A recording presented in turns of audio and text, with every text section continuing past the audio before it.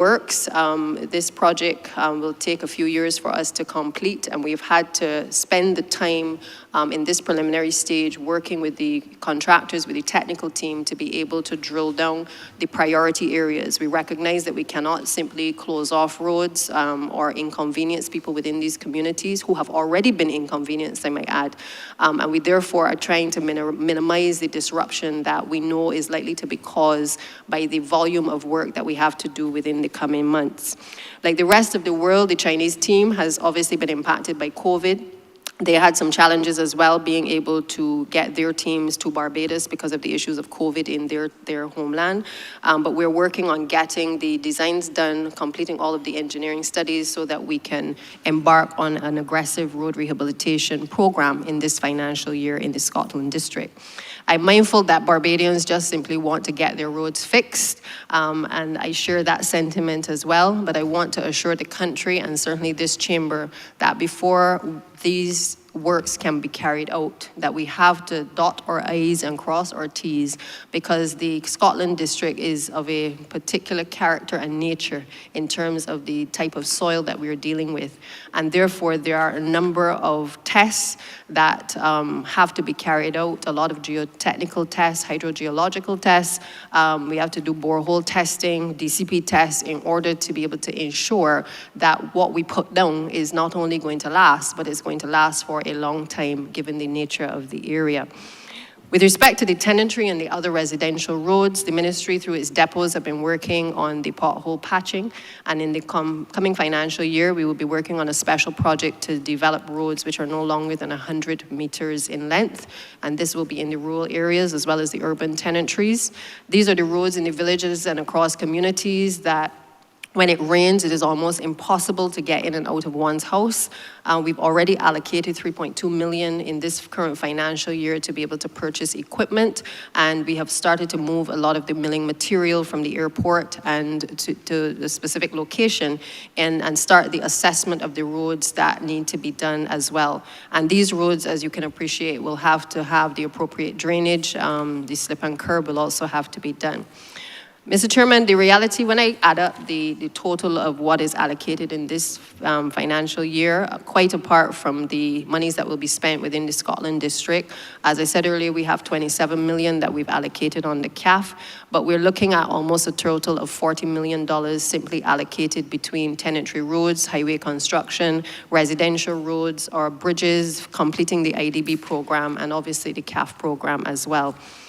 This, Mr. Chairman, is a significant expenditure. I think at the last St. Peter Speaks, many may recall one of the officers when pressed by the Prime Minister indicating that we have really not seen this amount of money being invested in our road infrastructure for a number of years. We also are mindful that several of the areas that we are receiving a lot of the complaints were neglected by a previous administration. And I will not sit here, Mr. Chairman, and not raise this issue, not to go back in the past, but simply to indicate to the country that with 30 seats, our responsibility is to ensure that we're able to prioritize the works that we have on our rehabilitation program and not simply to cherry pick where work is done. In many cases, the areas like the Scotland district and others were represented by Barbados Labour Party representatives, and you yourself, Mr. Chairman, is well aware of what I speak. The reality is that we are seeing a deterioration of that infrastructure across the country, and it has meant that we've had to reprioritize a lot of the funds that would otherwise have been allocated for other areas. Mr. Chairman, separate and apart from the funds under the Scotland district to carry out the work on 8 bridges, we've also allocated $2.1 million to the construction of Dodds Bridge. And this is notwithstanding works that are already ongoing at Pye Corner and certainly at Bawden's Bridge in St. Andrew. And I mention this, Mr. Chairman, as well, because little or no work had been done on a number of our bridges for several years. In terms of maintenance, I think this is obviously a perennial problem across ministries. But we had a report that was done back in 1985 by a group called Island Engineering Group. And they had looked at the bridges and the culverts in the parishes of St. Andrew, St. Joseph, St. John, and St. Thomas. We have recently updated that report because despite what is happening in the Scotland district, I think that we have a responsibility to put in place a maintenance program that is going to allow us in the short term to be able to clear the areas around the bridges, check to ensure that they are safe for both pedestrians and for vehicular traffic, but also to start our own rehabilitation of those works over a period of time. We have also been looking as a ministry at the sites where we have a number of accidents, and we've been seeking to improve the signage as well at a number of junctions in order to improve the general flow of traffic, and in some cases to minimize injury or even death.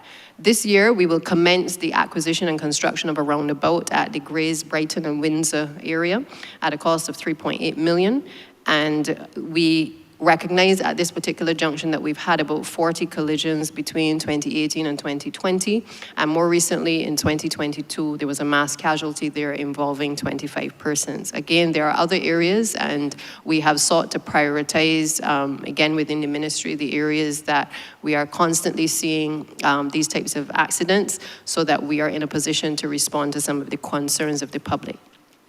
While we know, Mr. Chairman, that major emphasis is on the condition of the roads, maintenance also extends to signage infrastructure, and we recently launched the National Signage and Street Infrastructure Project, which was to address the condition of road signage, first with an audit being done to assess the condition of the signage in the island. We've got 2 teams working over a period of 8 weeks, and it is our hope that in the next financial year coming, that we will be able to cover the cost of the signage that needs to be replaced, but also move within the communities, because I think that will give an opportunity to residents within communities who may be creative to start to look at community signage as well. The other project that is in the wings for the next financial year is a project called the Fix Barbados Community Engagement App. We already received from not just members in this chambers, but all Barbadians, obviously comments in many circles regarding concerns regarding the road conditions. We feel that we have to be able to collate that information in a way that it allows us to respond.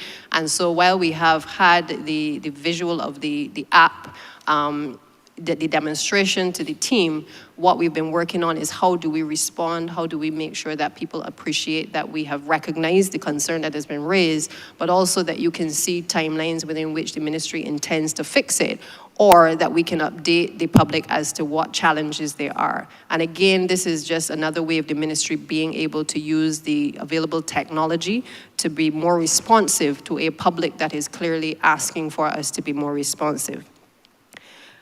I want to mention as well that while we are embarking on these ambitious road programs, we have also been focusing on the institutional strengthening. And through the IDB project, some of the funds would have been allocated to enable us to do the roads, but a large part of those funds have also been allocated to helping the technical teams within the ministry to have the studies done to be able to improve the areas that are necessary within the ministry that need to be strengthened. So whether it is capacity or professionals that require to be brought in, or even technology, some of those funds will be used and have been used to be able to improve and to strengthen the capacity within the ministry. I want to also mention, Mr. Chairman, that while we have been embarking on these programs, we've also recognized that our legislation is in need of a comprehensive overhaul. Particularly, we have the Highways Act that dates back to the 1900s. The last amendment was in 1945. There are some fines within the legislation that are around $10. And I think that it has crippled the ability of the ministry to also be responsive where people are doing things on the roads that they ought not to do. And therefore, we've asked the legal team to begin the process of looking at overhauling the legislation and bringing it into the 21st century. Also, the Road Traffic Act, as you know, has gone through several iterations. It is probably one of the most updated pieces of legislation that comes before this chamber. And because of that, we have recognized that, every time that we make a change, we are constantly having to go back and make an amendment. And therefore, there is, in process, also a review of that particular piece of legislation. And the other piece that we have been looking into as well is the stormwater management, or what would have been previously referred to as the prevention of floods. Because drainage, I'm sure, is on the tip of the tongues of not just the members in this chamber, but outside. And we recognize that we have to know, particularly in light of climate change, move towards looking at how we manage stormwater as opposed to just trying to prevent a flood. And therefore, our thinking is different in terms of the way forward. And equally, we now need to have legislation that reflects the changes that need to be made. This year, in addition to the work that we have been doing in a number of districts to alleviate the flooding, we will continue to focus on the flood mitigation measures. Out of the rubbing shoulders, we've had a lot of areas identified that perhaps either were already within the ministry or perhaps have been drawn to the attention of the officers. And in particular, I remember at the Christchurch Speaks, the area of Dover and St. Lawrence Gap West was an area that was of particular concern. You will see in this year's estimates the sum of $500,000 budgeted to be able to address this particular flood-prone area. And we are also working on a number of the other areas that have been identified from those comments that have come in. In the last financial year, we were able to issue contracts for 52 wells. I mentioned the well contracts because it is important to appreciate that in order to prevent flooding, that we obviously have to ensure that our wells are properly cleaned. We have had some challenges as it relates to persons coming forward to do some of the well cleaning work, and we've continued to make the call to persons to do so. We've seen an increase, but we continue to allocate money to be able to improve the cleaning of wells across the country. We're also, for the drainage unit, investing in 2 additional pump trucks to pump off the water when we have heavy rains, because I think everybody is well aware that we are getting heavier rainfall for shorter periods of time within the last few months as well. We've worked closely, Mr. Chairman, with the vulnerable groups. We have tried to improve, for persons living with disability, a number of ramps and also parking spaces across the city. And we're in the process of rolling out through the licensing authority an electronic vehicle registration system, which my predecessors would have started, but which we are now a lot closer in the pilot stage to being able to bring to reality. As it relates to the state-owned enterprises, Mr. Chairman, and I'm winding down now, the Transport Authority, I can indicate to the Chamber that we are shortly going to be taking to Cabinet the certified regulations from CPC, which will help us to regulate the public service vehicles. That has been a cry for some time, and I am in the process of working with Transport Authority for us and the association certainly to be able to help us to roll that out. As it relates to Transport Board, we will be receiving the buses, the 10 buses that we are acquiring in November of this year, initially scheduled for June, but we've had some setbacks. So by November of this year, we will have those buses. And we are also looking at an additional 20 buses being ordered as well to complement the fleet as well. I am therefore going to hand over to the Parliamentary Secretary, a member for St. Andrew, who, as I said earlier, has been shadowing the area of the Barbados Water Authority. Just to say, Mr. Chairman, that part of the mandate of this ministry for this financial year will be the reform of our state-owned enterprises. And therefore, if we are going to continue to reduce the operating expenses, it is imperative that these estimates obviously reflect a change in the mindset in terms of what we spend on and how we spend on it in order to make sure that people have access to water. Member? Thank you, Honourable Member. Over the years, the BWA has spent significant sums of money to ensure that Barbadians have access to clean drinking water. This is within a context where the non-payment of water bills has been a perennial challenge. The moratorium on disconnecting non-paying customers implemented during the COVID-19 pandemic has also exacerbated the problem to where accounts receivable have risen to nearly 100 million. This has placed a tremendous strain on the BWA and its ability to carry out a number of its obligations. But even as we assiduously try to address these issues, this has not prevented the BWA from carrying out its mandate or from undertaking a number of projects aimed at alleviating the water concerns of Barbadians across the island. The BWA has a network comprising of 2,500 kilometers of water mains, varying from 3 to 20 inches in size and up to 150 years in age.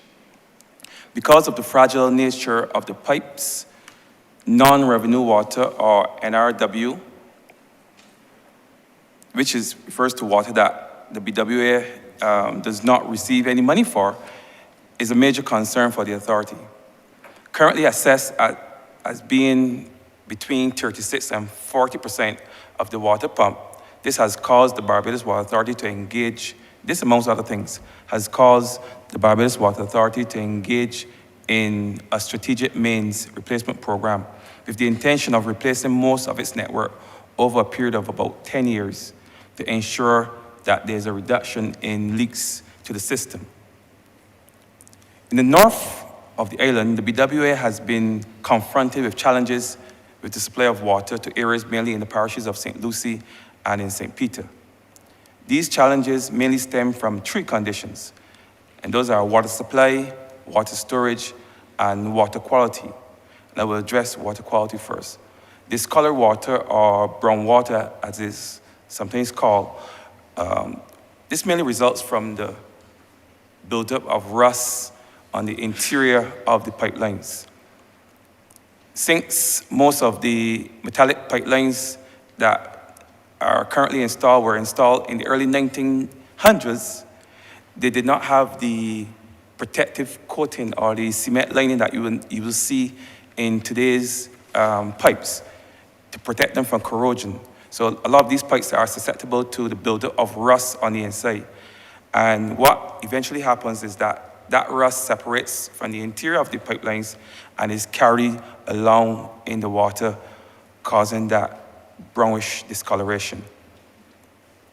Another major concern highlighted in the north is the lack of steady water supply or water outages. And I should say now that Barbados is at 98% of the maximum extraction rate for groundwater. And that is why we would have had to increase the number of desalination plants on the island. Compounding this fact is climate change, which is resulting in decreased availability of fresh water. And this also has impacted the BWA's ability to pump from some of the well sources due to increased salinity levels or saltiness in the water. And nowhere is this more visible than on the west coast and in the north of Barbados, where a number of wells had to be taken out of service because of increased salinity. And to make matters worse, the severity of annual drought-like conditions is expected to continue, with 2015 and 2019 being counted amongst the worst since 1947. The recent years, 2021, 2020, and 2022, just last year, have not given us enough confidence or shown enough evidence to suggest that we are in recovery mode or that recovery is imminent. All of which have caused the BWA to be very intentional and strategic in their response. And as such, a multi-pronged approach have been adopted to resolve the issues impacting the country by first addressing the most critical of these issues and then drilling down on the less critical. I want to look briefly at some of the measures that the BWA has put in place to address the many concerns that we have gotten. As aforementioned, the BWA has implemented its island-wide strategic main replacement program. This is an initiative wherein prioritized strategic replacement of water mains will take place across the island. And you have seen it started in places like St. Lucie and in St. Peter, where there are frequent reports of outages, bursts, and discoloration of water. It is projected that approximately 120 kilometers of water main replacement will be accomplished in this particular program. A number of mains in the areas of Lamberts and Boscobel have already been completed, and there's ongoing work in Lowland, St. Lucie, in Checker Hall, Content, Broomsfield, Crab Hill, Greenwich, Bright Hall, Connaughton, Retreat, Flatfield, and I hope all of these are areas that have either started or will soon commence work. I believe, based on conversations I would have had with the honorable member, that he has already seen some evidence of improved water quality in the north, and the same can be applied for the honorable member for St. Peter. In total, we have already completed 11 kilometers of mains, and this has been done at a cost of approximately 11 million. In other words, it takes about $1 million to change a kilometer of main, of pipe. In addition to the discoloration from the rusting pipelines, there's some discoloration from sediment entering the Allendales well, which is the main well that feeds the water systems in the north. And the BWA is in the process of procuring a filtration system to alleviate the discolored water problems. And this is expected to cost the BWA $460,000, and that work is expected to be completed by June of this year. As it relates to water supply, a number of short-term measures have been utilized by the BWA, and these include the deployment of community tanks, which is by no means an ideal solution, but we have had to resort to it, as well as the provision of personal water tanks to persons in districts that are affected by persistent water outages. And you would have seen the proliferation of these water tanks, and along with pumps in the northern part of the island, more so. The BWA, with the support of the unions, has also implemented an extended work hour program, which covers the majority of the critical times during the day for the operation of the water tank fleet. So basically what has happened is that persons have been allowed to work extended hours to ensure that those tanks and those community tanks in areas impacted by water outages, as well as those persons who need water bring directly to their homes, that there are always resources in place, there are always persons in place, trucks in place to come and cover those areas. In order to build further resiliency and address persistent problems with the low pressure and outages, the BWA has sought to increase the availability of additional water through the establishment of containerized desalination plants using both brackish water and seawater at 2 sites in St. Lucie, namely Hope and Colleton. And it's anticipated that with the increased production in the north, with these 2 systems, water production will double in the north from 1.2 imperial million gallons not double, but to increase from 1 million to 1.2 imperial million gallons. Further afield, the BWA has improved the redundancy of storage in the island by the construction of a further 5 concrete water storage tanks at a cost of $26 million to increase water supply resilience and to reduce overall outages for customers right across the island. And these were constructed in Castle Grant. You would have seen the Rising Sun. There's one in Ipswich that was recently completed, and I've seen how rapidly the one in Short Hill is going up, so that should soon be completed. But it's expected that all of these tanks will be completed by August 31st, 2023. At the same time, there have been a number of infrastructural upgrades in the area of main replacements, outside of the north, of course, and some areas of note will be Vaughan's Road and St. Joseph, where we have installed 700 meters of 4-inch pipe. We have seen the main installation for St. Stephen's to Lodge Hill, for the St. Stephen's to Lodge Hill project, and that is at around 95% complete, which is about around 1.3 kilometers of 20-inch main. We've seen the construction of the Grand View Reservoir and tanks at Mount Stepney and Ellerton. Ongoing construction of a new pumping station at Warleys and St. Peter is also being done. This will facilitate the transfer of water from that Warleys pumping area into the Rock Hall distribution system, where we have had some challenges in the past. And there's also ongoing work to upgrade the pumping station at Lancaster St. James. And this is just to name a few of the projects that are ongoing. There's also the water augmentation project for the St. Michael catchment area, where we are drilling to explore for new sources of water for mainly that Christchurch Dome area, where we are feeling a challenge in terms of supply. And additionally, this should be good news for the member for St. Lucie. We are also doing some drilling of boreholes to evaluate the groundwater catchment in Mount Poya and in the Broomfield area, mainly to supply the farming community in that area with water. That project is estimated to cost $1.1 million, and we are hoping to complete that by June 30th of this year. There's also a planned upgrade for the Groves pumping station in St. Philip, and this is a system that was designed back in 2012 to produce just around 11,000 cubic meters of water a day.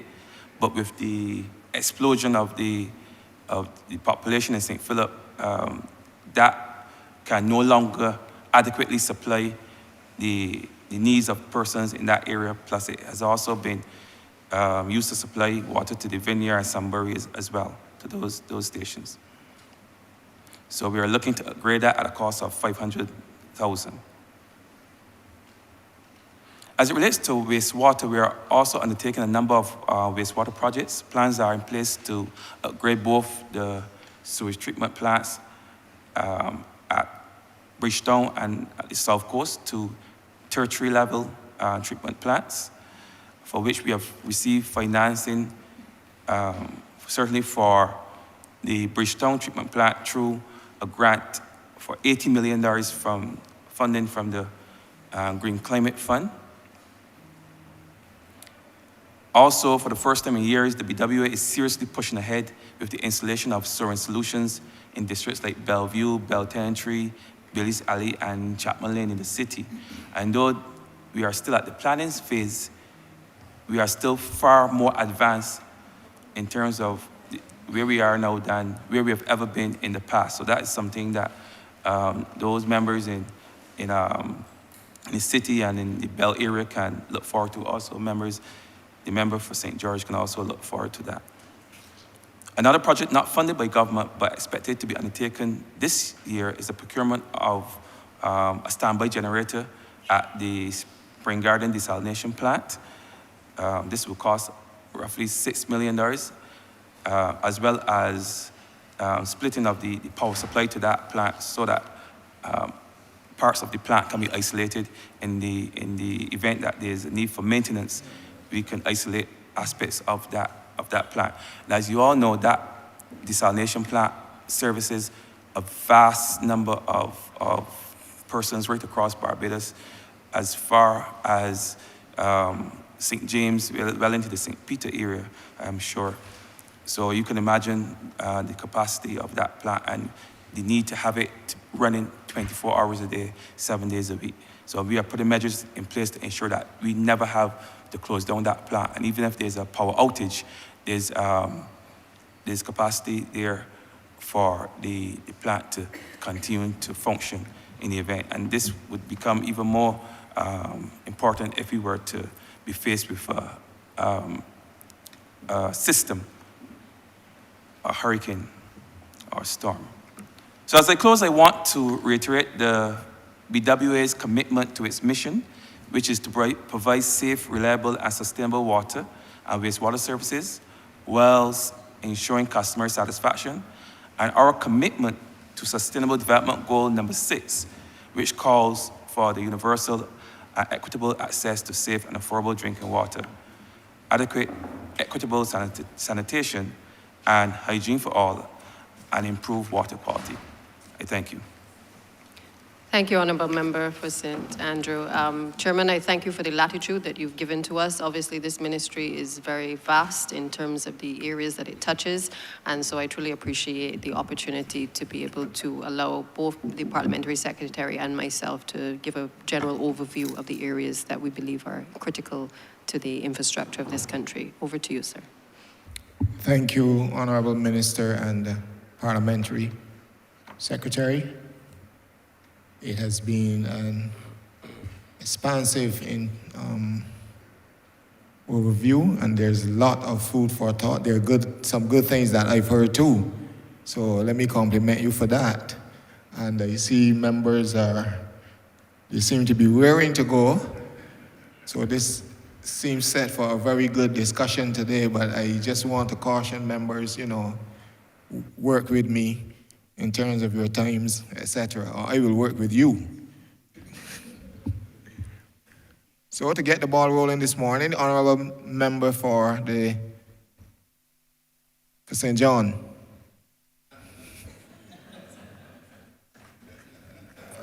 Chair, you're throwing curveballs. Good morning, thank you. I have 3 short questions, all related to an area that I know well.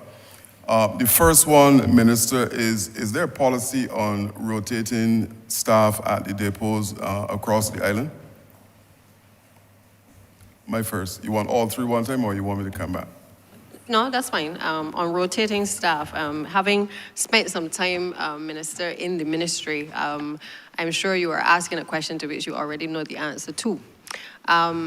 So I will simply say, to some extent, yes, staff are rotated. I'm not sure if your question is in relation to staff who are creating challenges at a particular depot, or if it is just a case of whether we are moving staff so that they have better experiences at different depots. Because, for instance, if you're working in the Scotland district, those issues there are completely different to the issues in the city. So I'm not sure where your question is going, and maybe you might want to clarify, but I would say, yes, to some extent, the staff are rotated, but at the same time, it may depend on what the genesis of your question is coming from, or the position that you're coming from. That's good enough for me. My second question, in a different life, I know when drawings are submitted to Tongue and Country Planning, they then are distributed to different agencies for approval.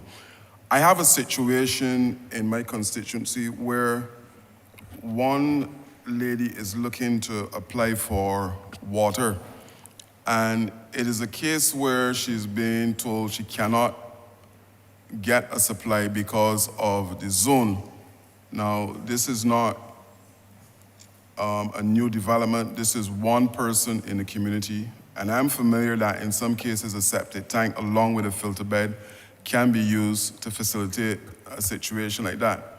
Now, in this same community, there are suck wells, there are pit toilets, but I have one person who is unable to get a supply because she's being told that the zone would prohibit her from getting water. I think that one bucket of water don't cause a flood, and I don't see how one household can impact in such a significant way that she can't get a water supply.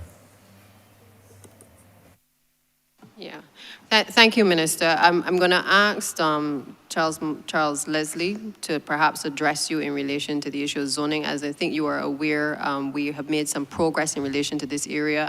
There is a paper that has been gone before Cabinet, has been approved, and we are in the process of fine-tuning it because we had to go back to make some changes in terms of the desalination zones and other zones.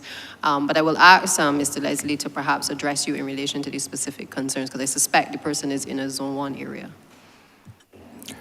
Good morning, Ms. Speaker. My name is Charles Leslie from the Barbados Water Authority. I'm the Director of Engineering at the Barbados Water Authority. Thank you for your question, and Minister, thank you for the opportunity to respond. As the Minister correctly said, we've made some changes to the zoning policy in Barbados. So with regard to this specific service or request, we would have to look at that and advise the person what exactly they are allowed to do within that particular zone. We have to go by the regulations, and sometimes you have situations where persons are on like opposite sides of the road, but because of the boundaries of the particular zone, we are not allowed to supply them with the service. But we will have to look at the specific incidents or application that you're referring to, and provide some feedback to that customer. Just as a follow-on to Mr. Leslie, I think it is important also to point out that while we guess at this point you can speak to someone from the Barbados Water Authority to get the specifics, the intention in terms of the way forward in the legislation is actually to be able to allow you to identify the geographical location on a map, and that will also inform you as to what the requirements are legally in relation to a particular zone. So I think that will perhaps help a lot of individuals to be able to know exactly what to do and how to do it and how they will be affected. So I look forward to that obviously coming in place so that persons, like the Honourable Member is referring to, will have greater certainty in terms of their status in the particular areas. Thank you, Minister. My final question.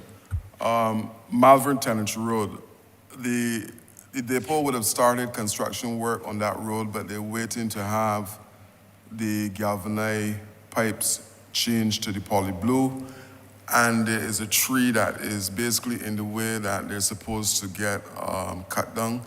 Is there any way that I can have some updates on that? And Chair, there's also some flooding at a road in Messiah Street. That is not a question, that's a statement. Thank you. Thought that was a follow-up question.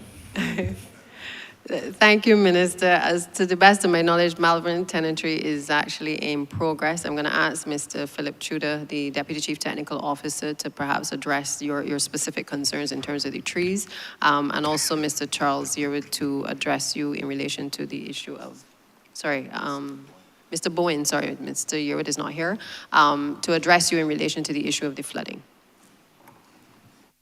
Yes, good morning, honorable members.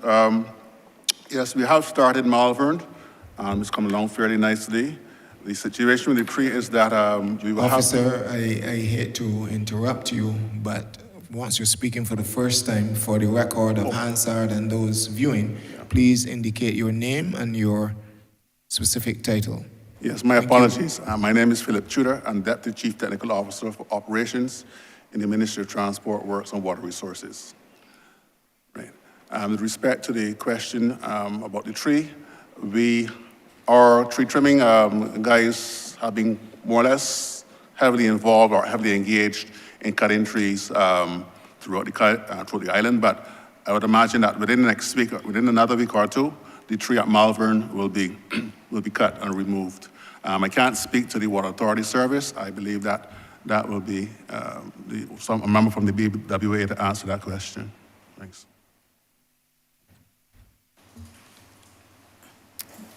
Honourable Member. Member for St. John, as it relates to the changing out of the galvanized pipe to polyblue, we have invite Mr. Charles Leslie, the Director of Engineers, to address that particular question. Good morning again.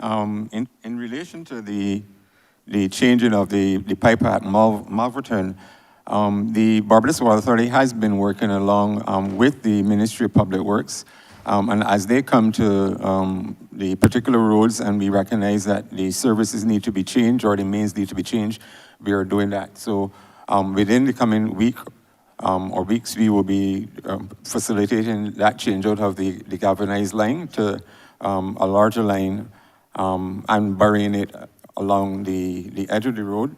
And that's a program that we are also embarking on. We are looking at the changing out and restructuring the services that go into some of those areas where we have a lot of unburied poly blue lines. As the road projects come along, we work along with them to regularize all of that to ensure that once the road project is completed, that pipe work is completed as well. So we'll be working along with the ministry to facilitate that.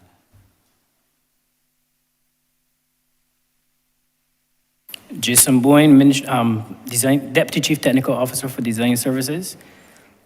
With regard to the flooding at Messiah Street, the Drainage Division is aware of the flooding.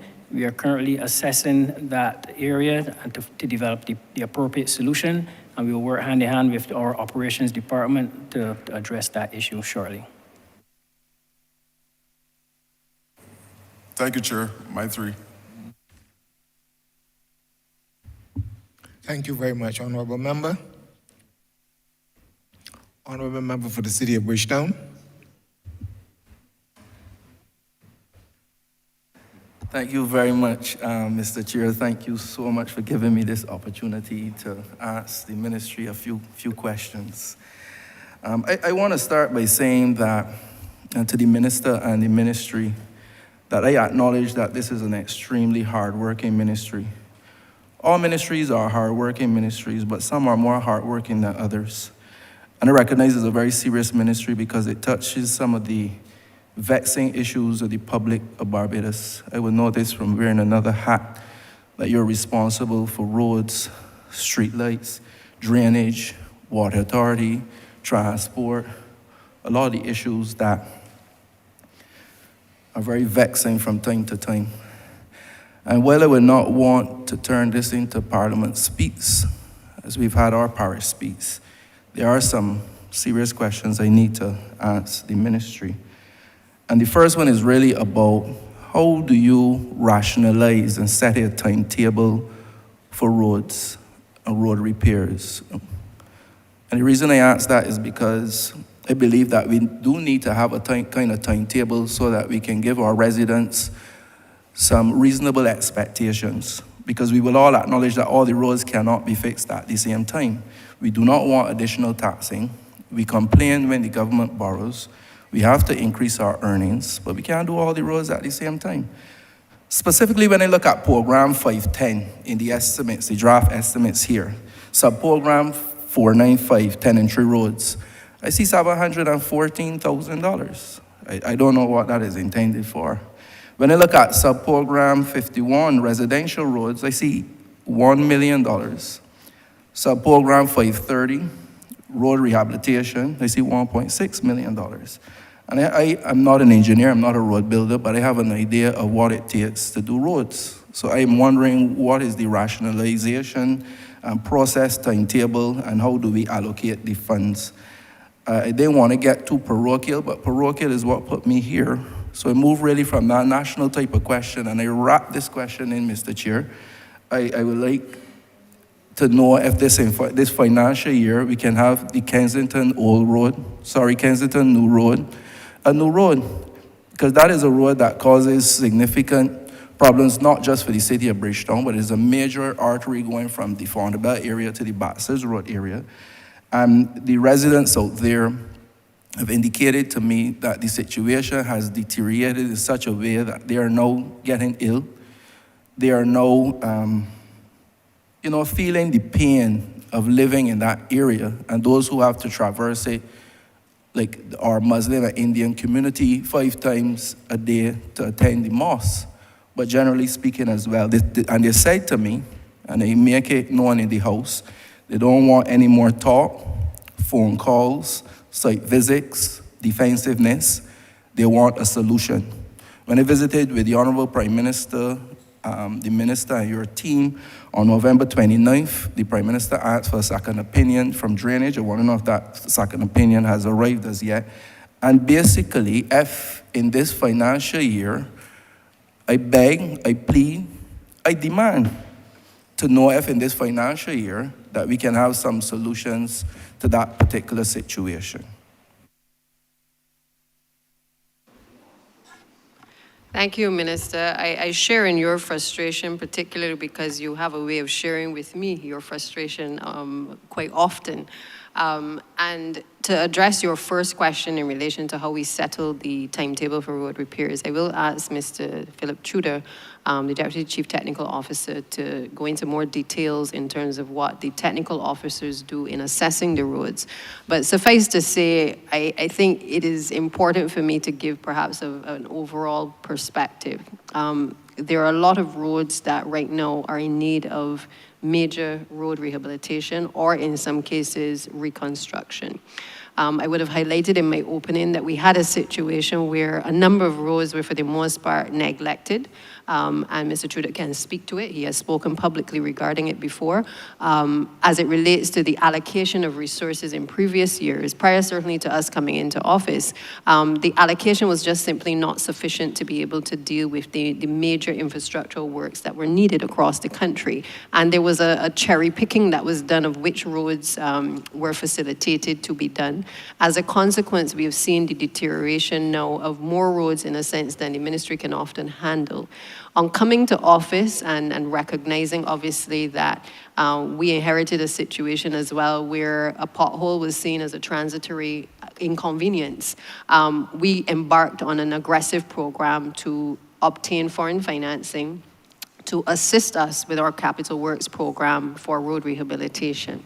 It has meant that we have had to prioritize what I consider the really bad roads, while at the same time we know that there are still roads that are deteriorating while those roads are being addressed. So we've touched the global roads, which are roads which are obviously heavily trafficked. Those were part of the IDB program. We came to office in 2018. Those roads have been selected since 2016. So if you look at the time frame within which it took for us to even start the commencement of the work, it was 2 years of further deterioration of not only those existing roads, but another set of roads that came on stream that equally required rehabilitation. And I have no doubt that Kensington New Road got lost somewhere in the mix in terms of the rehabilitation of that particular area.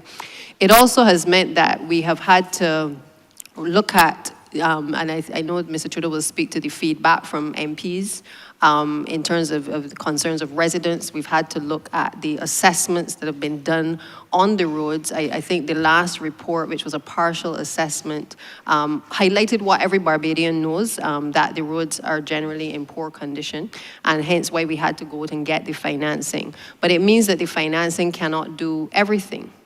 And I think that that is something that Barbadians also have to come to grips with, that we are trying our best to place the pothole, do the pothole patching on roads that really should be rehabilitated, that we have more finances than we had before, but they are still limited in relation to how far they can stretch.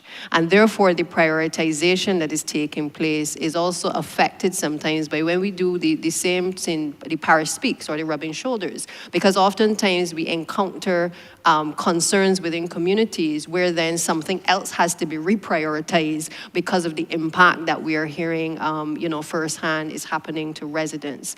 And so I say to you, Minister, and to my colleagues, that I do appreciate the urgency to have all roads in your communities done.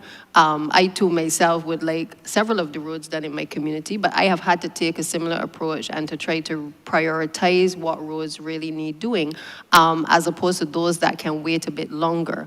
And therefore, I'm mindful that in this financial year, with the assistance too of the IDB, we've been able to utilize some technology that will allow us to capture, for I think the first time in real time, the condition of roads across the island, and to address your concern that the public needs to be able to better appreciate what the ministry is really doing. It shouldn't be that the public stumbles on which roads we are doing, but rather that you can see quarter by quarter in any financial year which road work programs we are actually able to execute. I will say though, and I must be honest, because that is what I've been sent here to do, sometimes even with the best intentions of the ministry to submit requests for funding for particular roads, sometimes the amount of monies are cut. And the PS certainly can speak to that in greater detail. Now, that obviously it addresses the issue of the fiscal space, whether the Ministry of Finance has the funds to be able to disburse at that particular time. But I have said to the ministry that regardless of whether we have the finances available, we have to ready ourselves to make the assessments of the roads across the country, and to make sure that we are ready once funds become available to be able to execute. My last point, Minister, would be that we are operating in a different environment now, where we don't have the luxury of waiting till the end of the first quarter to see the first disbursement of money. What we have to do is to recognize that that first quarter, which begins in the 1st of April, presents some challenges if we don't see the funds quite early on. And simply put, it means that if we are to execute the programs before the climate change issues impact the country, then perhaps the Ministry of Finance needs to take a deeper, closer look at how it allocates funds to the Ministry of Public Works. Because by June, July, we're in the throes of the hurricane season, and a lot of the work that we would want to do is then obviously impeded because we obviously do not have the luxury during the rainy season of doing a lot of the roads. So I hope that gives you a wide perspective of what are some of the issues we are grappling with. I'm going to ask Mr. Tudor to come in to deal with the specifics of the quarterly allocations and how he actually prioritizes the road program. Yes. In terms of the quarterly allocation, what usually happens, first of all, we determine what roads we are going to do. The roads to be done are based on inputs from the parliamentary representative for the area, the residents of the area, the officers who are responsible for the area, and sometimes we get files and other correspondence indicating that Road A or Road B needs to be done.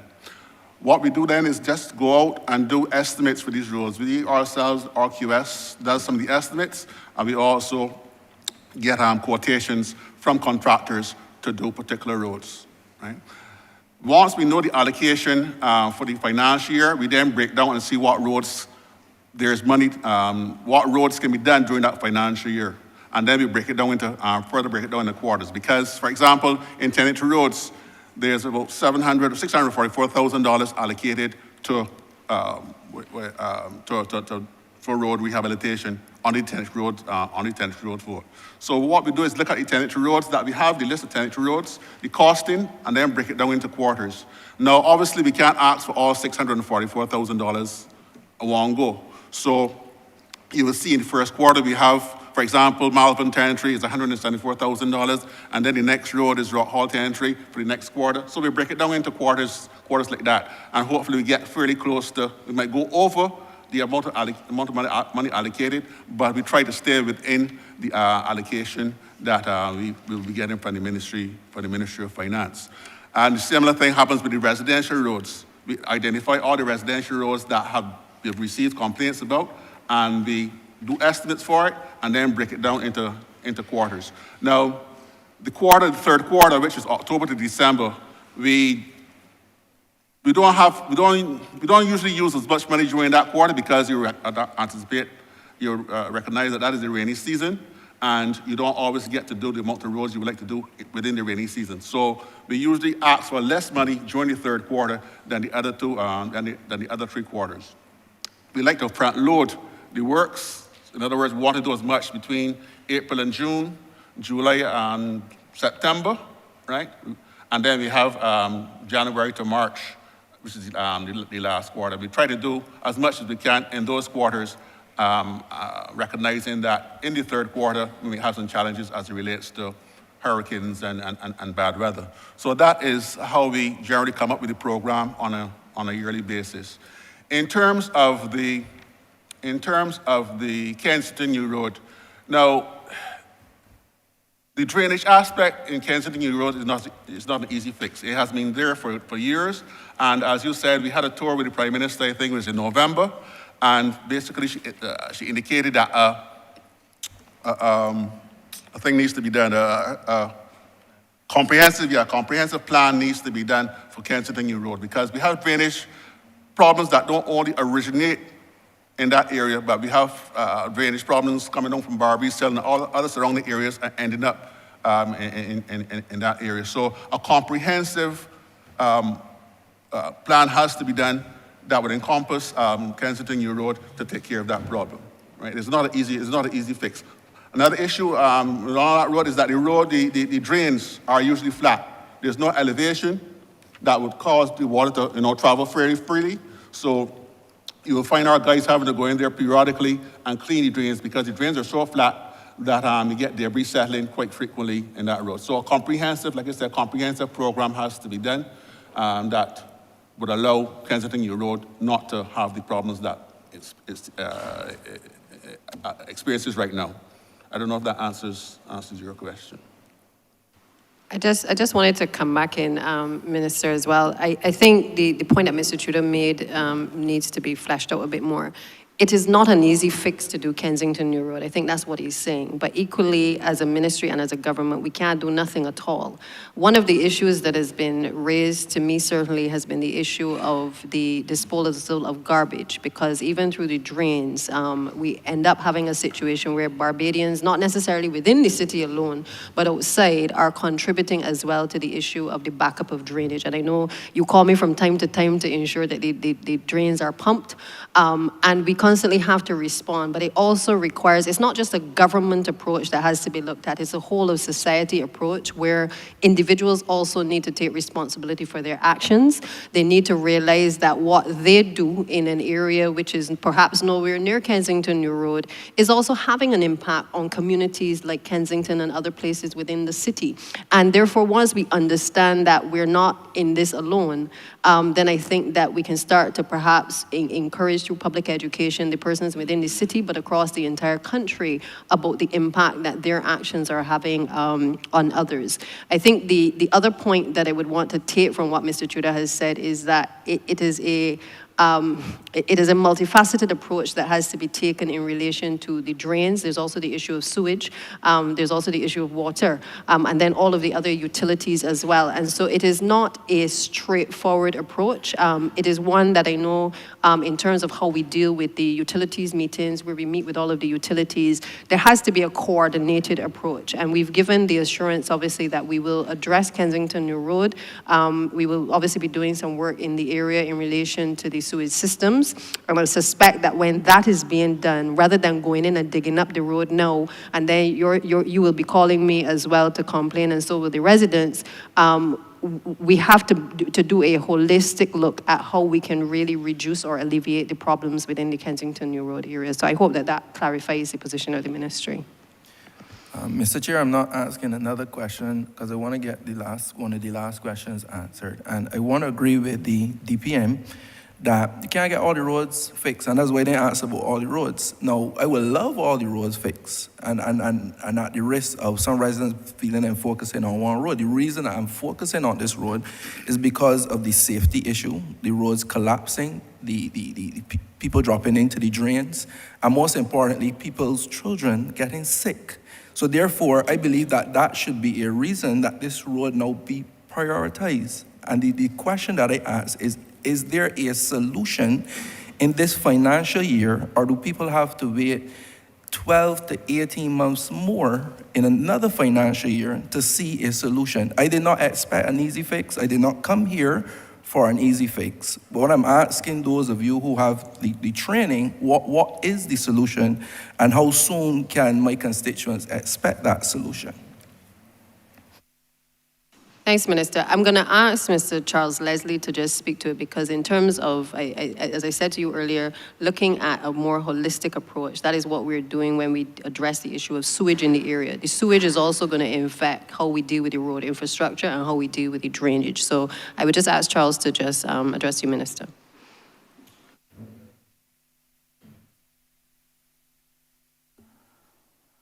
Good morning again. As the Deputy Prime Minister would have indicated,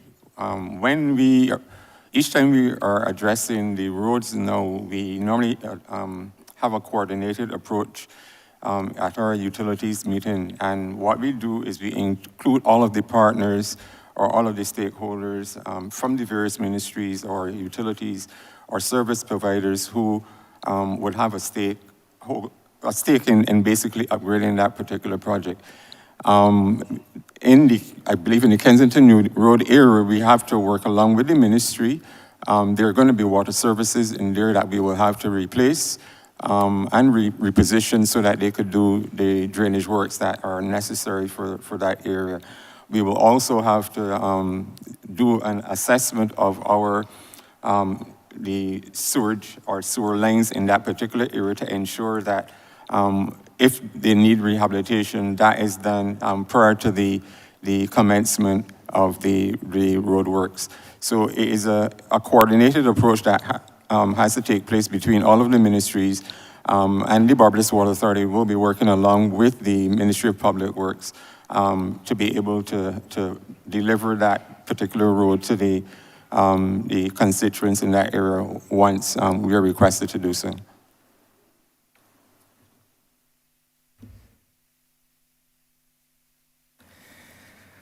Thank you very much. Moving on to the second question is related to Program 516, Subprogram 524, and that is the provision of traffic and street lighting. Now, both in the residential area and the capital city area, I get a lot of complaints, letters, concerns, and my own observation of a lot of dark areas. And not only does this present issues of aesthetics, it presents issues of safety. And we've had a number of situations, I believe, that could have been avoided with the provision of street lights. Now, I know some of the constraints, again, may be in relation to finance and funding and what is owed and what is not owed. But I see for this financial year, we have $6 million allocated. And I would like to know, if not exact figure, how much of this is for ensuring that the capital city, that all of our constituents here traverse from time to time, and would like to do so in a safe manner. Thanks, Minister. I'm going to ask the PS to respond to you. Good morning, Mr. Chair and honorable members. My name is Mark Cummins. I am the Permanent Secretary in the Ministry of Transport Works and Water Resources.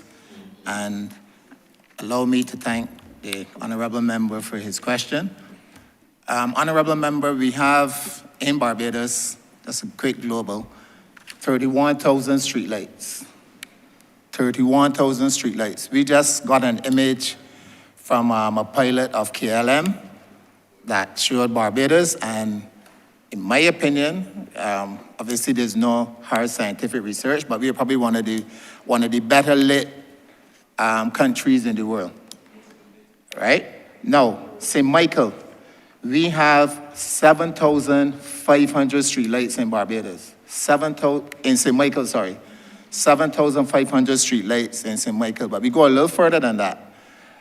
This is what we pay the Light and Power for, because we pay approximately $425,000 in Barbados every month for street lighting. We have an additional 28 street lights in Bridgetown. So these are lights outside of the normal street lights that we would pay to Barbados Light and Power. Also, the Barbados Tourism Management Inc., BTIA, they also pay some of the street lighting. I agree with you, honorable member, that we need to improve the street lighting in the city, especially on the eastern side of the city as we go towards the Constitution River Terminal and that walkway. And I'm a big believer in designing out crime through lighting. So this $6 million is pretty much going to help us to pay the existing bills. But there was a program where the ministry benefited significantly when Senior Minister Duguid was minister and Minister Abrams was Minister of Energy, where we were beneficial when the 85 to 88% of the sodium lights were changed out to LED. Now we are paying an interim rate for the LED. We're waiting for the final FTC ruling with respect to the Barbados Light and Power and see what the true cost will be of an LED lamp. So that $6 million may be enough, or we may have to come back for a supplementary. But I would strongly suggest that when it comes to the capital city, and not only our capital city, but this is a UNESCO World Heritage City, that the Ministry of Transport, the Ministry of Tourism, because they are now embarking on the Bridgetown walking tour, and I'm sure they will have tours at night. And also BTIA, that we come together and look at those areas under the guidance of our Government Electrical Engineering Department because we also have a direct responsibility for some lights. And obviously with yourself, so that you can identify some of those areas to us that you consider to be still dark and in need of additional lighting, so we can see how best we can enhance the lighting in the city, utilizing some of this funding, and maybe getting funding from some of those other agencies. But I do take the point that we need to improve the lighting in Bridgetown, but I wanted to give the global picture in terms of when you see that $6 million there, because that is not only 31,000 street lights. As I was telling somebody last week, those fish lights that you see in Oistins, we also pay for them. We pay for all the 27 traffic signals and the walk signals that are lit. So the ministry does pay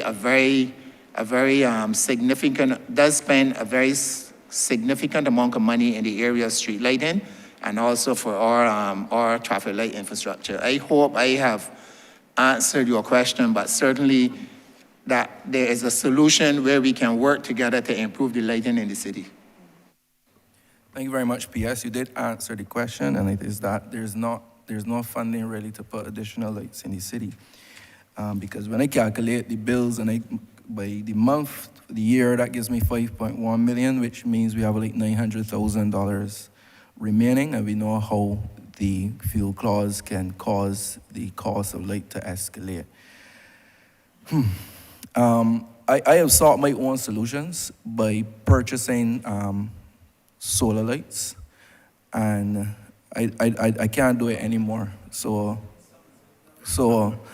I would have to turn to some of the other members who may be a little, more financially strong in order to continue to do so. I hear some laughing, but I continue. I was going to ask to clear my time for my quick measures in the past, Mr. Chair, but looking at every member having their board on, I really want to be sensitive to the other members and ask my final question. And my final question is in relation to strategic goal number 11, and I quote, to provide wastewater treatment and disposal services to the sewered areas of Bridgetown and in the South Coast. So my last question really is about the sewage. And we would appreciate that in the third decade of the 21st century, we have a number of residents across Barbados, but particularly in the area of the city, still using pit latrines, outside toilets, pit toilets. And this is something that we have committed to put behind us once and for all. I was in discussions with the ministry throughout last year and throughout the financial year, and my understanding is that this would have been really addressed next month. I'm hearing from the parliamentary secretary that we are still in the planning phase, and I really want to know when we can change the gear and move into the implementation phase. So my question here, Mr. Chair, is that in this financial year, what is the timetable for those 750 households or more awaiting to have the dignity of proper toilet facilities? Can I have a direct response to these human beings that is requiring a solution in the area of sewage?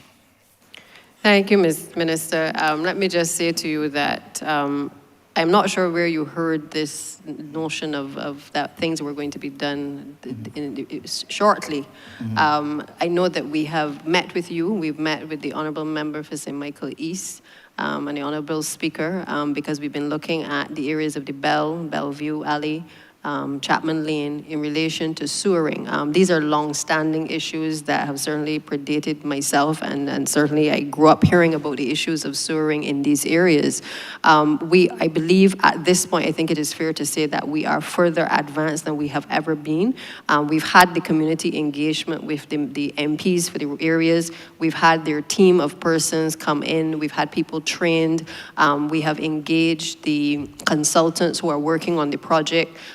Those persons have gone into the communities with some of the teams associated with the MPs to be able to start the conversation with the residents about the changes that will have to be made in terms of gathering information, but also the sewering systems that are being proposed.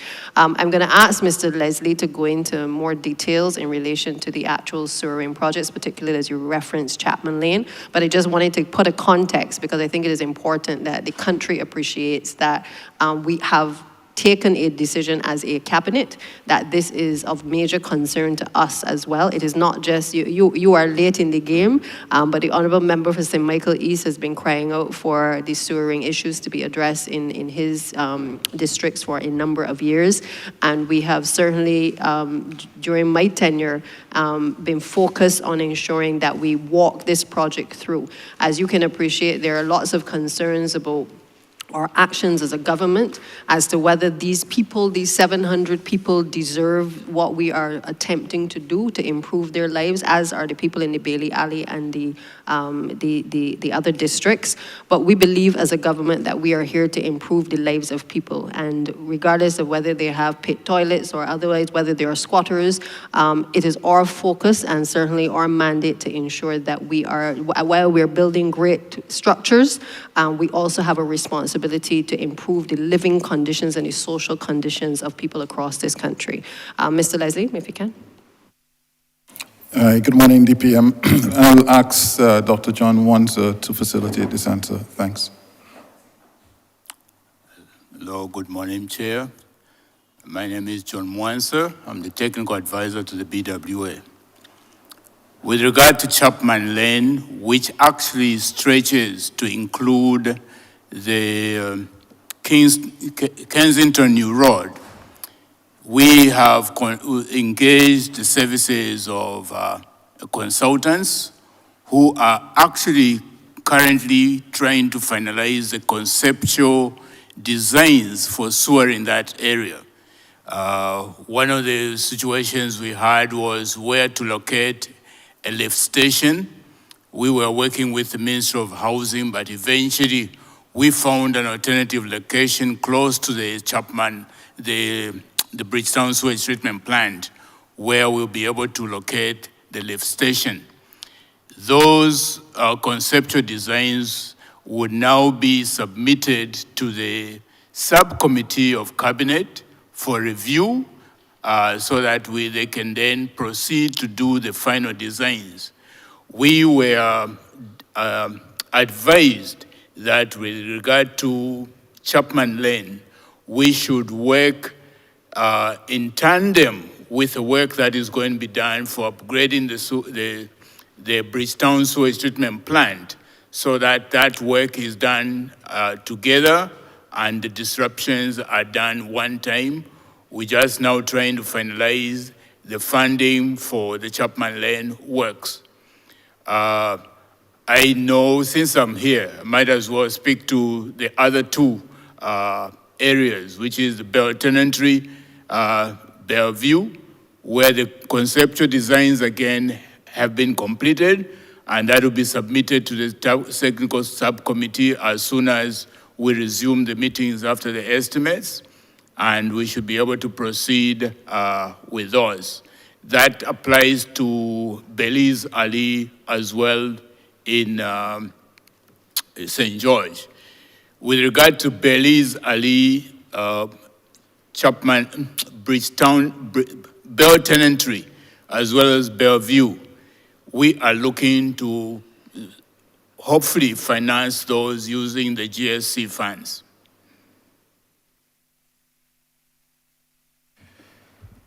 I will close here, Mr. Chair, but before I do so, I want to make this a document to the House, a correspondence from the 7th of July, 2020, and it is the Barbados Water Authority Seweraging of Chapman Lane and Environs frequently asked questions. Question number 3, how soon will this project start? And it says investigatory and planning work is expected to commence in the month of July 2020. The construction activities should start around May 2023. I make that a document in the House and I yield back to you, Mr. Chair.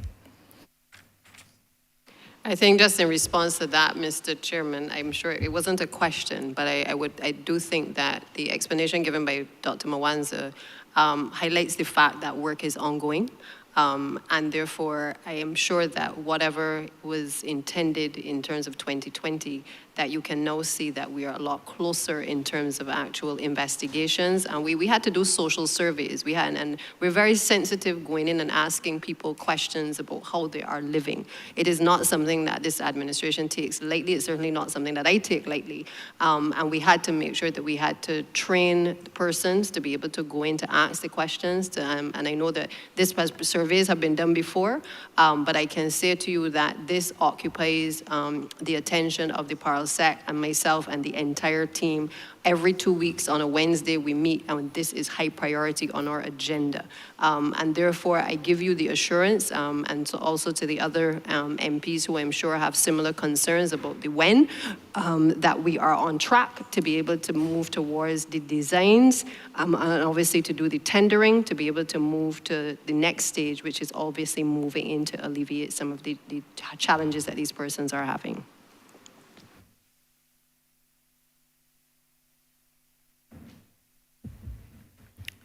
Thank you, Honorable Member for the City of Bridgetown. Honorable Member for St. Michael South Central.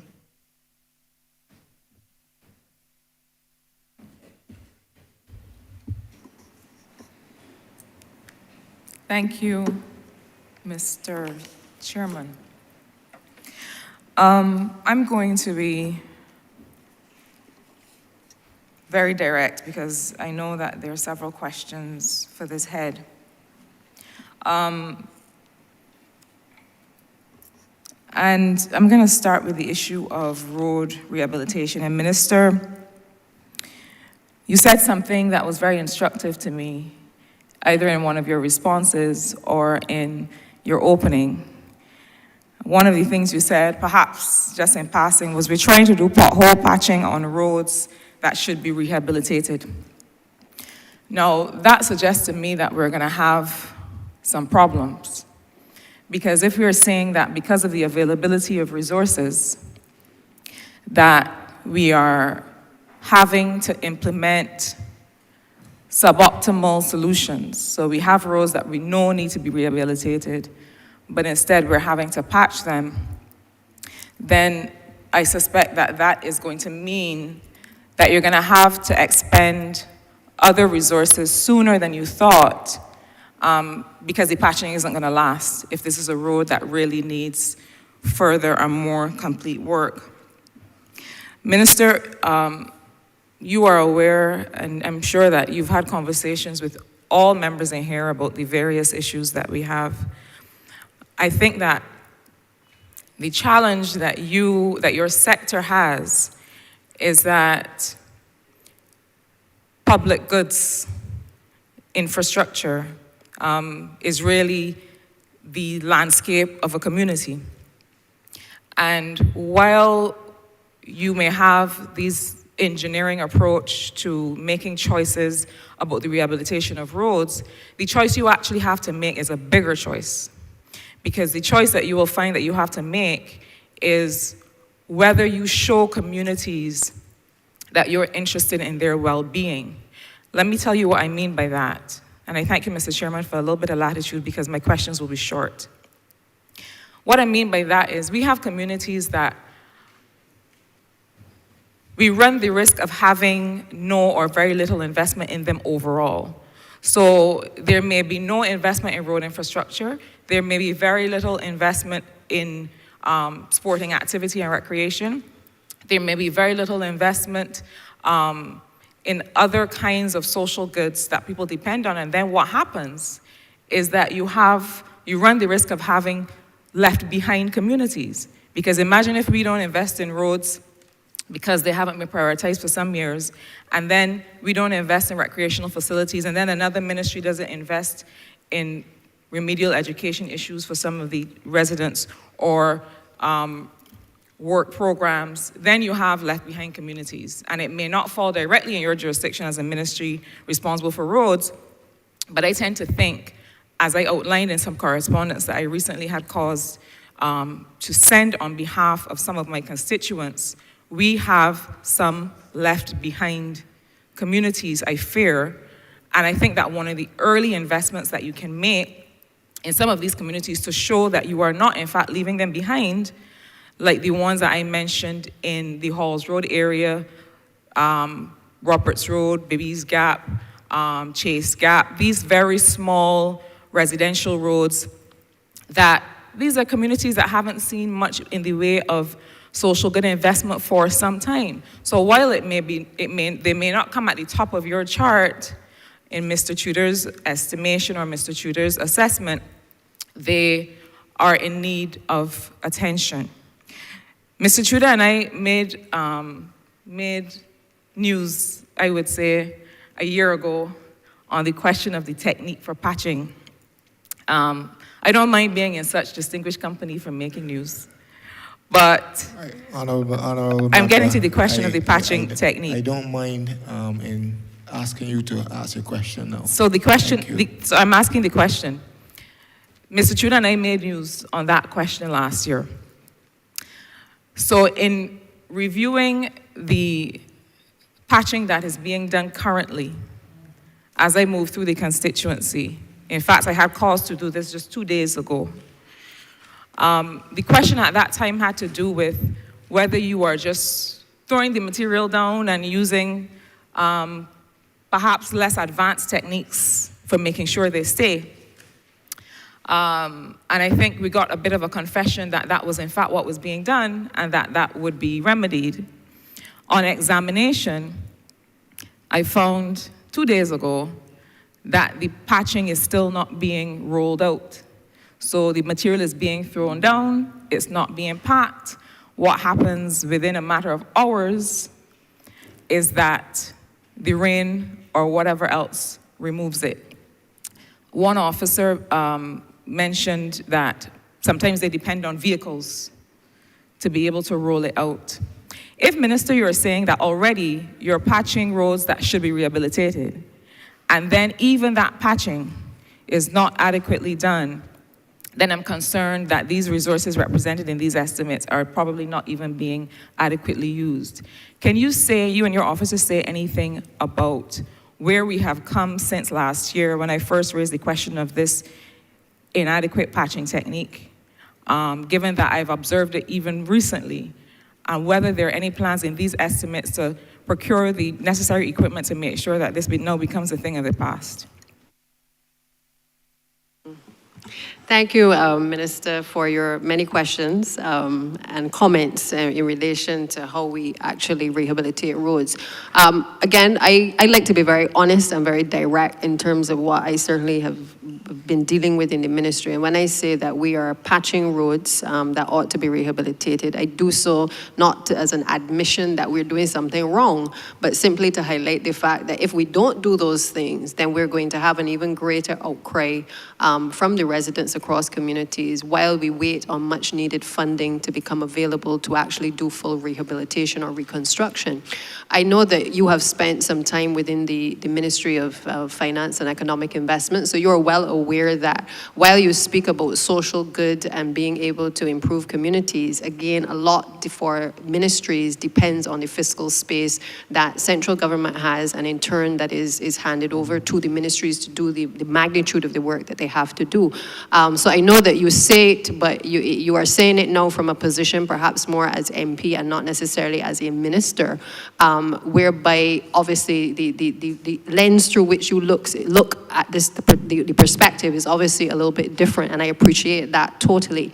But I do want to make the point that we have taken an approach to do the roads under the CAF program, under the IDB program, to again start to look at roads, obviously in the Scotland district, because you can say that the Scotland district was a forgotten area for many years. We were able, through your assistance as well, to aggressively go after financing to be able to help to bring relief to some of those communities, and that obviously is in progress. So I think I get you in terms of forgotten areas, but I think that we have done remarkably well in acquiring financing for some of the forgotten areas at a certain level. And perhaps what we have been trying to do with the limited resources that have been made available to us is to at least bring some relief in those communities. When I mention that comment, I must tell you that we were doing a retreat recently, and when I asked the depot heads about the conditions of the roads and what they're actually dealing with, they were the ones who simply said, Minister, a lot of times we are patching roads that ought to be fully rehabilitated. But they themselves also appreciate the constraints that we have as a ministry, and obviously they are, again, trying to not have MPs and residents obviously running them down to fix large potholes in communities. So I appreciate their honesty as well. But I think that on the wider point of how we patch, this is an area that we have been looking at very closely, just as we have in terms of new technologies. The fact that it actually brought me to a point when we were in our retreat to going home the night and actually looking at the different techniques for pothole patching. Because as you know, there's one way of doing it where you put it on the back of an open back truck, and the guys obviously don't necessarily want to stay doing that type of work for very long, so you find that the work gets done very quickly and not necessarily very well at times. You also have the pothole patching machines, which is a lot cleaner, and in this year's estimates, we have been able to budget for an additional 2 pothole patchers to be able to assist with the efforts of the pothole patching team. Now, I cannot say that equipment alone is the solution. I do feel, and I've seen it across the ministry, that we have to pay attention to standards, that whether it is pothole patching, whether it is putting down some boulders to block off an area, as was alluded to in the St. Peter Speaks meeting, we have to look at how we do what we do and to have a standard across the depots that people can say, okay, well, the ministry is consistently doing things in a particular way. But what we have sometimes is a slapdash approach, whether to pothole patching or to blocking a road or to any other area within the ministry by some people, not all of them, but some people, which is an area that I am mindful that we have to train and retrain and retool people in order to be able to do things better and to use the techniques better. So to answer your question, quite simply, once we have the funds, we can basically execute the programs in a lot more forgotten areas. I think that one of the challenges in terms of identifying the forgotten areas, obviously, is that the MPs submit list of lots of areas, and it sometimes becomes very challenging for the ministry staff, in particular the technical team, to prioritize, because you want to send in as an MP every single area within your district. But what I have asked MPs over the last year certainly to do is to prioritize. Let us know what are the areas that you consider to be in the worst condition or the ones that are forgotten that perhaps we may need to address. And if we have the extra materials at our disposal, then we can ask the depots to go in and to assist with those types of work. So again, I extend that invitation to you. If there are specific areas that Mr. Tudor has not responded to you on, feel free to send me a message so that I can certainly prompt him and the rest of the depots to address. Mr. Tudor, I don't know if you want to speak specifically to any of the other areas that the Honourable Minister has raised. I just wanted to say that two things are needed: retraining of the folks who are responsible for patching these potholes. The last time I did training with these guys was about almost 15 years ago. So retraining needs to be done, and the officers need to have a better appreciation as to the correct procedure as it relates to patching the potholes. Secondly, we have, I think it's 4 pothole patchers right now, and we are going to, as Deputy Prime Minister said, we are getting another 2. So that would improve the fleet considerably. These pothole patchers are special pieces of equipment. They all have the tampers to compact the hot mix once it's put in the hole. It has the jackhammers to square up the hole and remove all the loose material.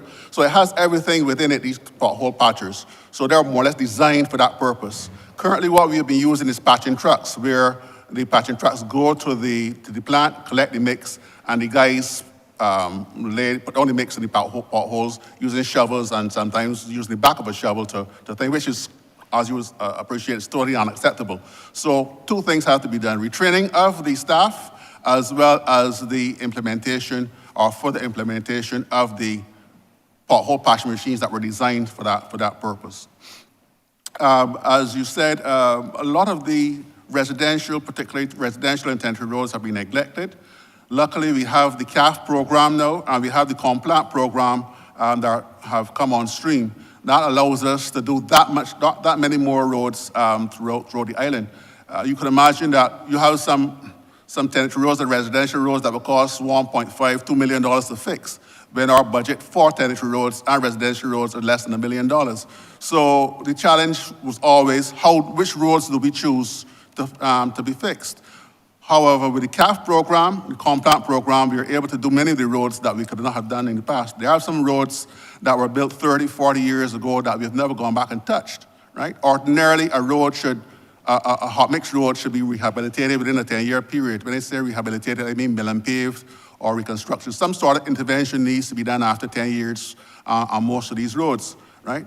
So a lot of these roads have been neglected over the years. So hopefully, with the programs that have come on stream, CAF program, Complant program, we should be able to break back a lot of these roads that have been neglected in the past.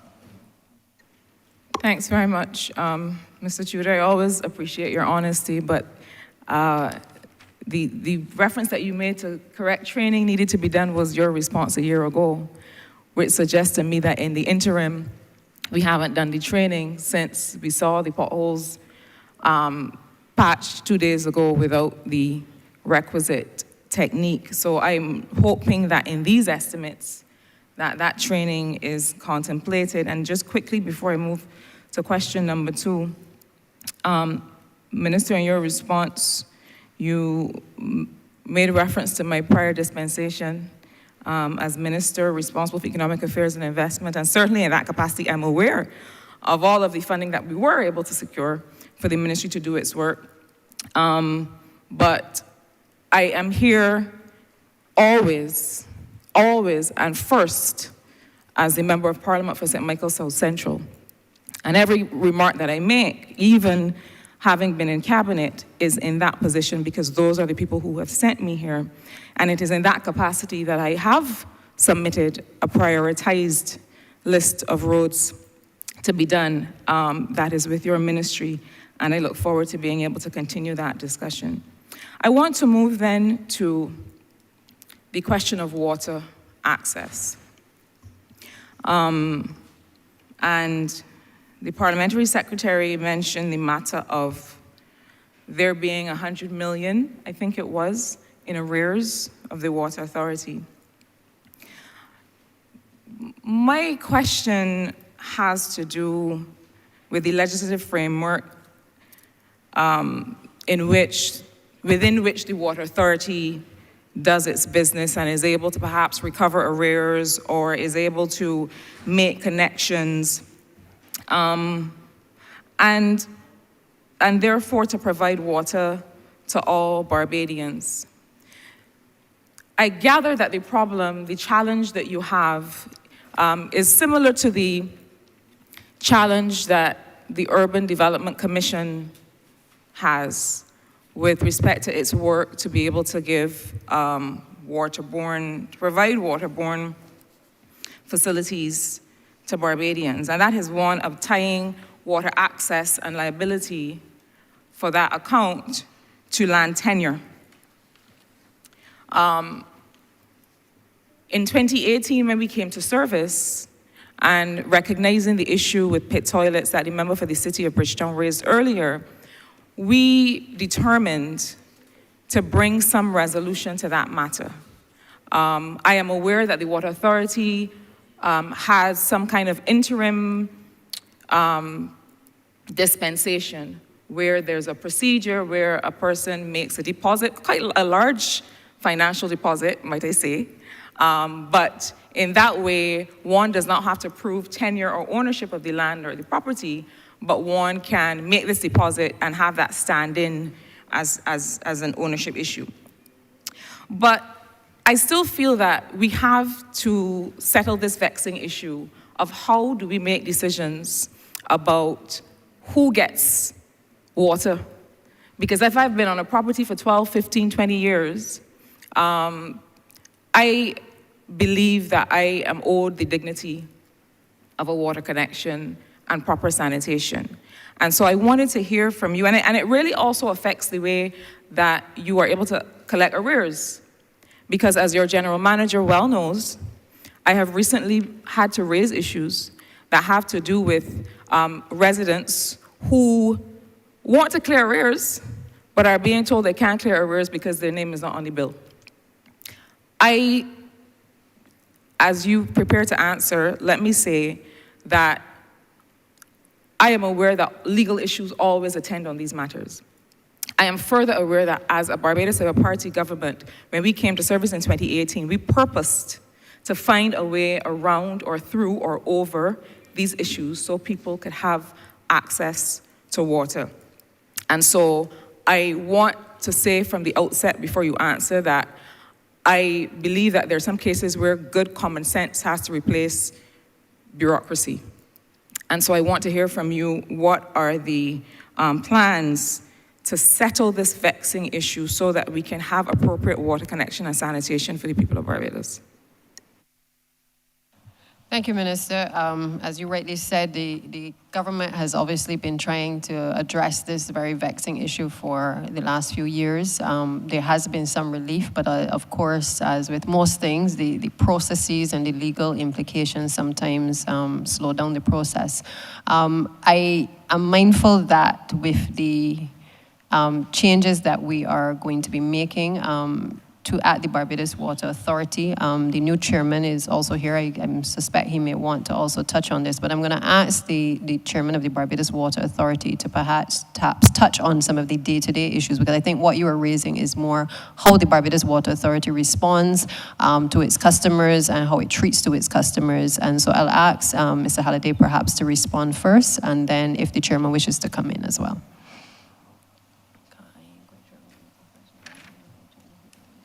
Mr. Chairman, David Wright, Chair of the Barbados Water Authority. In response to the question about the general activities of the Water Authority, I will pass that on to the General Manager. But what I would want to comment and say to MP Carroll is that having now come into the position, what I do recognize that there is a bit of work to be done to, what I say, improve the operations and the fortunes of the authority. The new board, which I think is actually a very well board, the composition of the board I think is very good. I do congratulate the Deputy Prime Minister for that. I think we recognize we have a lot of work to do. And we had indicated to the Deputy Prime Minister that within, I think, a month or so, we will have for her and for Cabinet a very comprehensive program, a plan to ensure or give the guidelines or give the roadmap for what we think will be the next 3 years, where the fortunes of the authority can be reversed. I can only speak in such broad terms at this point in time, and as I've indicated before, since I've come into the position, I have been, my word, inhaling documents and information almost on a daily basis. But we are confident that based on what we've seen so far, that within a three-year period, hopefully no more than 5, we expect that we can see the authority in a sustainable position operationally. Because right now, its current financial position, its balance sheet is not the strongest. And I don't think it would it would take a magician, more or less, to improve that within a 3-year period where we can stand on our own feet. So I think if next year, if I'm here to answer a similar question, my God willing, of course, I think I can answer with even more, in a much more positive way as to what you can expect within the next 2 or so years from the authority. But we are confident that the fortunes can be turned around. And the board is working very, very hard to achieve that. But in respect of the daily operations, I would really want to ask the general manager to make his comment in that regard. Thank you. I don't want to interrupt except to clarify that my question is really about more on the legislative and policy side, the background against which you are making these decisions, rather than on a day-to-day operational issue. Thank you, Honourable Member. My name is Keith Roy Halliday, General Manager of the Barbados Water Authority. I also want to thank the DPM and our Chairman for their contribution, and I'll try my best to speak directly to your query, or queries rather. And though we spoke recently on one or two issues, or had an exchange, we did not get to speak specifically on the issue. At least the ones that you had raised prior, what I would say is that in support of legislative changes made, and in support as well, or in conjunction with that change that was made in 2018, that sought to repurpose how customers, residents particularly, could qualify for service connection in instances where they could not prove ownership. The indemnity form was, yes, introduced. But aside from that, or alongside that, we also have a credit policy that addresses unique circumstances, whether it is a leak, whether it is a faulty meter, whether it is a zoning issue. And more recently, we've extended it to deal with issues such as the one that you've raised, that sought to step outside of what we have dealt with traditionally, or what we see specifically as technical issues, and go into that space where some of the solutions may be more questionable. And that is why I'd wanted to also speak to you on that. So those particular issues, such as the ones you've raised, we have started to look at on a very specific case-by-case basis to make, as you would have pronounced, maybe a common sense type issue, or to use a common sense type approach to be able to react or to be able to deal with those issues. I can't say in all instances it will go the way that you may or anyone else may interpret, but I can assure you that a much more valiant attempt is being made to address several of those issues, and we've successfully dealt with a few of those already. So to the specific issues that you and I are aware, we are also addressing those and hoping for the opportunity to speak to you directly on that as well.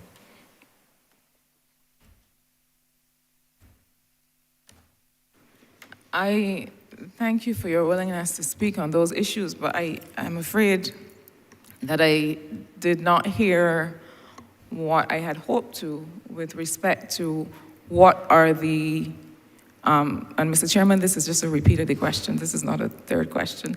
With respect to the plans aside from the indemnity form and the credit issues for more permanently addressing the issue. Perhaps this is something on which the authority can reflect if there's no answer today. But I think that between the BWA and the Urban Development Commission, and we don't have the benefit of the Prime Minister's office in the well this year, although I am promised that we may be able to look forward to that in the future, given the over 180 million in expenditure in the estimates. I think that it is an issue that bears permanent solution, because the two agencies responsible for water, construction, infrastructure, sanitation face this every day. So if there's no response today, perhaps there's something on which to reflect. I want to come quickly to my final. Before you move on, Honourable Member, I don't think that it's fair to say that there's no response. I gather that you have specific issues that you have raised with the Barbados Water Authority, because it's clear that Mr. Halliday obviously has certain knowledge of perhaps some issues specifically that you have raised. So without providing maybe the details of what you have written to the BWA about, I think my advice to you would be perhaps to follow up with Mr. Halliday to see if those specific matters can be addressed. On the wider policy issue, as I said before, we have obviously attempted to put things in place. If there are things that go beyond the boundaries of what is already in place, then that may also have to be done on a case-by-case basis, unless you have facts and figures as to how many other persons are affected, so that we can have a wider policy decision being taken. But I think, as you can appreciate, unless there are those facts and figures, I'm not one to make policy on the cuff. And therefore, I would want perhaps your representations through Mr. Halliday or through the permanent secretary, which would be the appropriate methodology to do so, so that perhaps as a cabinet, if it is something wider in terms of a broader policy, that we are able to have that ventilated in a way that we can then address the concerns that you've raised. Thanks, Minister. I don't want to continue to yield my time in a back and forth on this, so let me just give a reminder. The Barbados Labour Party, as an administration, in defining our manifesto and our policy positions, purposed that we would consider tenure, time that a person has lived on a plot of land. As a matter of fact, the Urban Development Commission has implemented, I would say, an interim policy of considering the tenure of a person on a property to determine whether it would take a particular approach, even on the matter of waterborne facilities. And I don't think the Honorable Prime Minister would mind me making reference to things she has said on this matter. She has suggested that a waterborne facility, if permission has not been granted, can be torn down, if it comes to that. But this is not something that I have made up in my sleep last night. This is something that was purpose determined by a Barbados Labour Party, that we have to deal with these issues of water, land tenure, and sanitation. So these are not specific issues. It doesn't require facts and figures to tell you how many people are affected.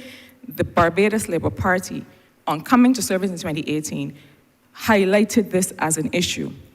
And so I will simply say, as a final word on this, that I look forward to us being able to give, to realize that policy position. Very quickly, coming to the last question.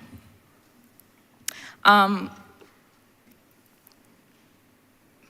issue of the work of the Transport Authority and the granting of licenses for certain kinds of public service vehicles is one that has enjoyed the public's attention, public discourse, for all kinds of reasons that are well known to you, Minister.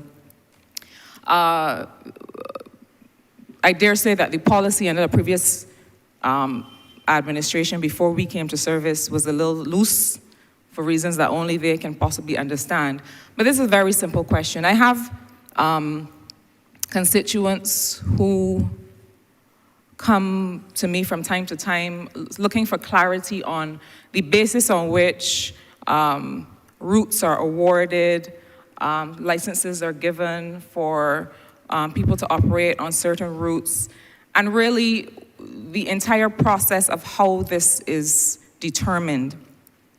I ask this question because I think that they would benefit from some explanation of how these decisions are made, because I rely on the good judgment of the officers in the authority, but sometimes I tend to think that my constituents may not, having had the experience that they had in the past, where routes were granted based on perhaps nothing at all in a previous administration. It seemed to me, I'm less acquainted with this sector. But I think that they would benefit from understanding how this is done, whether there's some level of saturation currently, what can they expect, because these questions persist, and I think it would be good to have some explanation and transparency on how these decisions are made. Thank you, Minister, for the member for the question. Let me just say, before I ask the Director of the Transport Authority to enter the conversation, that prior to us coming to office, it was almost a free-for-all in terms of the issuance of permits. I think prior to the election, between I think the January and the May, we had a situation in 2018 where over 1,000 permits had been issued. And that, of course, required on our coming to office a certain level of regulation in terms of, as you highlighted, the issue of routes, the issue of, having to then deal with the fact that there were all of these persons who had received permits who had obviously legitimate expectations that now needed to be fulfilled. And so the authority over the last couple of years has obviously been working to regularize that. And so I will ask the director to be able to speak to it. Ms. Ruth Holder, please.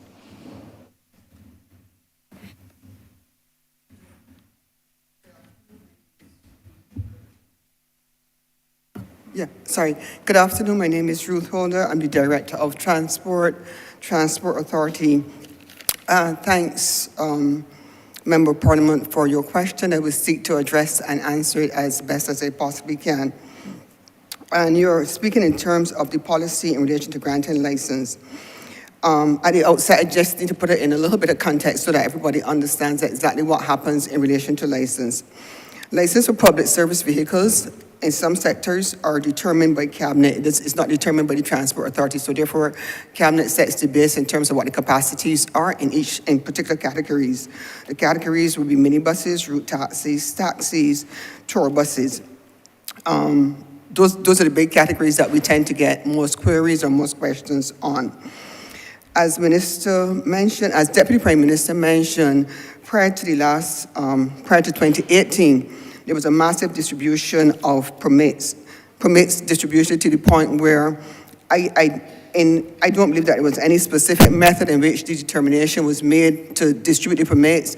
I don't believe there was any scientific study to determine which route we should put the permits on. And what we're seeing now is that we have an oversaturation, and what we consider to be oversaturation on particular routes. So for example, on the Speightstown, if you go Bridgetown to Speightstown, you'll probably encounter maybe 99 vehicles on that particular area alone. If you come on the South Coast now, and you look at from the Oistins, from the Bridgetown to the Oistins area, you get another 120 on that route. You get a little divergent when you go off to San Lawrence Castle or Silver Sands or Frey Valley. So there was no particular way in which the routes were distributed. So what we have now is an oversaturation of routes. We're also at a maximum capacity on those routes. So therefore, your constituents who are applying or who wish to apply, who have been denied permits, especially for route taxis and maxi taxis, is not because the Transport Authority cherry picks who we're going to give them to. It's just that we don't have any more in those categories. In relation to taxis and maxi taxis, we're almost down to the limit in terms of those categories. What we do as a result of that is that we try to interview as many people as we possibly can to determine who we believe, based on the interview questions, may be the best fit to give a permit in those categories. So the application process is a simple one. It's just an interview process that takes a lot longer because the demand is significant in terms of the applications that we receive on a daily basis. So I hope that answers your question and that of your constituents. Thank you very much. Just finally to say that perhaps if the public could receive some figures on what that demand is like, they may better understand why the wait is so protracted. You don't have to say no, but I mean, if there's a way to be able to just make transparent, listen, we have this number of applications before us.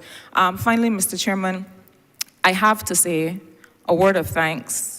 We are here to ask the probing questions, so I don't want that to suggest to the officers that we as members of Parliament do not understand that they work with us to be able to fulfill the needs of constituents. We have a good relationship in St. Michael South Central with those officers who respond to us. And these questions of mine and others are really just to keep in mind the people that we serve and that we have to continue to be accountable to. So I thank the officers and the ministry for the relationship and for the ongoing work, and look forward to being able to serve our residents better in the future. Thanks.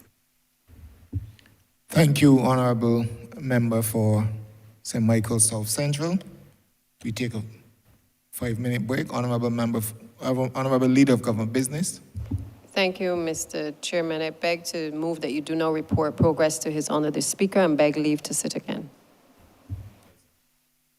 The question is that I do not report leave to His Honor the Speaker and ask for leave to sit again. All honorable members in favor, say aye.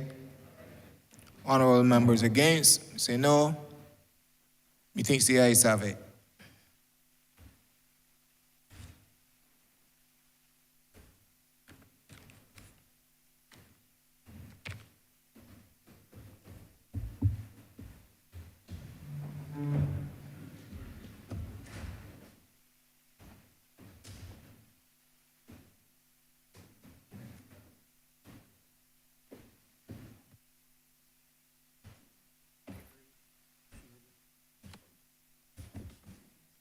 The chairman has reported progress and requested leave to sit again.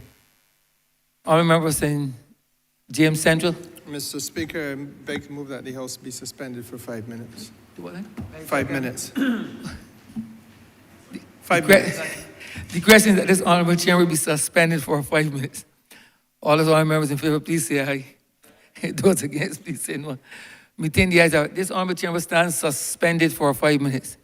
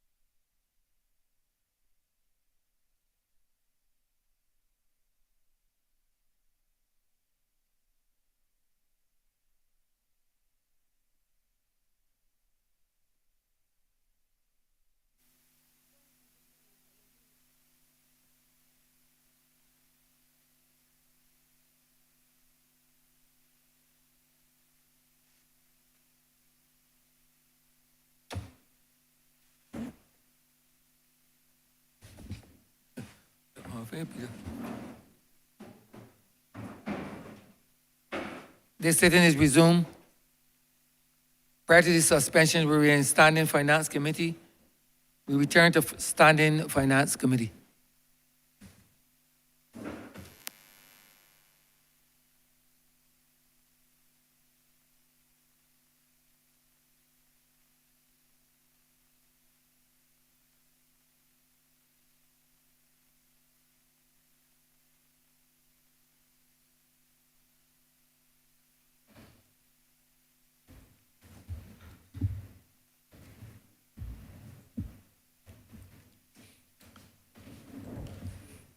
Standing Finance Committee is resumed. Honorable Member for St. Michael Northwest. Thank you, Mr. Chair. First, I wish to draw to the Minister's attention that I have been experiencing some major challenges for the last 5 years within my constituency. I have met with previous ministers in relation to some of these issues. I met with officials from the Ministry of NTW on numerous occasions, and to date, a lot of these issues still remain the same. And one of the major issues that I normally experience, like in areas such as Freehill, Pile Bay, Deacon's Farm, Bridge Gap, Brandon's, Brighton, is flooding. And I have spoken to Mr. Charles Yearwood on numerous occasions in relation to some of these issues. Last week, Friday, I received a picture. As you can see here, this is a picture of a canal located in Ashleen Village, Black Rock, St. Michael. And I mean, the state of this canal, you know, it's sad to see that despite the numerous calls, you know, made to the drainage department, that, you know, a lot of these issues continue to fall on deaf ears. And I really would like to know what plans the drainage department has in regards to rectifying, you know, a lot of these issues that remain outstanding when it comes to cleaning canals, when it comes to cleaning drainage wells, you know, clearing water courses,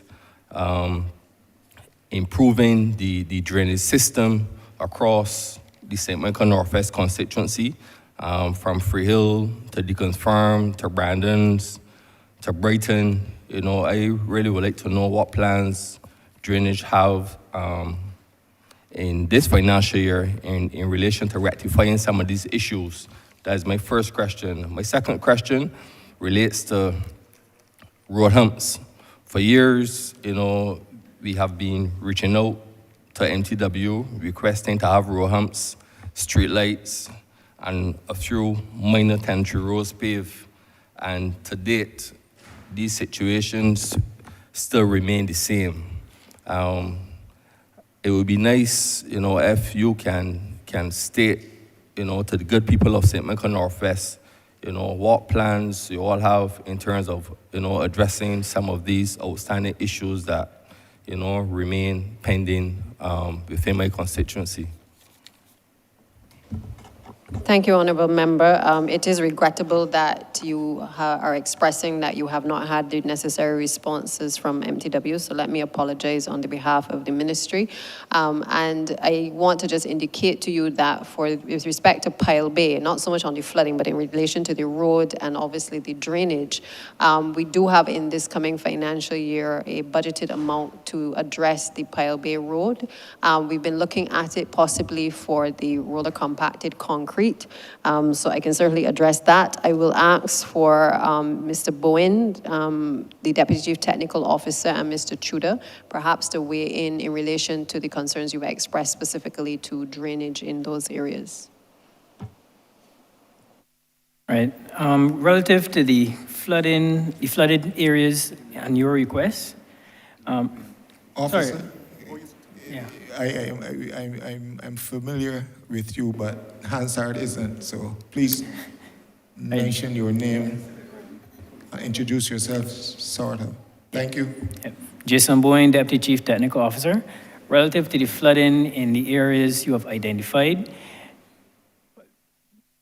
the ministry we have been, over the years, we have a number of complaints. And over the years, it's been challenging. We have a challenging situation relative to our dwindling manpower. Previously, we would have had three inspectors of wells and a senior inspector of well. At this present moment, we only have one inspector of well and some persons assisting.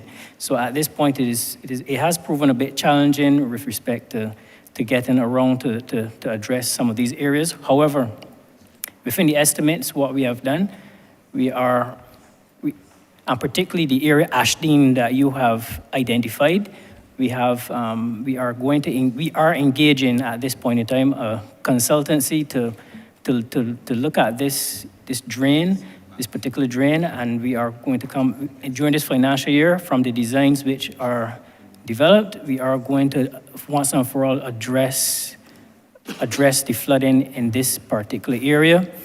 The other areas, we are going to take a similar approach, given our manpower challenges, and we are going to address them as soon as possible. Definitely Ashdene Village, we are seeking to address this financial year. I think, Jason, if you could also address the issue of the road humps. Yes.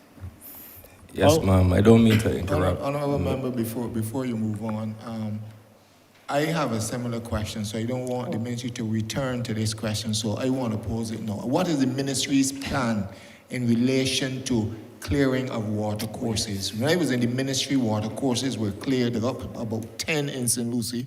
Water courses were cleared in 2019. None has been cleared since then. We had a flood in 2019 and 2020 when we lost a youngster. None of the water courses in St. Lucie has been cleared since then. So clearly it doesn't appear that the ministry has a plan with respect to clearing of water courses, not just in St. Lucie or perhaps in Michael Northwest, but across the area. And we cannot wait until we approach or the hurricane season is upon us and then to do that, because then it will present challenges. So in response to the question overall, I would want to hear what the ministry's plan is with respect to water courses. Thank you. I'm going to ask the Permanent Secretary, Mr. Mark Cummins, to just respond to that.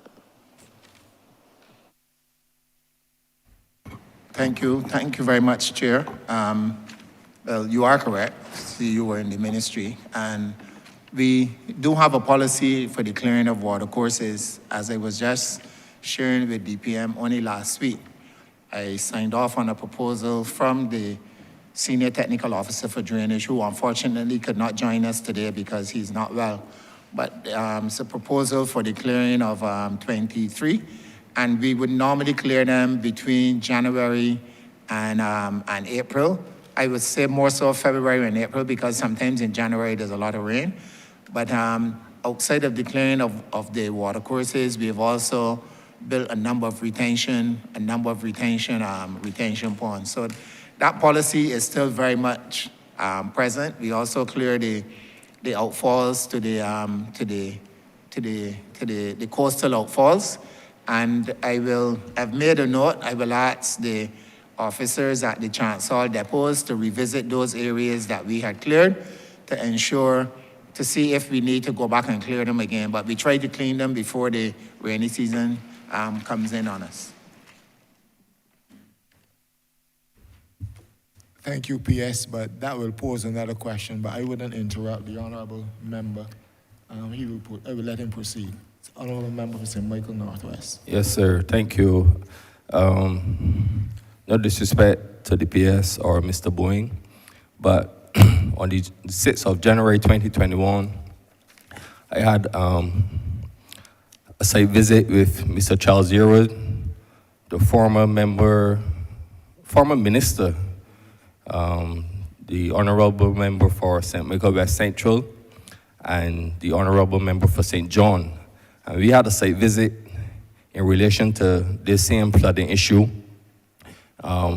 running from Ashton Village along Deacon's Farm down to the Mighty Granite Highway. And really and truly, the officials from the ministry have been singing the same tune that Mr. Bowen just sang. And this is we're going into a new financial year, and really and truly, I would really like to see some action instead of, the promises that are being made. Because I think that, where the lives of the good people of St. Michael Northwest are concerned, where the flooding have been affecting them for over the years, I think it's time enough that the drainage really do something to address this issue.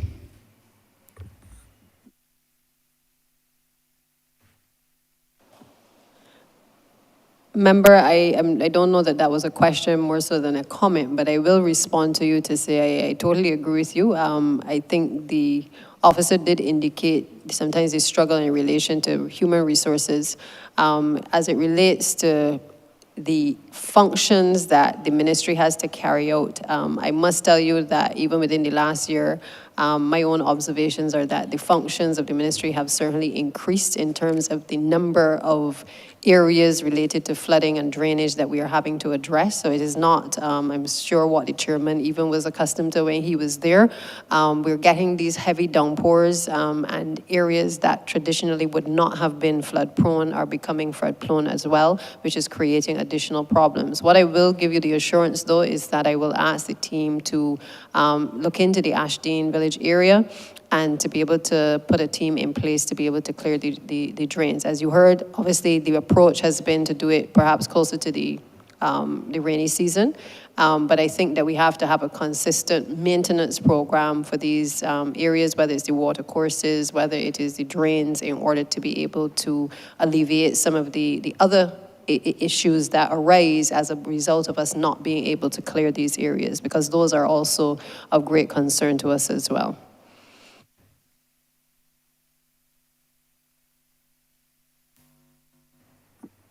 Thank you.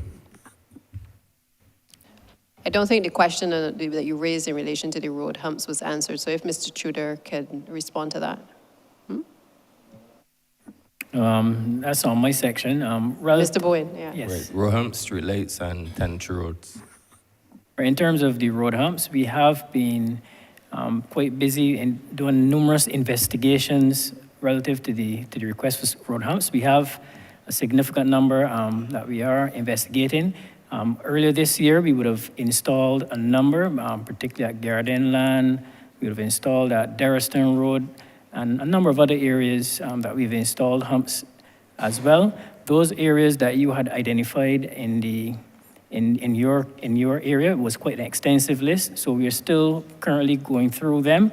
But this year, for sure, we will definitely, you will see some action relative to that request, to those requests in those areas.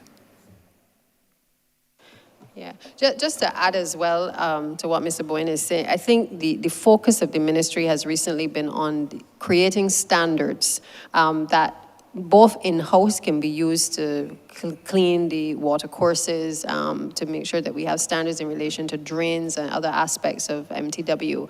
I'm going to ask the CTO perhaps to just speak a little bit to the standards that need to be put in place, because we may very well have to reach a point where, given that we may not be able to do all of the work in-house, that we have to have a set of standards that are created, that we can employ persons to meet the standards to be able to address, obviously, a lot of these problems across the country. And I know that she's been doing a lot of work in relation to those standards. So I'll just ask her to speak specifically to that.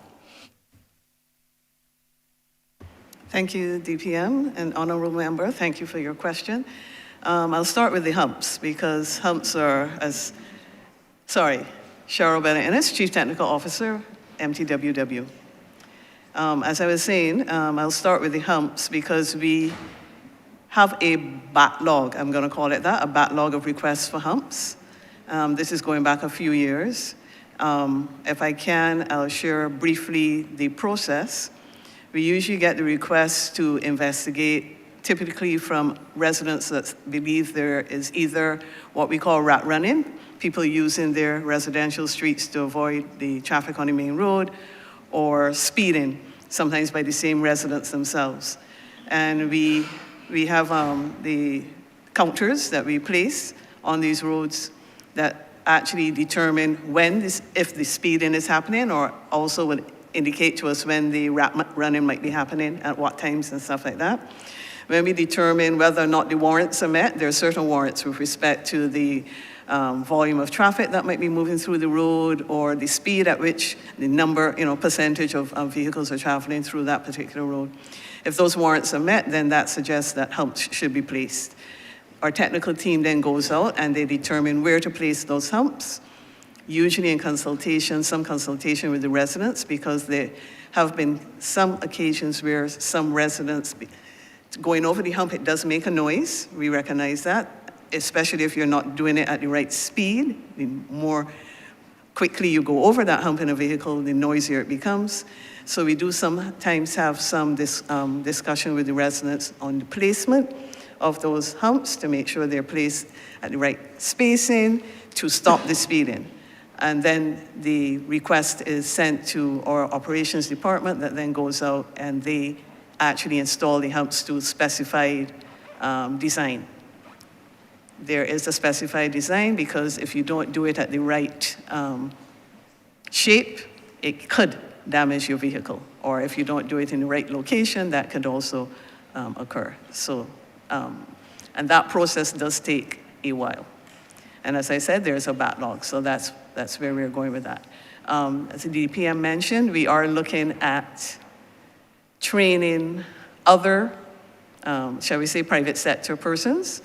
This could even involve some of the contract workers that are going to be leaving the ministry at the end of this month, in the areas of things like learning how to place humps, working along with them, of course, to indicate where they will be placed, but they might be able to actually install them as well under our directions. So that's where we're headed with something like humps.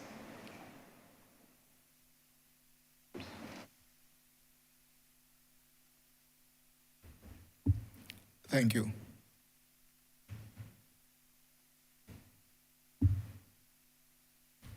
Honorable Member for Christchurch West. Mr. Chairman, so this is an interesting position that we find ourselves in today as two former ministers of the ministry that is in the well. And clearly we would have many interesting questions and observations since leaving the ministry, but certainly very interesting. Minister, the first thing I would want to focus on would be the Transport Board, and in particular, the electric buses. The chairman and myself were the people that did a lot of work on getting the electric buses here and getting those started, and I think that we have seen a significant benefit. I think the people of Barbados appreciate them, and I would like to get an update on what efficiencies and what benefits the people, and by extension the board, have had since the introduction and utilization of electric buses into Barbados. I must tell you that many times when we travel, many other Caribbean countries and some Latin American countries come and ask us about the experiences that we have had with the electric buses. And I'd like to get an update on that, because I'm sure now you have experience over a couple of years, and what has the benefits that have redounded to Barbados. Mm-hmm. Yeah, I want to thank you, Senior Minister, for those comments, because that has been my experience as well, that we had the International Road Federation last year, and at that federation, I think it was the minister from the Cayman Islands who expressed an interest in getting to know more about what we were doing in relation to electric buses.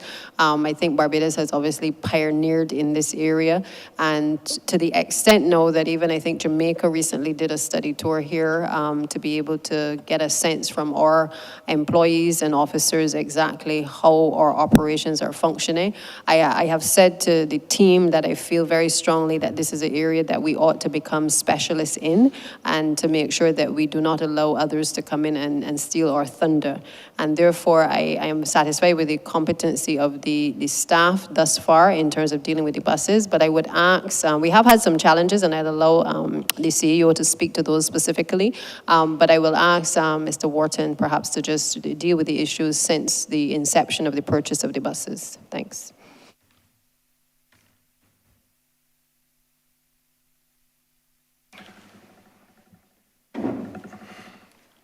Good morning, Chair. My name is Fabian Wharton, CEO, Transport Board.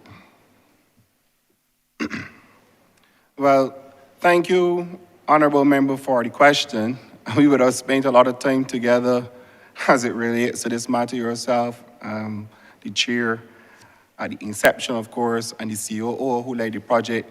And I must thank her and her team for leading this project for bringing the buses here. I'll begin by being very direct.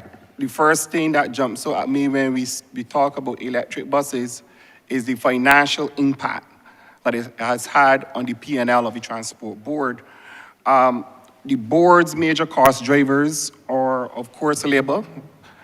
Then we have fuel, which would be diesel, and also the electricity as a result of electric buses. What we have seen, though, is that with the advent of the buses, of course, and bus maintenance, sorry, we have now saved very huge savings on bus maintenance. I'll give a little example.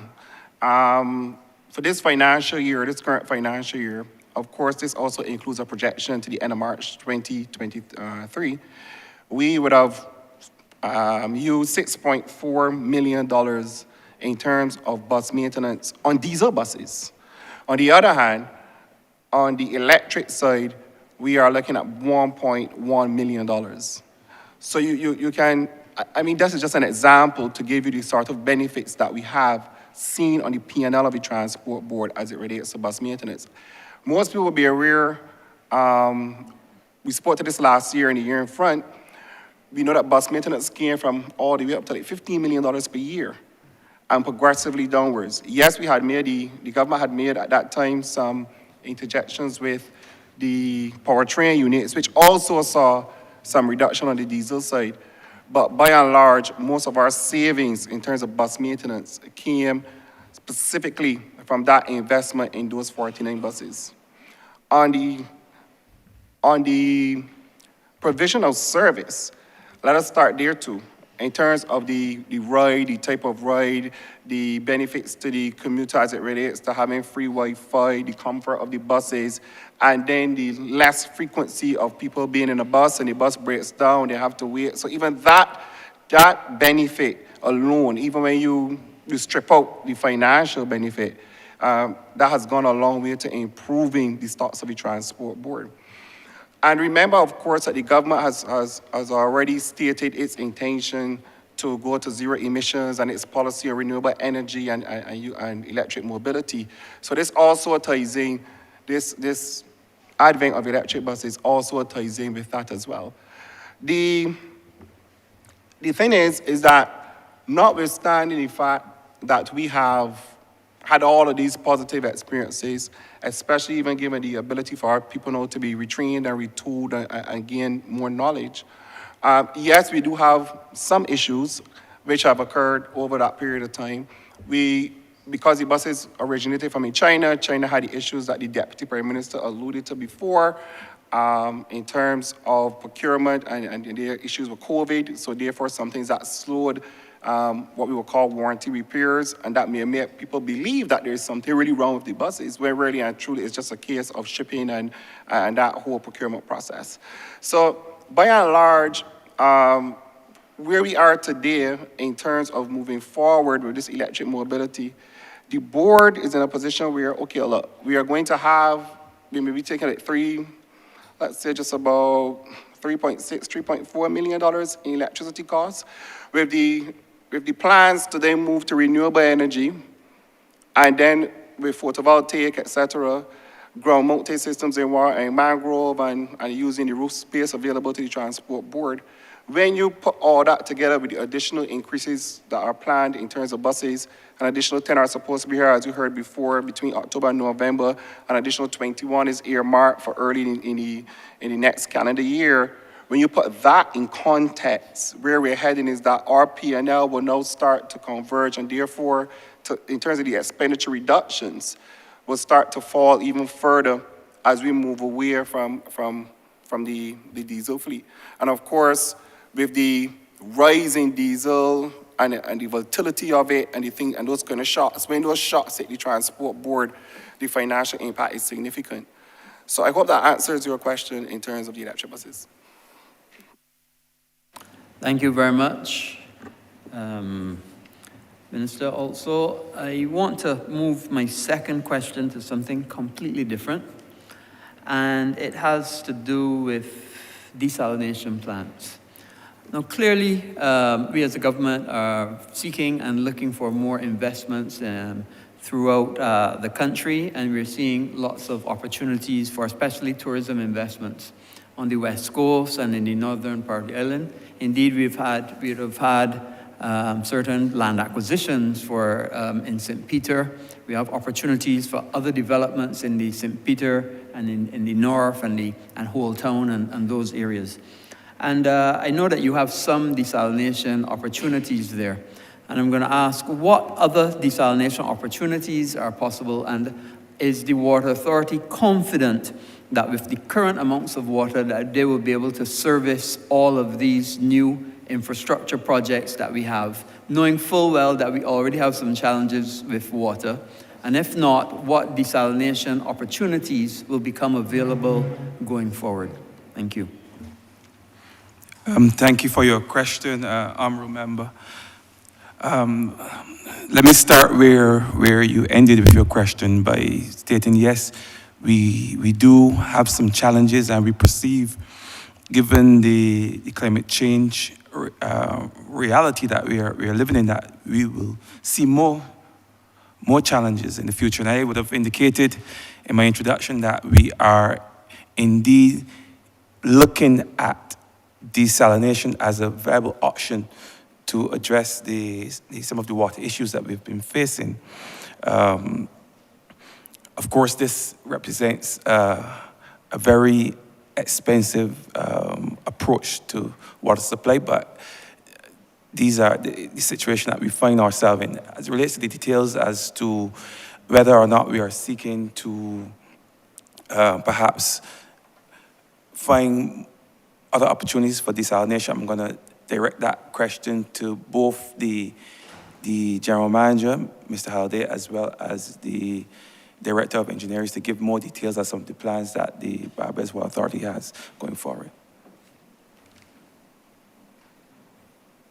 Thank you, Minister. Thank you for your question as well, Honorable Minister. Unquestionably, water augmentation to desalination plant is a part of our future. We cannot escape it. What most folks failed to remember is that we have the Ionic Spring Water Desalination Plant in play, and it has been in place for 20 years and has expanded in recent times to deliver 150% of what it used to. And there's contemplation as to whether or not we need to expand it additionally. That ionization plant, or rather that desalination plant, currently contributes about 23, possibly 24% to our water production on a daily basis. And beyond that, we have looked at temporary desalination plants, really where they were intended just to be interim measures for a 5, 6, or even 7-year period, while we contemplate to consider more permanent solutions.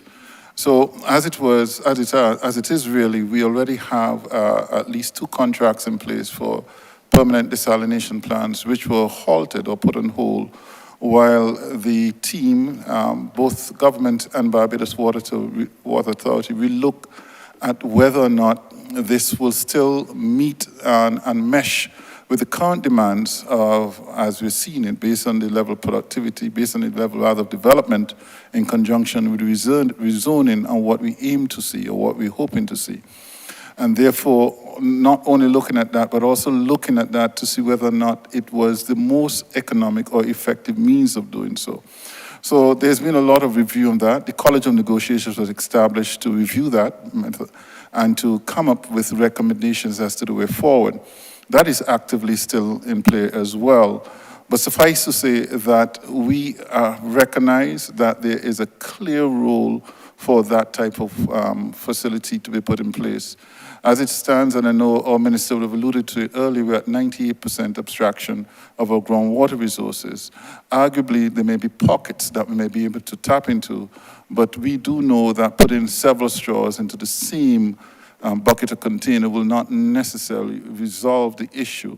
And therefore, if we were to keep track with the pace of development that we expect to see and expect to happen, we have to look at water augmentation. I will pass over on to the Director of Engineering, who may be able to give a little bit more specifics and hopefully help. Thanks. Thank you for your question. To add to what the Parliamentary Secretary and our General Manager said, we've been looking at the demands as they come to us, as they're presented to us, the demands from the new developments and so forth that are coming on the island. Along the West Coast, we have been realizing some new demands there. We've been realizing demands in St. Philip. And what we've been doing, we've been monitoring those. We work along with the Tongue and Country Planning to get an idea of the types of areas that are earmarked for development. And we've been doing our assessment of the resources. The freshwater resources, as the General Manager indicated, are practically or almost fully exploited, but we're still seeing, looking at ways to further exploit those. For instance, in the St. Michael catchment area, this is like from the New Market down to the Bell and that Waterford area, we're looking to see how we could extract, additional freshwater resources from those catchments. We are also looking at St. Philip. When the Sandhurst Castle was being done, we would have, some exploratory boreholes were done there. And we know that there are large quantities of seawater in that area that we could add to the water resources in that particular area. So in this year's budget, for instance, we are looking to do water augmentation in the St. Michael catchment, and we're investing in more exploratory work in that area, which will obviously allow us to fully exploit the resources in that area. But to answer your question, we're constantly monitoring the developments, because each development is unique. You may have 2 hotel developments, where one may be into more water intensive practices than the other. So we are monitoring those demands that are coming to us, and we are trying to keep ahead of the game in terms of developing the water resources, which will either be the exploitation of the freshwater resources or the exploitation of desalination. And we're looking at all of the different desalination options as well. There are some new technologies that are coming to the market, and we are meeting with those new persons in that sphere to see if there could be more benefits to those new technologies as we look to improve on the water resources of the island. If I can add as well, I'm sorry, just to emphasize how seriously the Barbados Water Authority is tackling this. We have undergone some training and are currently training quite a number of our staff, or certainly at least exposing them with a significant Caribbean company an international company really, who deals with desalination plant. The name escapes me at the moment, but I think it was Kaditsa or Sadit's Bas, something like that. And as well, one of our young engineers has been sent to be trained in this area, and there's another budding engineer who may likely be doing the same thing. So we are preparing ourselves for the likelihood of not only being able to manage this as a significant component of our water production, but also to be able to maintain this on our own, such that in the future we will not have to rely on external parties, but this will become in-house as well. I'm actually glad that the GM preempted my request for him to speak a bit about building out the capacity of the BWA in terms of responding the issue of water augmentation. What the Director of Engineering did not state is that when nearing 98% or close to 100% of the extraction of water, there's an inherent danger in over-extraction, and there are some dire consequences that can result from that. Certainly increased salinity in some of our wells, but also that fresh water plays a vital role in keeping back the intrusion of salt water in the coastal areas. So there's also a danger of that, and that will further contaminate or impact our wells along the coast. So we have to be very careful, even as we seek to expand our supply, or by way of drilling more wells, that we don't cross that crucial threshold that would off-balance the saltwater intrusion versus groundwater flowing to the sea. Before you come back in, Minister, I just wanted to also contextualize somewhat where we are, because back in 2018, or on the eve of the 2018 election, a number of agreements were entered into by the previous administration for the supply of water through desalination plants. It placed the current administration under significant pressure, and when the GM speaks with respect to the College of Negotiators, it has meant that it has put a greater burden on the Water Authority to, in some cases, either put on pause those contracts and renegotiate, or to reconsider in terms of its internal capacity, whether it has the skill set to be able to properly assess what is really needed by the Barbados Water Authority. And I am happy that since 2018, we have had a situation where respective ministers prior to myself have had the opportunity to really drill down and to work with the GM and the team to ensure that that situation never happens again.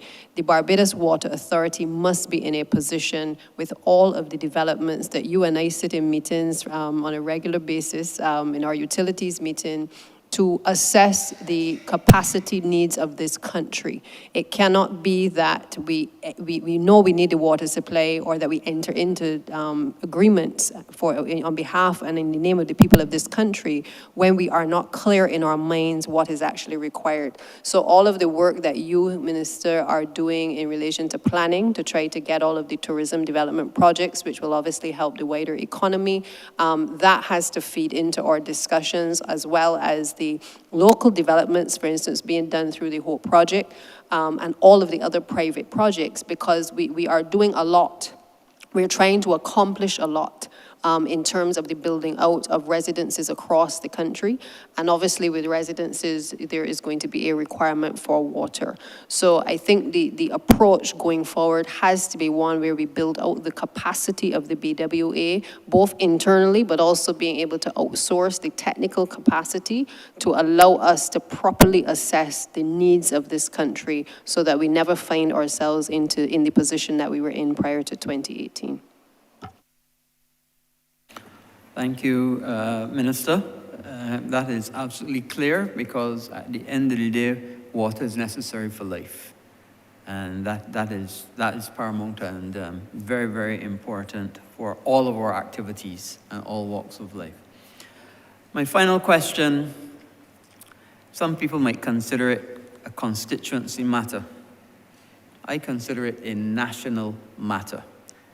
Christchurch West happens to have a highway that goes through it, but it's really a national road. That's Highway 7. But Christchurch West just happens to be one of the constituencies that it passes through. I am embarrassed, and I sometimes upset, because up to now we haven't had Highway 7 done. I started working on Highway 7 when I was the minister. And we said we'd do Highway 1 and then move to Highway 7. And Highway 7 still has not been done. And I remember driving on Highway 7 with my wife and hit a pothole. And my wife looks at me and said, "But you're the minister though." And I get particularly embarrassed if I'm driving with a visiting minister or a visiting colleague, and we're driving through the constituency of Christchurch West, and the deterioration now on Highway 7 is terrible.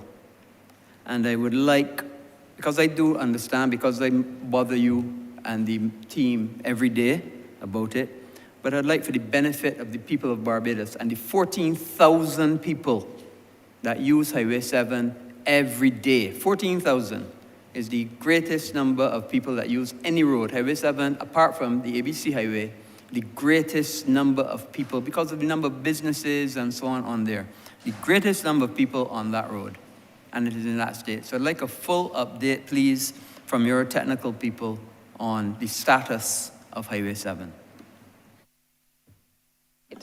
I want to thank you, Minister. Obviously, yes, you bend our ears on a regular basis in the utilities meetings, and you are right, you have been responsible for pushing to get that project done.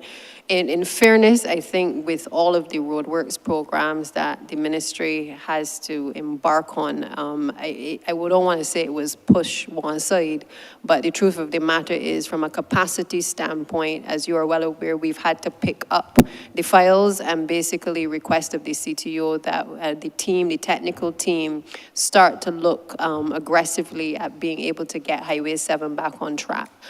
We obviously spent the first year under CAF being able to do, it was only about 7 million we were able to spend to get a number of roads done. We have obviously a budget that for Highway 7 that is around $20 million. Again, that is, and I'm just giving a guesstimate at this point because you know how these things will vary, but the truth of the matter is that it is not only important to locals, but it's also important to us from a tourism perspective. And we have had the CTO in recent weeks meet, the Chief Technical Officer meet with the utilities companies in separate meetings from our own substantive utilities meeting to be able to drill down what is going to be required. Because I don't think sometimes Barbadians understand the complexity of doing a road, especially a road like Highway 7. You have utilities ranging from sewage systems to light and power to MPC, the telecommunications providers, Barbados Water Authority generally on that South Coast Road. And it therefore requires that coordination that ordinarily may not happen on another road to the extent that it has to happen on this one.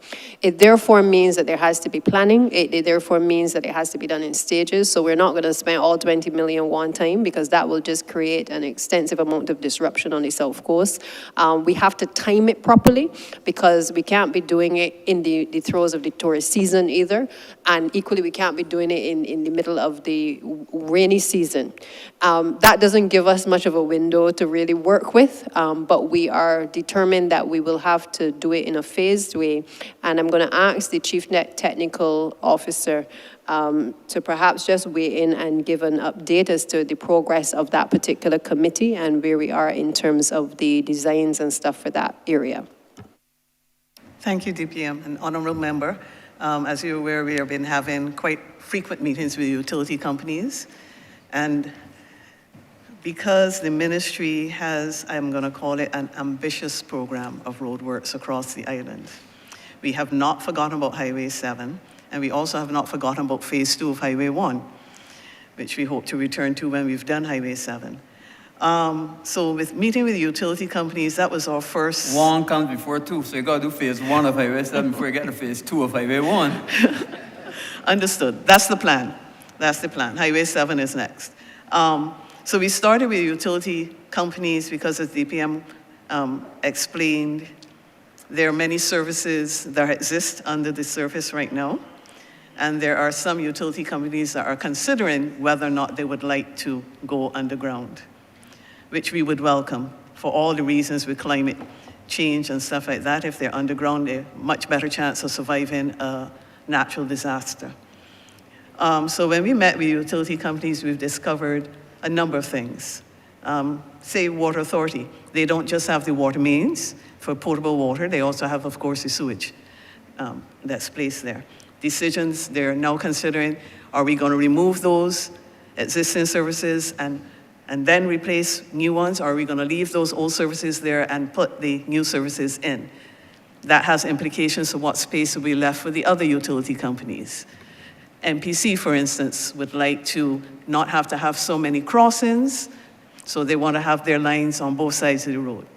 So when you look at the width of the Highway 7, and you also consider where it's located, i.e. on the coast, you also remember that a good few years ago, Highway 7 collapsed in a couple of places. So we have that to consider. We don't have the depth that we might have to work in other areas. So all of that is going to be considered first when we determine where the utility companies can place their services. And then the ministry has planned to engage, I would say, a private company to do the design and supervision for those works. It's going to be a very complicated and complex project, far more complex than Highway 1 was. And it's made more so because there are very few diversion routes. When we start working a section of Highway 7, unlike Highway 1 where you had a number of roads that came off of Highway 1 that could take you around the area that you're going to be working in, that's not really happening for Highway 7. Primarily because so many of the roads off of Highway 7 are narrow, so they may be able to take, say, cars, but the large transport board buses and other vehicles that large, for instance, that will not be desirable to send that traffic through those residential tiny roads. So we've also started to look at a traffic management plan that will determine how those works will be done and how they will progress. Whether we will use one contractor or more than one contractor working at the same time or working directly behind each other, all of that is part of the planning that we're going into. And I also want to mention that in the middle of that planning, I want to mention that other things can happen. We had that terrible, unfortunate instance, Farm Road by Wardy. That was not on anybody's agenda. And therefore, resources had to be diverted to deal with that. So therefore, you also would understand that we do not have the resources that we were saving, so to speak, for Highway 7 now. And we still have challenges sourcing materials. So all of that is going to be part of the problem. But it's coming. It's coming, but we are taking our time to make sure that we get as much information in hand as possible so that when we start, we are pretty much prepared and know what to expect. And I think you should also add that we're making sure on this occasion that the manhole covers are at the responsibility of the contractors and not the MTW. Yeah, I wanna thank you, and I'm not speaking just for myself. I'm speaking for the 14,000 people that use that road. And I no longer want to hear that it's the most popular CART road in Barbados. I want to hear that it is one of the best, smoothest roads, that people are able to use it without fear or without fervor. And I want to thank you, Minister, and the team, because I know that it is a very heavy burden to carry at the Ministry of Transport Works and Water Resources. Happy to see some very familiar faces. And all I can say to you is, so far, well done. Well done, all of you. Thank you. Thank you, Minister. Mr. Chairman, I beg to move that you do now report progress to His Honor the Speaker and beg leave to sit again. The question is that I do not report progress to His Honor the Speaker and ask for leave to sit again. All honorable members in favor, please say aye. Honorable members against, please say no. Methinks the ayes have it.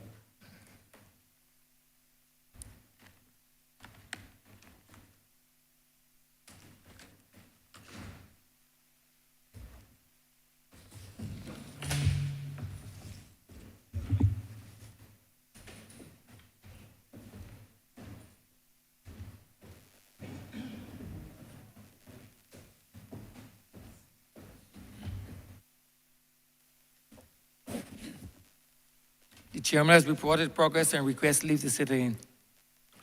Honourable member for St. James Central. Mr. Speaker, I beg to move that the Honorable House be suspended until 2:25 p.m. The question is that this honorable chamber be suspended until 2:25 p.m. All those honorable members in favor, please say aye. Those against, please say no. We think the ayes have it. This honorable chamber stands suspended until 2:25 p.m.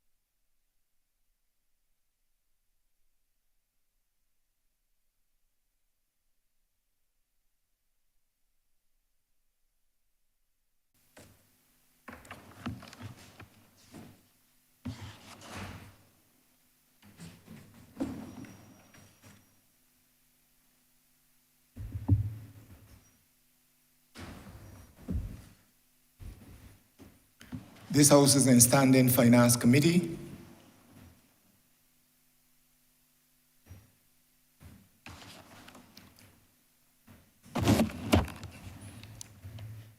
Honorable Minister,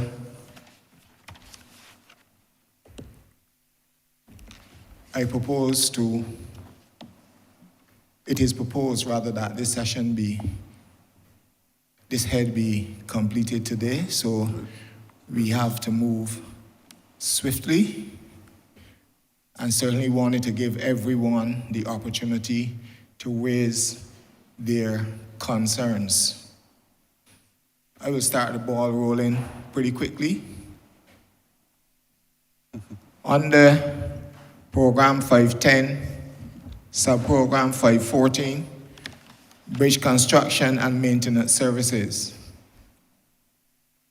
We see the amount there for this estimates of 2.16 million. Madam Chair, before your dispensation, work was started. We had an event at Pike Corner in St. Lucie, 2 consecutive years, terrible floods, 2019, 2020. Work was started on the bridge at Pike Corner, not just because of the floods, but when I drew to the attention of the Honorable Minister then, the Honorable Member for Christchurch West, that the road had started to be separated, the bridge walls had started to be separated from the main road, and it was thought that we needed to correct this and correct this quickly. Having been reassigned from the ministry, Honorable Minister, no further work has been continued. Having also met in a town hall meeting on July 31st, 2021 with residents and it was indicated then that work would recommence in January of 2022. January 2022 has passed. January 2023 has passed. Still nothing has been done as yet. And we are almost in the wet season, or we are approaching another wet season. I want you, Minister, to be able to give some comfort to the residents of Pike Corner and Cove Bay and Little Bay and Well Road and those areas that this bridge, because you have some money here, you have 2.1 million, this bridge, which was left lagging ever since I left the ministry, that this bridge will be completed in this financial year to bring ease to these residents whenever there is heavy rainfall. This is something that and this is dear to me because this is the area I was born and grew up in. This is where I go to service the church every single Sunday. So if the rain falls, I have to get a boat to get across the road, and the members perhaps may not be able to come, and particularly so as the Member of Parliament now, there's a lot on my shoulder. Honorable Minister, I give way to you to address this issue. Thank you.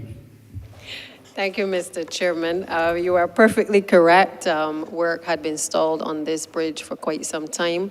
I'm going to ask Mr. Tudor to give you the details in terms of the progress of the works there. I know that they had sent a team down to be able to do some clearing of the area because it was one of the bridges in our meetings that we recognized had not been revisited. I think sometimes what happens is, and I would have spoken to it in my opening, there are a number of bridges that were identified back in the late 1980s that required total reconstruction and full rehabilitation. And in many cases, a lot of the work had not been followed up on in relation to those bridges. As a consequence, Pike Corner obviously is one of the ones that has fallen into disrepair as well. So I know that some design work had to be done. I'm sure that Mr. Tudor will be able to speak further to where we are now. But just to give you the reassurance, and to others in whose constituencies there are similar bridges, while we're going to do some works under the Scotland District program, we also intend in-house as well to look at the bridges that the ministry will also have to carry out works on. You will see in the estimates, in addition to an allocation for Pike Corner and Bawden's Bridge, both of which I believe they're using some precast structures to be able to carry out the works a lot faster, that we're also allocating some funds for Dodds Bridge as well. And from the survey that was done back in 1985, there are a number of other bridges that unfortunately are no longer in use, but we recognize that we have to have an aggressive program to perhaps use the precast structures to be able to help bring those back into operation. So just to say that it's a combination of approaches, both in terms of the funds under the Complant project, but also from internal ministry being able to complete what we've started. And in this case, obviously being able to complete the Pike Corner Bridge, and also be able to do Bawden's and Dodds as well in this financial year. I think you are well aware that I know when I came to the ministry, Mr. Tudor indicated to me that a bridge costs to repair at least about $5 million, sorry. And I think the reality here is that given the deterioration over the years of all of the bridges across the country, it is a huge investment that we would have to make in terms of repairing all of them. And so again, just like with the roads, there has to be a phased approach that the ministry has to take to doing those repairs. But I'll ask Mr. Tudor, who's obviously working directly on that project, to just weigh in to give you a further update on Pike Corner. Yes, good afternoon, honorable members. With respect to Pike Corner Bridge, I know it has been a long time that we've delayed the start back of that project, but you'll be pleased to note that as of next week, a temporary bypass road will be built at Pike Corner. We have a one bridge that was done about a year or two ago, so we're going to divert traffic onto that bridge while we demolish the existing bridge that is there and replace it. So as of next week, because we have the LPOs in hand now to restart that project. So as of next week, you will see some serious activity there with the redoing or shifting the road from its current location across the bridge that was not too long ago constructed. The existing bridge will be demolished and be replaced with a bigger, stronger bridge. So that work will start as of next week. I'm not saying that because I'm meeting you today, but that work will actually start next week. I will hold you to that, sir. Remember, No problem. I pass there every week. No problem, sir. Or even more often. Thank you. Thank you. Honorable member for St. Michael West.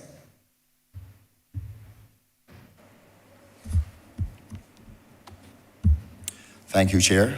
Good afternoon to the ministry. Good afternoon, Honorable Minister.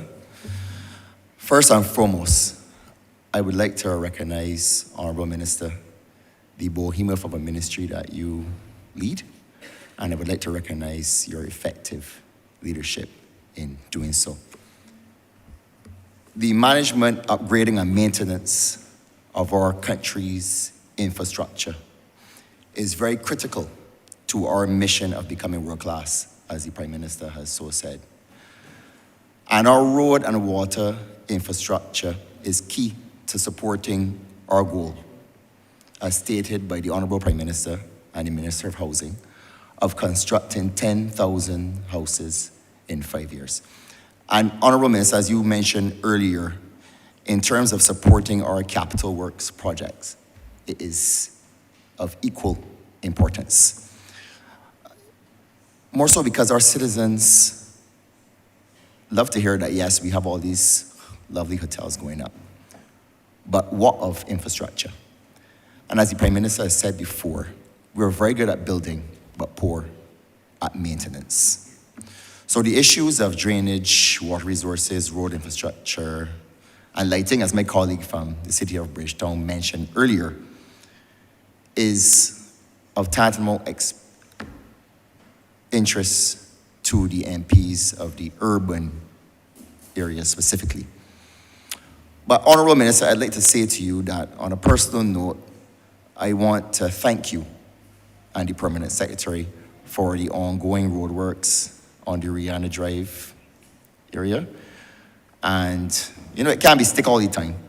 I gotta give thanks and praise too. So I'm thankful for that. And what is the #1 tourist attraction in Barbados? And, you know, you made me look good. So for my first question, most of you in the well would have accompanied the St. Michael MPs on the bus tour before St. Michael speaks. And I would have pointed out an area to the Prime Minister and to the team in Bridge Gap Goodland area, where there's extreme flooding. When, as you mentioned earlier, Honorable Minister, when you had like 5-10 minutes of extreme downpour. This flooding is serious, so much so that it's like rapids that washes away vehicles. And at that time, the Prime Minister had tasked the drainage unit of coming up with a solution to the issue. Now, I don't want this to get swept under the rug, because I wouldn't want for the rainy season to come out again. And then we got some unfortunate headline, somebody car get washed away and some boy dead.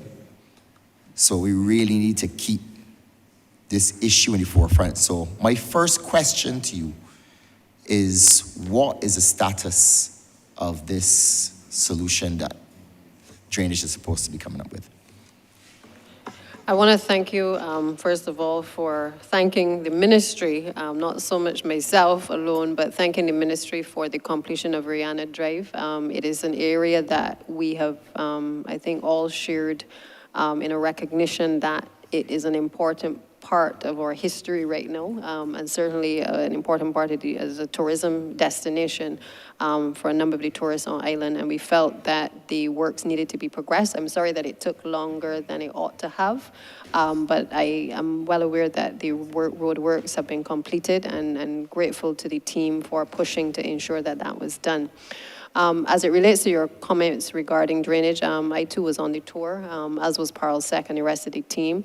I'm going to ask, and I know that the technical team has made a comprehensive list of each of the tours that we do with the MPs, so that there can be follow-up and so that there can be prioritization. So I'm going to ask Mr. Bowen to just comment in relation to the efforts being made by drainage in relation to the Bridge Gap area. Jason Boyne, Deputy Chief Technical Officer. Honorable members, that area, the Bridge Gap area, we are very much aware, and yes, we were tasked with coming up with a solution for the Bridge Gap area. We must say that the area is, we have to look at not just simply that drain in particular, you have to look at the entire watershed area. When I say watershed, I mean all of the water and an area where when rain falls, all the runoff that would go towards that particular drain. At present, more water goes to that drain than it can handle, particularly relative to what would be an acceptable design storm. So at this point, we are carefully assessing that watershed. We must must acknowledge that the watershed has significant, what we would call impervious layers, areas such as rooftops. All these things which should really have been site contained on properties and so forth. All of the rainfall runoff is running into the roads, and these lead towards this drain. So the drain is at present not able to accommodate all of the runoff that goes to it. So what we are looking at, as I said, to assess that runoff and then quantify and design a drain that can accommodate the water. However, we have to also look at other areas we have to look at other methods and other methodologies to capture this water as well, some of this water upstream, and we are looking for avenues to capture water to achieve this, because the design of the drain, there's not enough space along that area for that drain to be widened. It's not an easy task. Persons' homes are almost up against the walls of the drain, so we have to also look at other measures to reduce the flow into that drain. That's it. Thank you. All right, for my second question, this pertains to depots now. In spite of their best intentions, I find that the depots are severely under-resourced. I have a few projects in the constituency that have stalled. They got started, but they've stalled because of what I'm told is a lack of materials. So there's a particular project in Greenwich Road, Prescott Bottom, where they were building up a curb. First they trenched it and left the trench open for a little while. Then they finally filled it because there was a car that ran off the road and ended up in the trench. But when it got filled out and time to build up the curb, only to be told that they're in the wood. So I find that too many times these projects, these small projects, get started and it is a real humbug to the residents, because when you add them all together, you know, especially in the dense urban areas with little narrow roads, it really does add to the frustration of residents. So I would like to find out from the ministry, what is the plan to really outfit these depots so that they're more effective on a day-to-day basis in responding to a lot of the issues that the urban MPs face on a day-to-day basis? Thank you, Member. I think it's not just an urban issue. I think this is a whole of country challenge that I think all MPs will share in the concern that you have expressed. I have a view, and this is a personal view, but one that I've tried to extend to the ministry in the last year, which is that we have tried to decentralize the services of the depots to perhaps make it easier to respond to issues in particular communities. What, however, has been one of the biggest challenges, I mean, let me just say in principle that makes sense, to be able to have a depot available to you readily to be able to meet the needs of the residents and communities. But there is another reality, which is that the depots have to obviously have access to resources.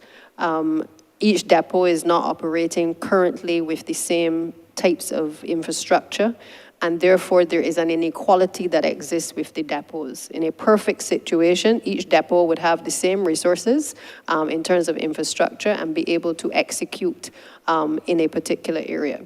We also have a situation where, for instance, the Scotland district, they deal with different issues in terms of the gabions. They deal with, obviously, other challenges in terms of the slippage of the roads.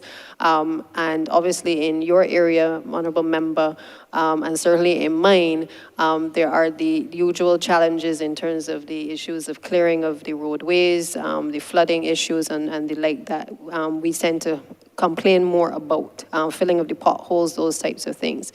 I do feel that it requires, at this point, as we are trying to modernize MTW, a different approach to the rationalization of the depots. First of all, looking at what the infrastructure is that we currently have, whether it is obviously meeting the purpose of the particular areas, and then trying to work with the Ministry of Finance in particular, and I'll ask EPS to speak to it as well, but to look at ensuring that we are able to get the resources that are needed for that particular depot.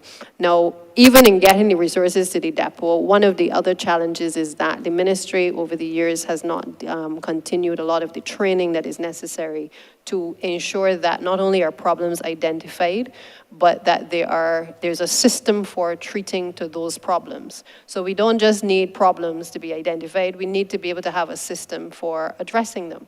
and ticking them off on the list. We are also dealing with a situation where a lot of the information that comes from the depots is also paper-based, and therefore we are in the process of making the transition through technology to be able to allow central ministry to look clearly across all of the depots and to see what works have been completed and what works are in progress. Now, what I'm speaking of is a transformation in the way that business has been traditionally been done at the ministry.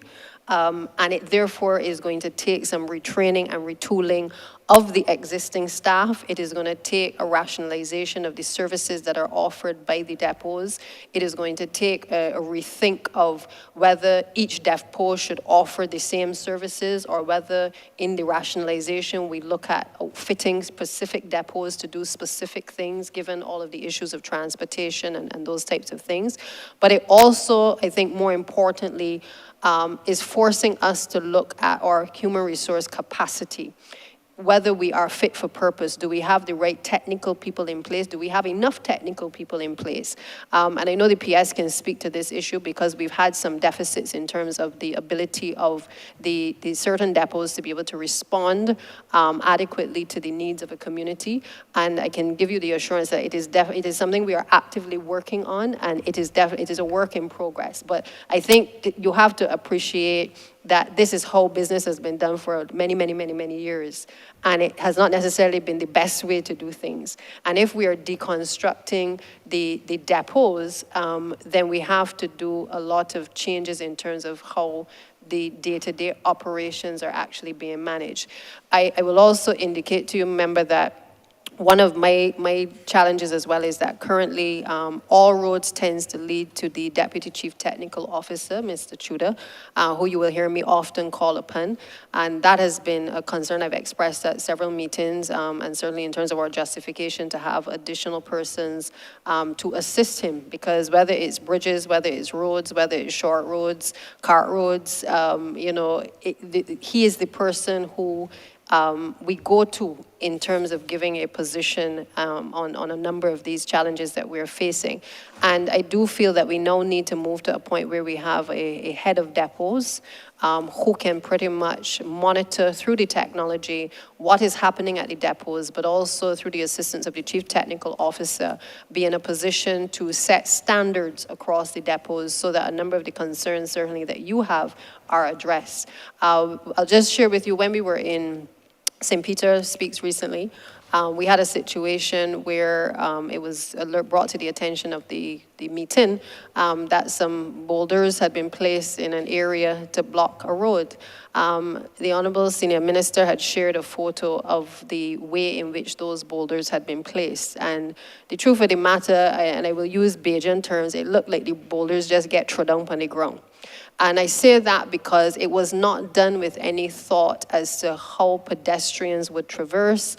I appreciate that people wanted to get the job done, and they were probably given a directive to close off the road. But it spoke to a deeper issue of the standards that are necessary across our depots, that everybody, in a sense, there's a certain line of march, that we know that there's a particular way to do things, and that we try not to deviate from it. Equally, I can say that we have had that situation corrected, and so pedestrians are now able to traverse the area. But it took a situation like that being brought to our attention to have the insistence that there be more attention paid to the way in which we do things. Similarly, when the honourable member earlier spoke about pothole patching, again, there has to be a standard to which the ministry holds itself and to which the public is comfortable holding the officers as well.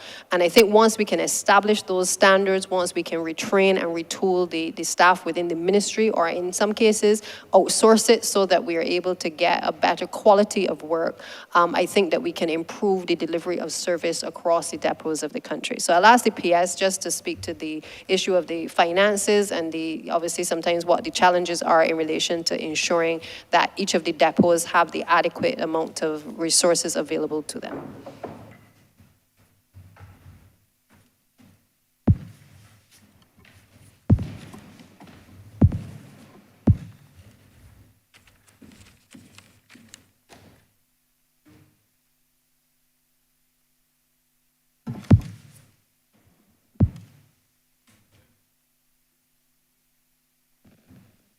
Thank you, Deputy Prime Minister, and also thank you, Honorable Member. The Deputy Prime Minister, I think it's come on now. Deputy Prime Minister has given a most comprehensive response, but just to quickly say, we are looking now at the non-statutory expenditure, which is just over $126 million. But if you look at the global amount for the ministry this year, the $153 million, $70 million of that goes towards road network services.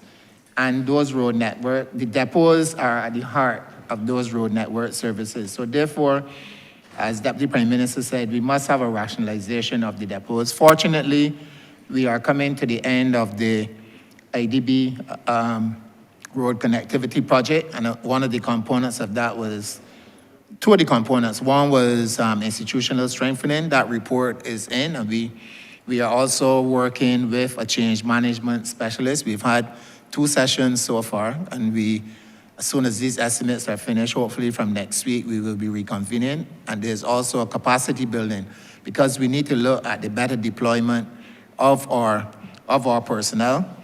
Yes, the financial resources are tight from time to time, but we still have to make the best use of the personnel available to us. And we must also have a critical look to determine, do we still need to have the structure of 13 depots that probably existed back in the 80s or back in the 90s? So we speak very, very highly and importantly of fit for purpose. We need to restructure the depot system. And we must also bear in mind that the depots during the hurricane season, and God forbid in the event of any other disaster, a lot of the first responders, while they will come from headquarters, the depots are also responsible, have significant responsibility to undertake work. So if the depots are not functioning at maximum efficiency, or at least 90 to 95%, we will not get the best benefit for the money that we are spending here. So the bottom line is that we have recognized it. We have started to address it. Fortunately, we are seeing a lot more of our technical staff coming through the associate degree program, formerly the OTD program at the community college.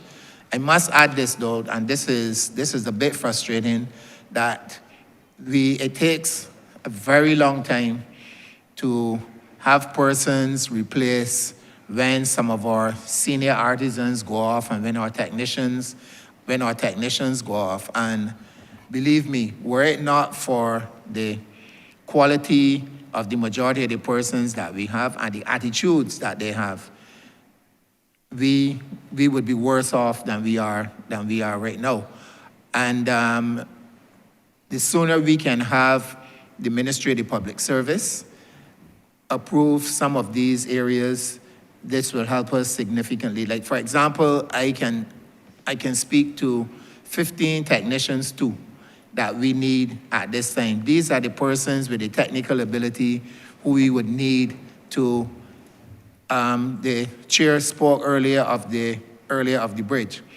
You can only replace a bridge if you have bridge drawings, but you must also have somebody on the ground who can read the drawing and direct the artisan in terms of what to build. So you're seeing that we are doing a lot more outsourcing now, because we do not have the level of technical staff. Not that the ones that we have don't have the ability, but the numbers are so few, we can't spread them any thinner than they currently are.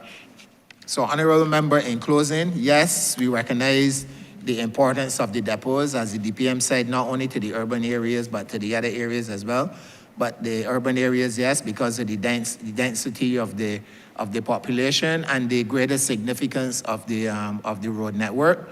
But we are addressing it, and I would hope that by this time next year, we would have seen a significant improvement in the manner in which the depots function. Thank you. Thank you for that. Now, for my third comment question. Honorable Minister, I applaud the efforts of the ministry in executing the road rehabilitation project in the Scotland district and on the East Coast. And I'm hopeful that that can unleash economic development, like what happened when the ABC Highway was constructed. Those residents have been ignored for too long, and they need it down there. We need it as a country. But you know, there's a saying, I think in the US, that nothing is bigger than Texas. So I think that in Barbados, nothing is bigger than St. Michael. And all of the issues in St. Michael are tenfold. And as the Honorable Prime Minister said, the issues that St. Michael face tend to be more unique, especially because of the rise in deviancy and the issues that we have with crime and the murders, which my colleague for the City of Bridgetown tackles on a daily basis. So with his efforts and the efforts of the Ministry of Housing to provide good housing for people, for the Ministry of Youth in terms of getting more playing fields lit, I think that your ministry holds of equal importance. The keeping the drainage clear, the drains clear, the potholes fixed, all those things add to frustration. And I think that that frustration also adds to deviancy. So I'd just like to say that I look forward to your ministry implementing a more methodical program as it pertains to the urban areas so that we can keep these issues at bay and you can play your part in also stamping out crime and deviancy. Thank you. Thank you, Member. Speaking as a St. Michael MP myself, I'm well aware of the concerns that you have expressed. And I think sometimes I too used to think that nothing was bigger than St. Michael's office, that everything needed to be done there too. The truth is that the more that I have grown in politics, I've come to realize that governance and government is also about prioritizing. And so while we have, on the one end, we've prioritized the Scotland district because of the neglect over the years, there's equally a balancing act that this administration has to do in relation to the densely populated areas of St. Michael as well. So I say that to say that it is not always an easy task to determine where do you target. But the truth of the matter is that it's almost like we're constantly putting all areas on a table and trying to decide, okay, what are the areas that we need to focus on and to prioritize. And so I do agree with you that in densely populated communities, it has to be a whole of government approach to be able to reduce issues of violence and to make communities safer. The ministry will continue to do all that it can to be able to alleviate some of the challenges that especially take place in those densely populated communities. But we have to do so balancing at all times, again, the resources that are available and also the capacity within the ministry to be able to respond to the challenges, obviously, that we are facing. Because we cannot do every single thing, but I think we are clear in our minds that with 30 seats, there are certain priorities that have to be given to densely populated areas, as well as to areas within the Scotland district. And we've seen certainly in the latter how that area has the potential to develop once we're able to put the correct infrastructure into those particular communities. And similarly, I suspect that once we're able to do the same thing in the St. Michael areas, you will also continue to see the reduction in crime, but also a better ambience in terms of these communities than currently exists. I'm a firm believer that people behave in a way negatively, particularly when the communities in which they live, there's no hope. Members in the city are well aware of what I speak. You have to, if you are living in difficult conditions, when you come outside, at least you want to know that the road looks decent, the pavilion has been fixed, you can run a boat on the pasture. And therefore, we have to work, obviously, collaboratively to be able to improve community spaces. And I think we have started the process of doing it. And I think I give you the commitment that we will continue to not only do it in your constituency, but try to do it across all others as well. Thank you.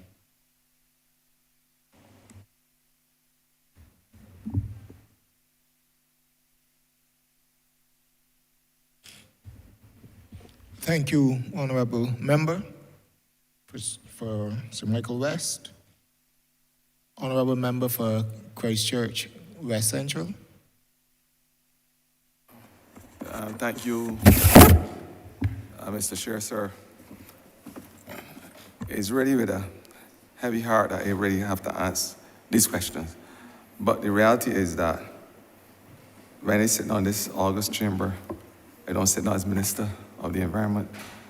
Green and Blue Economy, I sit down as the MP who represents the constituency, the good constituency. Sometimes they call it the armed floss of Christchurch West Central. And it's that vein that I want to locate my questions this evening. And to say that if we want to lend our eyes to Program 785, and I know that earlier the question would have been put probably a little different, but I want some elucidation, please. 0515 is the sub-program, and I see here that there is a budgeted fund of $7,155,865 for the financial year 23 to 24. Before that, which is the last financial year, 22 to 23, there was just over $5 million. I have also read in your brief, Minister, and probably one of your officers, I see Jason looking at me, you could probably answer. I see 52 wells being issued to contractors to be done. I saw that 23 were finished thus far, 14 in progress, 12 not started, and 1 abandoned. In my constituency, I must say, after 2 visits with the Prime Minister before Christchurch spoke, I must tell you, I don't have any plans to go back unless these wells and these drains are done. I have 15 wells in the constituency, spanning Vauxhall, Tino Terrace, Warners, Graham Hall, Caneville, Silver Hill, which are prone to perennial flooding. I must tell you, it is an embarrassment for me to even speak about it. And I have to thank my constituency office right now who were able to canvass and get some funds by doing outreach activities to pay a private contractor to do some cleaning for us to help alleviate the concerns of residents in Warner's Terrace. It is a serious problem for me. It is the Grinch that I have had to face over the last 6 years going as MP for the area. I want to know, because you have an increase of over $1 million, what has been done so far? Because there have to be more. I want you to give me an idea of how much wells and drainage you all have, how much are causing problems, what has been done so far in terms of your mitigation efforts or rehabilitation efforts. And I want to know specifically how much money was spent in the last financial year on these wells and drains. Because you're asking for $1 million more, $1 million plus for this new financial year. So, Minister, you could probably get your Mr. Jason and the red others in the drainage unit to answer and respond to those questions. Thank you, Honorable Minister. I think I should perhaps start before I ask Mr. Bowen to come in with, again, one of my bugbears in the ministry, because I too shared similar concerns as you did in relation to the issue of well cleaning when I came to the ministry, only to find that we were having significant challenges in relation to persons coming forward to clean the wells. To do the manual cleaning of wells, as you can appreciate, a lot of people are not interested in so doing. And so you have to use certain technology sometimes to be able to carry out those works. We actually, when we would have announced the ceasing of the program for the ASH workers, the National Beautification Workers, we looked at the transition programs that we could put in place for a number of these workers, primarily because we wanted to put the ministry in a position where we could almost buy back the services of a number of the persons who had been helping us to clean some of the same said wells and to beautify the country for the last few years. And so well cleaning and well maintenance is now part of the offerings to a number of those persons, almost 2,000 persons whose work will come to an end on the 31st of March. Many of them have already started the various programs because it is with a view that the ministry cannot continue to find itself in a position where it does not have qualified persons to be able to clean the wells across the country. And so I am hopeful that by encouraging these persons who are working in the Ash Worker program, that we will be able to get a cadre of persons who can assist. Some of them are working as well with teams of persons who are companies who already are in existence. But this is one way of us trying to address the issue of the deficiencies of getting the wells cleaned. The other issue that I'm aware of that has also arisen is that sometimes you would award the contracts to particular contractors. They would start the wells, they might have 4 or 5 wells, they start the wells and then they don't finish. And then we have a number of incomplete wells that needed to be cleaned. So this has been a major problem for the ministry, and one which, that's the reason why we've allocated additional funds this year to be able to outsource, but also to look at ramping up once we have the persons properly trained to be able to ramp up in this financial year the amount of well cleaning that obviously has to be done across the country as well. I'm going to ask Mr. Boyne just to weigh in, because perhaps he can give some greater detail in terms of some of the challenges that we've been facing also. Honorable members, with respect to in terms of the amount of wells, and the last contract would have ended at the end of March last year, and we have now recently got approved and actually started a new contract for wells. At present, during that tender, we had approximately 30 odd persons who would have applied to the tender. And from that, so far we had 28 who were offered contracts. So we have in place persons now that who have started some work. At present, we have a list of over 191 stormwater wells. This is across the entire country. These wells which we have prioritized and identified as wells to be done. So from Christchurch to St. Lucie, we have these wells, but that is not going to stop us from continuing to check other wells, and we will bring them on stream and reprioritize the list as we go on. But we have faced numerous challenges with respect to the well cleaning over the years. What we found that the contractors, because they're small contractors, they don't always have the resources at hand. And sometimes their practices, they send the request for payments later than some should, and sometimes it is problematic.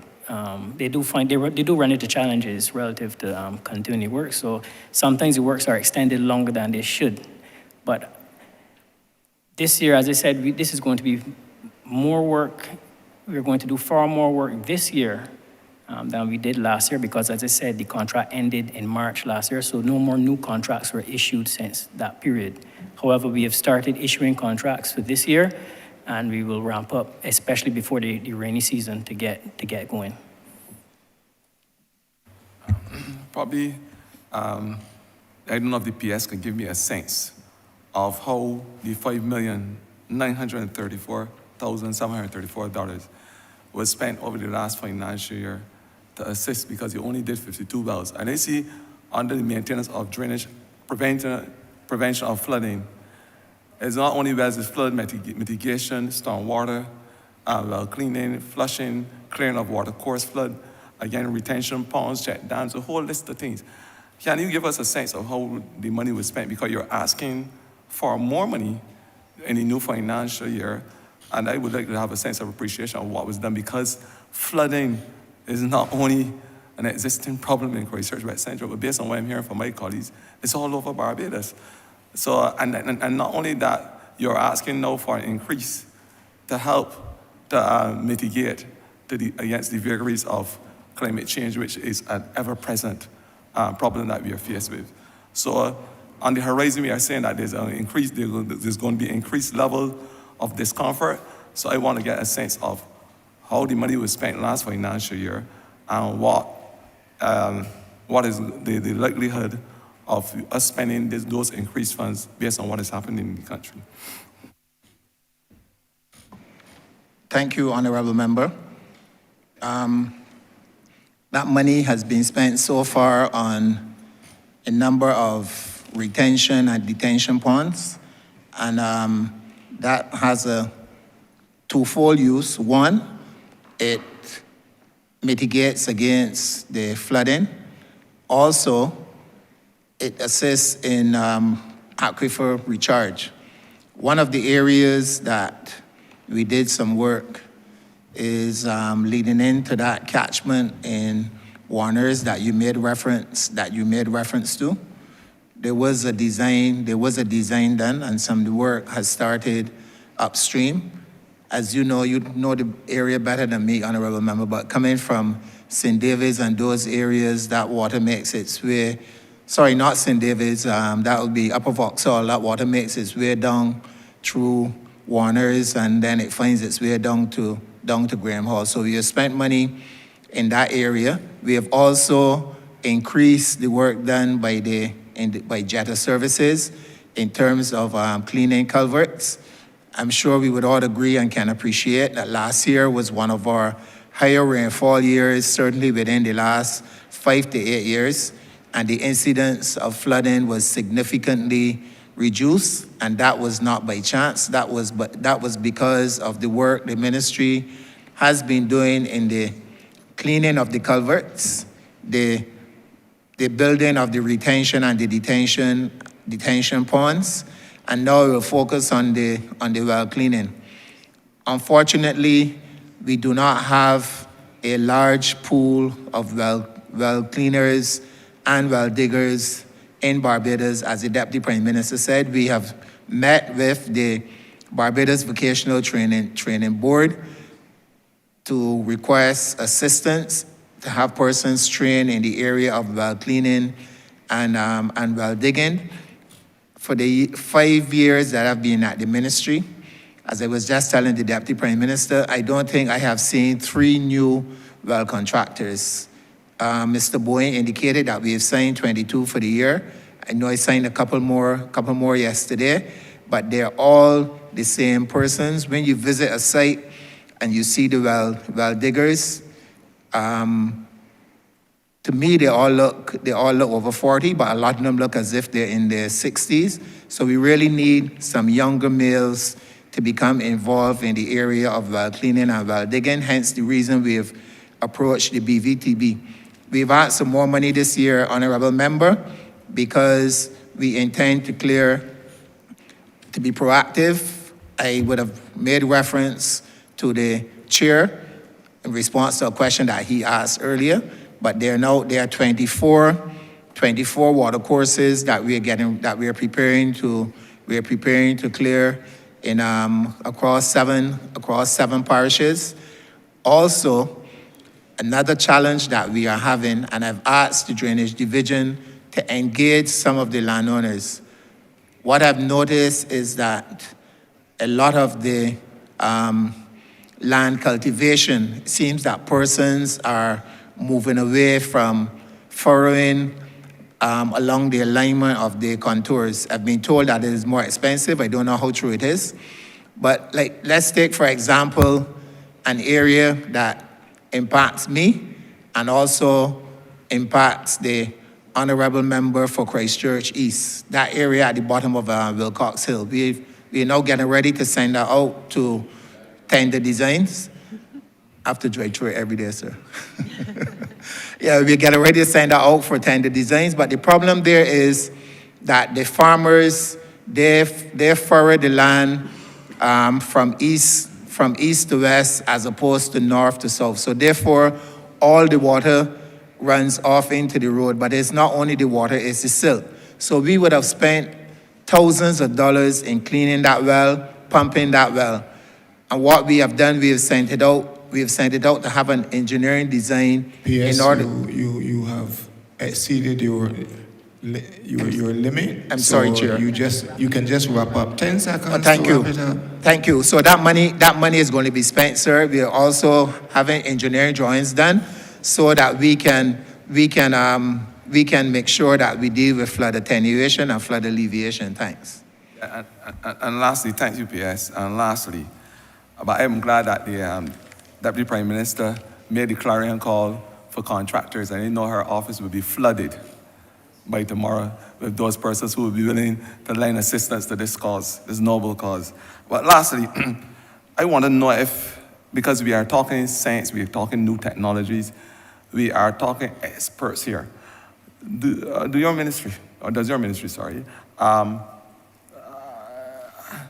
anyway, are you looking to invest in having flood control engineers and those persons who could assist? Because we have now moved from the stage of just seeing wells and cleaning them and ensuring that drainages are clean. I think that we have to now ensure that we have those experts and engineers on board who can advise so that we will not be faced with these challenges over and over all the time. I think it has now moved itself to a scientific realm.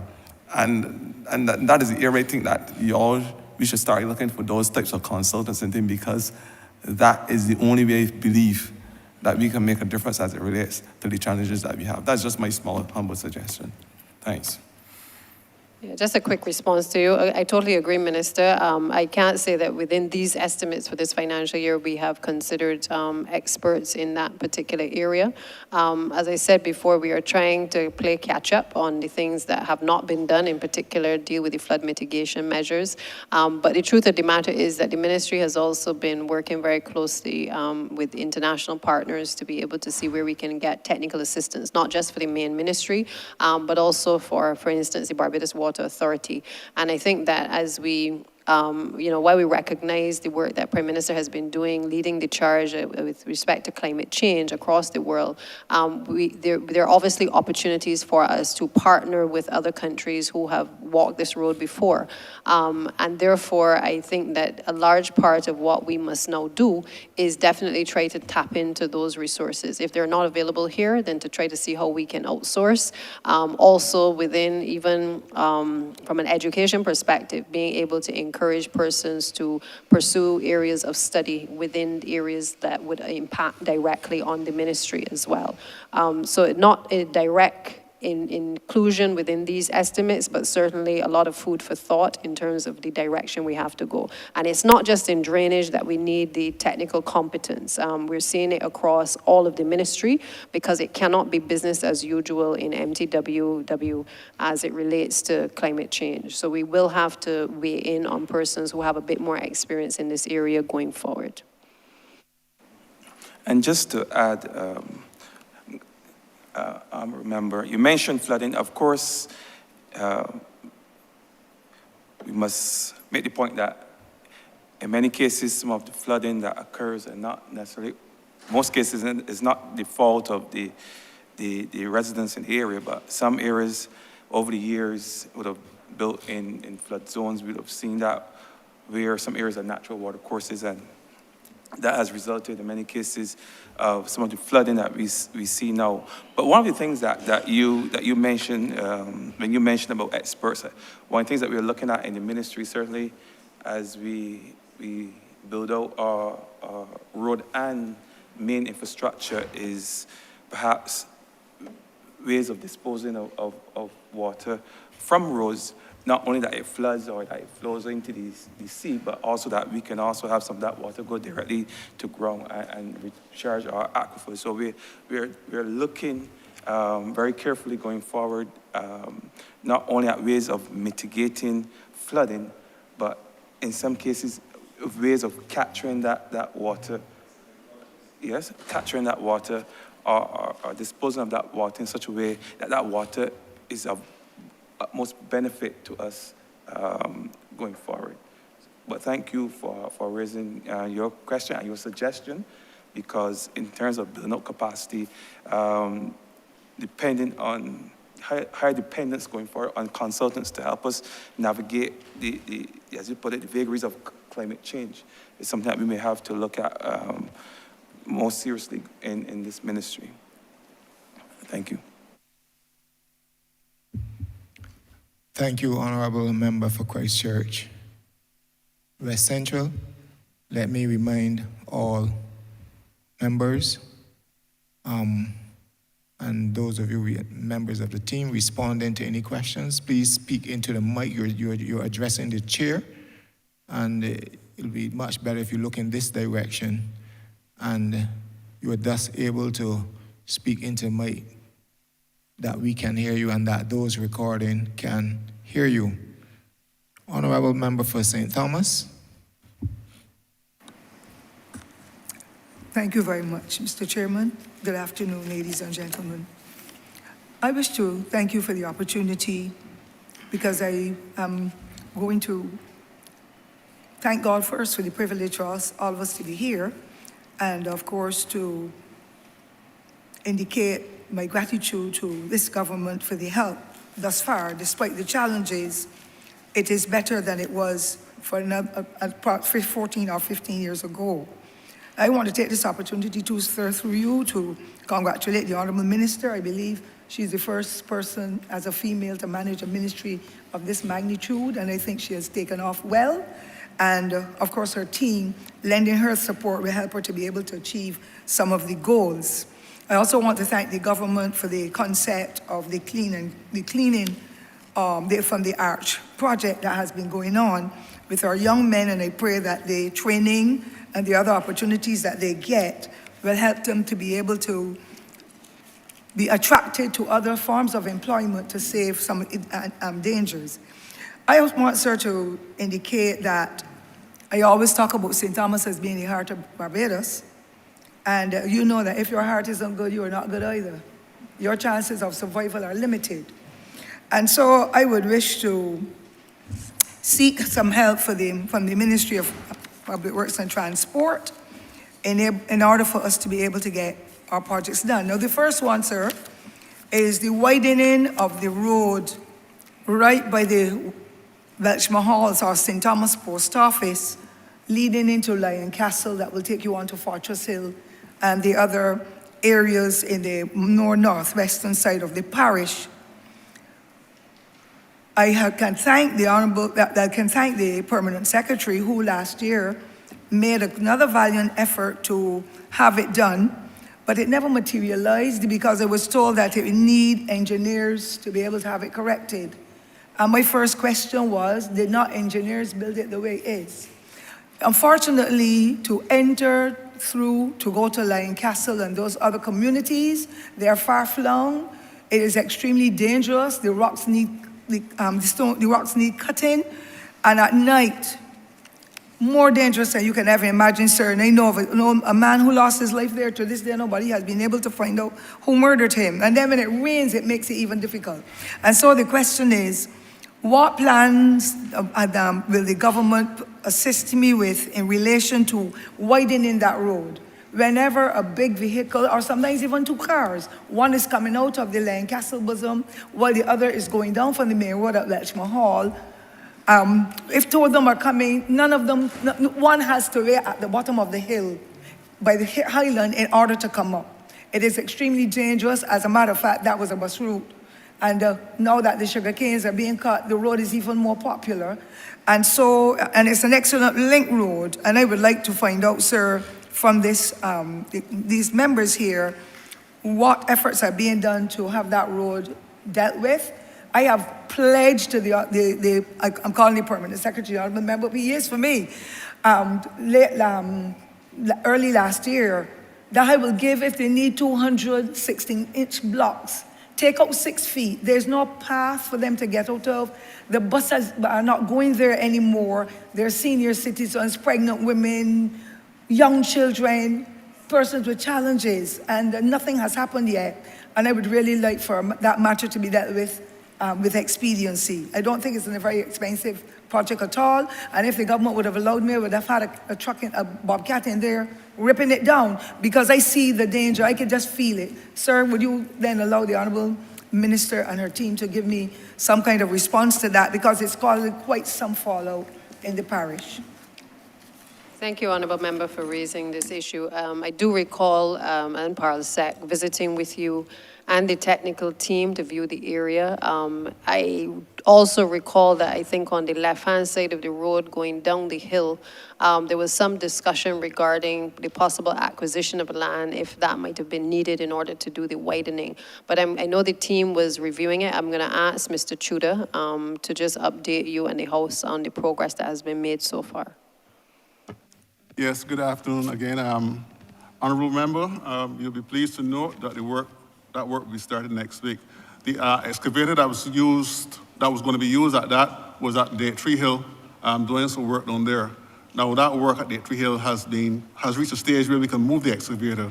So I met my officer, union officer for the Northeast District, and we decided that on Monday next week, or maybe earlier, we will start that work going down Stony Gully. We're going to widen it, and we're also going to put up block work, 12-inch block work coming up there on a footpath. So I know you'll be pleased to hear that.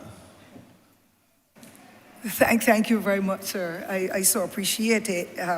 If you were living in the constituency and you were the MP, you would understand the level of abuse, verbal abuse I get over that road. And we have never suffered like that ever before, except during the period when we were in opposition. So I want to thank you very much. The second question, Mr. Chairman, sir, is associated with the link roads.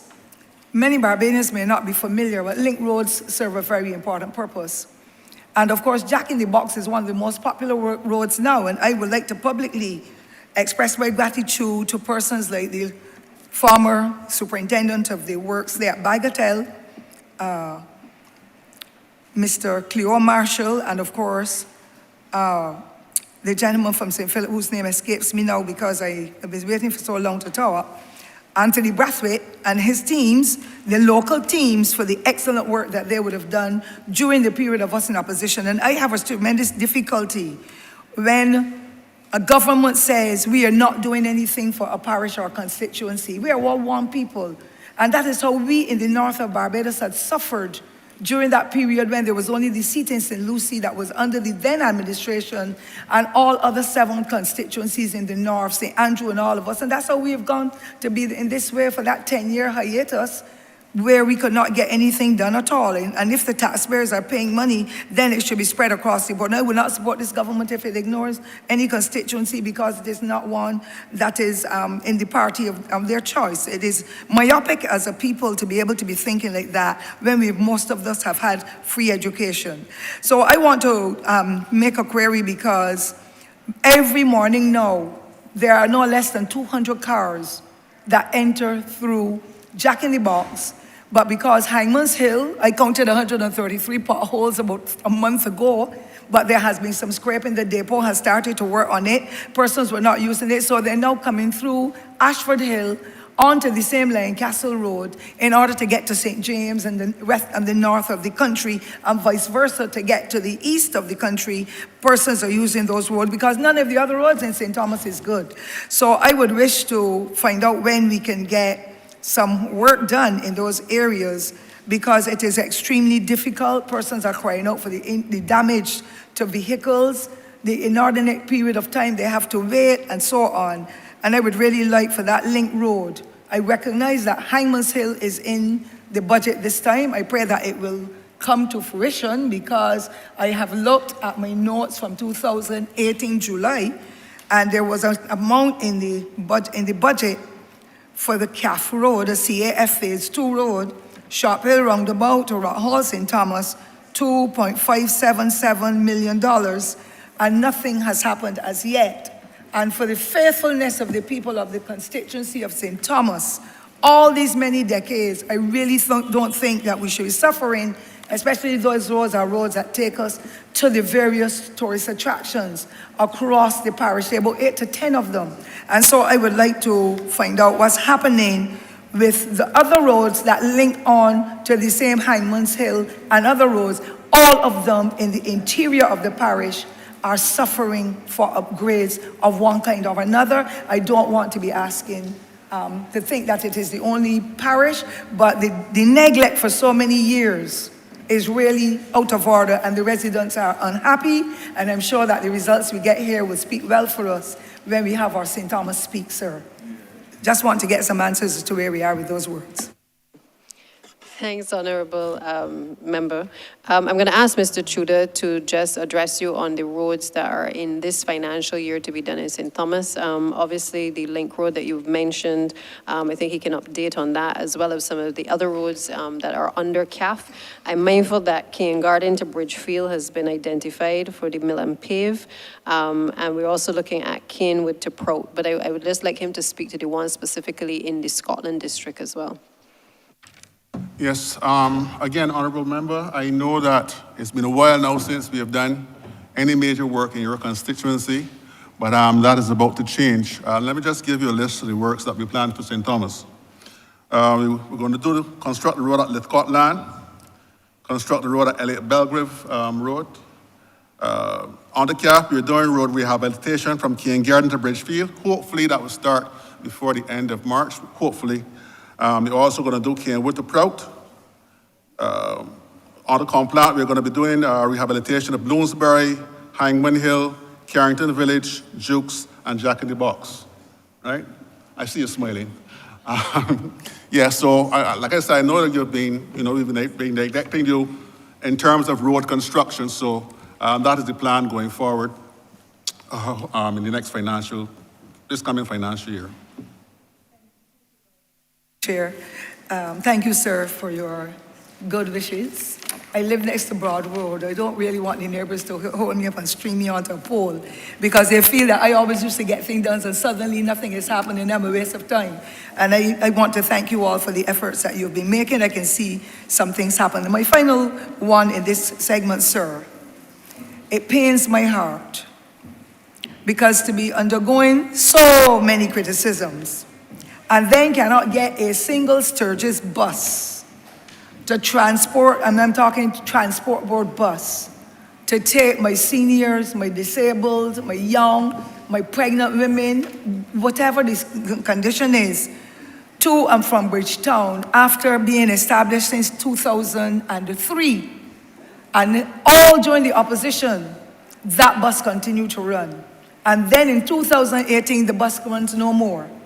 My residents have to rely, and sometimes they would love to take a minibus too, but the ZR confusion is the problem, where they are now plying the route illegally, most of them coming from Jackson.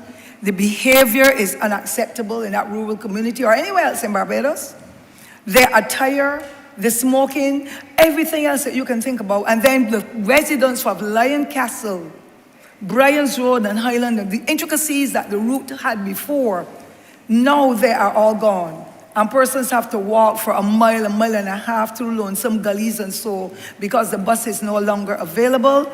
I have made every effort. I have written, I have called, I have pleaded. The only thing I did not do is cry, because I'm not a crier, nor am I a cursor. And I would really like, sir, to find out what is happening with the Transport Board Sturgis bus. So many new electric buses, and I'm feeling so happy. Even St. Andrew, where the road is just as bad or worse, is getting. And I cannot get a bus to run through St. Thomas to save people's lives, when I know in particular that when you go by that roundabout to go down to Lancaster and Endeavour, Highland and so, a dear friend lost his life there. And nobody has been able to find out who murdered him. So you know the fear of the devil in people when they have to get off a transport bus that goes straight to St. Andrew at 11 o'clock in the night and walk to get to their homes. So I would like to know when, sir, such can be reinstated, so that at least I can say it does not have to be a thing bus, an air-conditioned bus. I want a bus that is roadworthy to run the route, even if it is one bus for the entire day, but you just change the drivers. That will help a lot, because those people are suffering, and St. Thomas people don't really complain. I'm the biggest complainer when I'm acting on their behalf. So I would like, sir, to get some kind of word as to what the Transport Board is doing in relation. The TAP people might come in between. That is not so regularly done, but I do not want to see the ZRs that are playing the Jackson route. If any of those buses comes down Highland, down Ashford Hill, and it does not belong to the route, some of them are not roadworthy, you can tell it, then my people die, then other people get injured. We don't want that. So please, Mr. Transport Board, gentlemen, sir, and others there, give me a hand with it. I don't beg men nor women, but this is one time I beg on behalf of the constituents of St. Thomas and the adjoining communities. Thank you, sir, for your patience. Thank you, Honourable Member, for your question. As a neighbouring MP, I certainly can empathize. I share your pain and your frustration as it relates to both roads and the bus service. We've had our challenges with both, primarily because of the peculiar circumstances that have impacted that part of the Scotland district.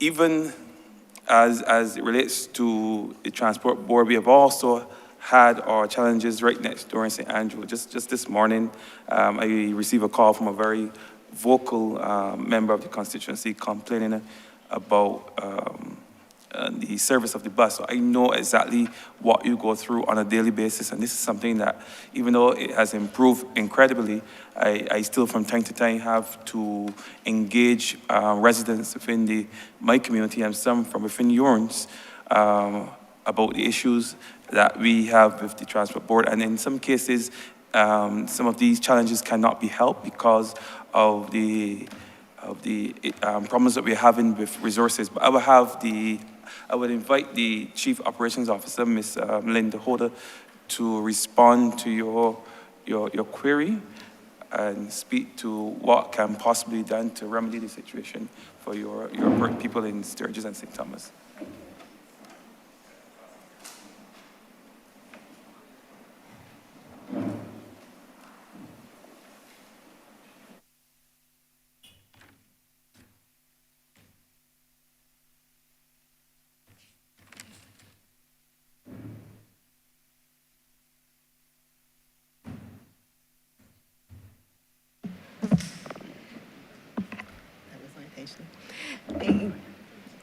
Good afternoon to the chair.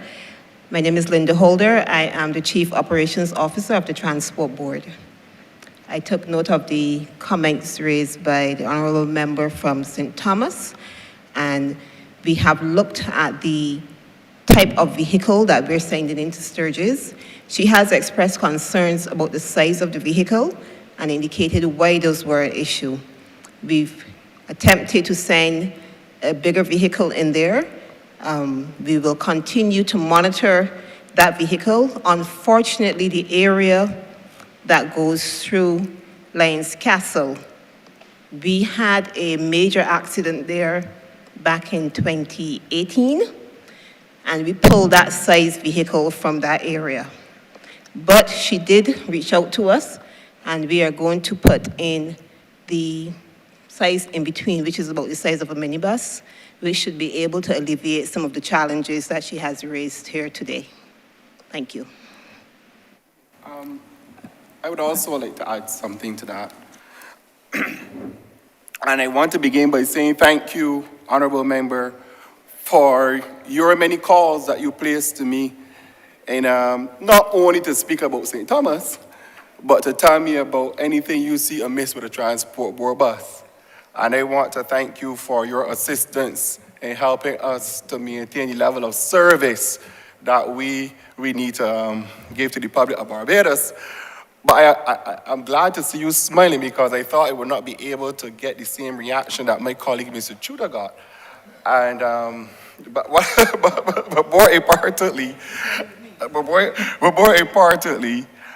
when in 2019, when we first had this conversation, the board would have placed a Hino, which is what we call a minibus, into Sturgis on a regular basis.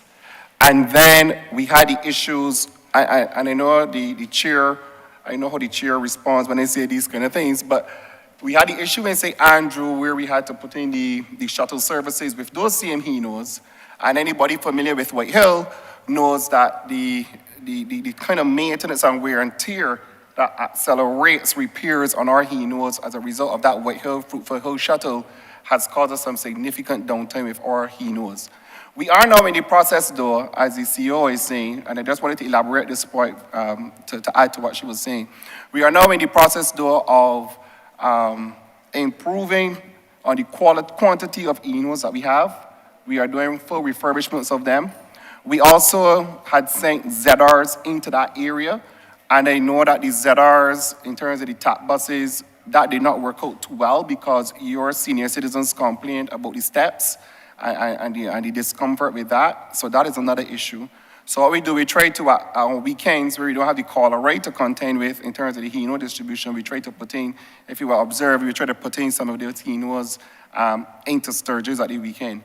So yes, it's an issue that we are looking at. We know that the persons in Lancaster, etc., they take the Shuri bus, but I would like to publicly say to them, just bear with us a little more. My apologies for making you have to take such a walk, but we are working on it, and I would expect within maybe the next 8 to 12 weeks or so, you will see some relief coming into Sturgis. I wanted to be specific, particularly because I know this is an issue that we have spoken about on several occasions, also in this well and outside of this well. But I want you to know that, yes, we are looking at it, we do have a plan, and we should be settled within the next 8 to 12 weeks in terms of the Hino restorations that we're doing, because we are dedicating 2 to Sturgis. Thank you.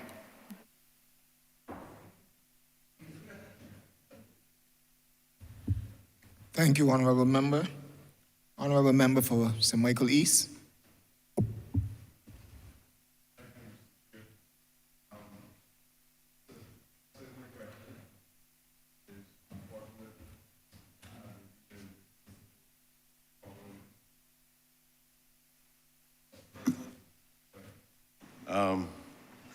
Thanks very much. Advice from a neophyte.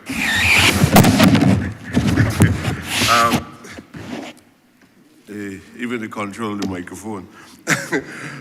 Thanks very much. This problem for me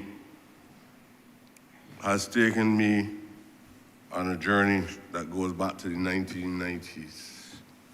And you have to understand how much I had to endure. Trend and hearing minister after minister, party after party, giving me the assurance from then until now that this matter will be addressed soon. The word soon has so much elasticity that it looks as though y'all are waiting until I decease. And probably all those people who now exist in St. Michael's East deceased for some person unborn to come along and address these problems. The problems that exist in what you call then Zone 1, that I'm now hearing you say is Zone A. That is the kind of work that has been going on for a long time. It is no longer Zone 1, parliamentary representative of St. Michael's East. It is now Zone A, and I don't know what help that is to me. I don't care if it's Zone A, Z, or G. I want the problem resolved. My people cannot enjoy the benefits of having access to water, bam.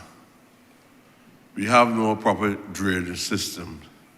We can't discuss anything to do with asphalt or anything like that, because people travel on raw mud, on paved roads, with large rocks protruding, chopping off the toes of people, giving people all kinds of problems with their feet.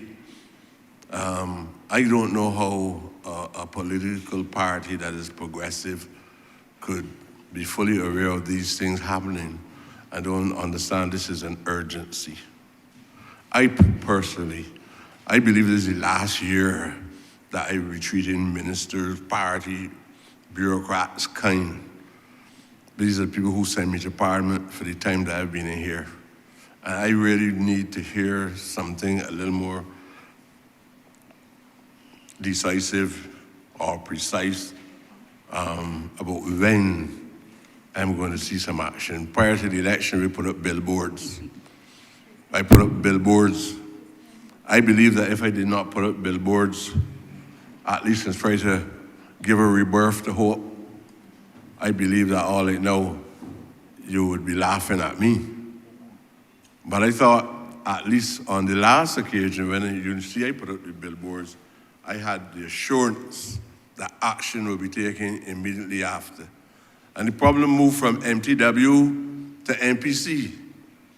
And then it moves from MPC to the private enterprise about lights. And then it moved to some other ministry. So I have a very complex problem where I am asking now for what is the Ministry of Transport and Waterworks doing to make me and the people of St. Michael's feel comfortable in Lakeridge Village, Odessa McLean, and Bell Gully, that they can feel confident that this year,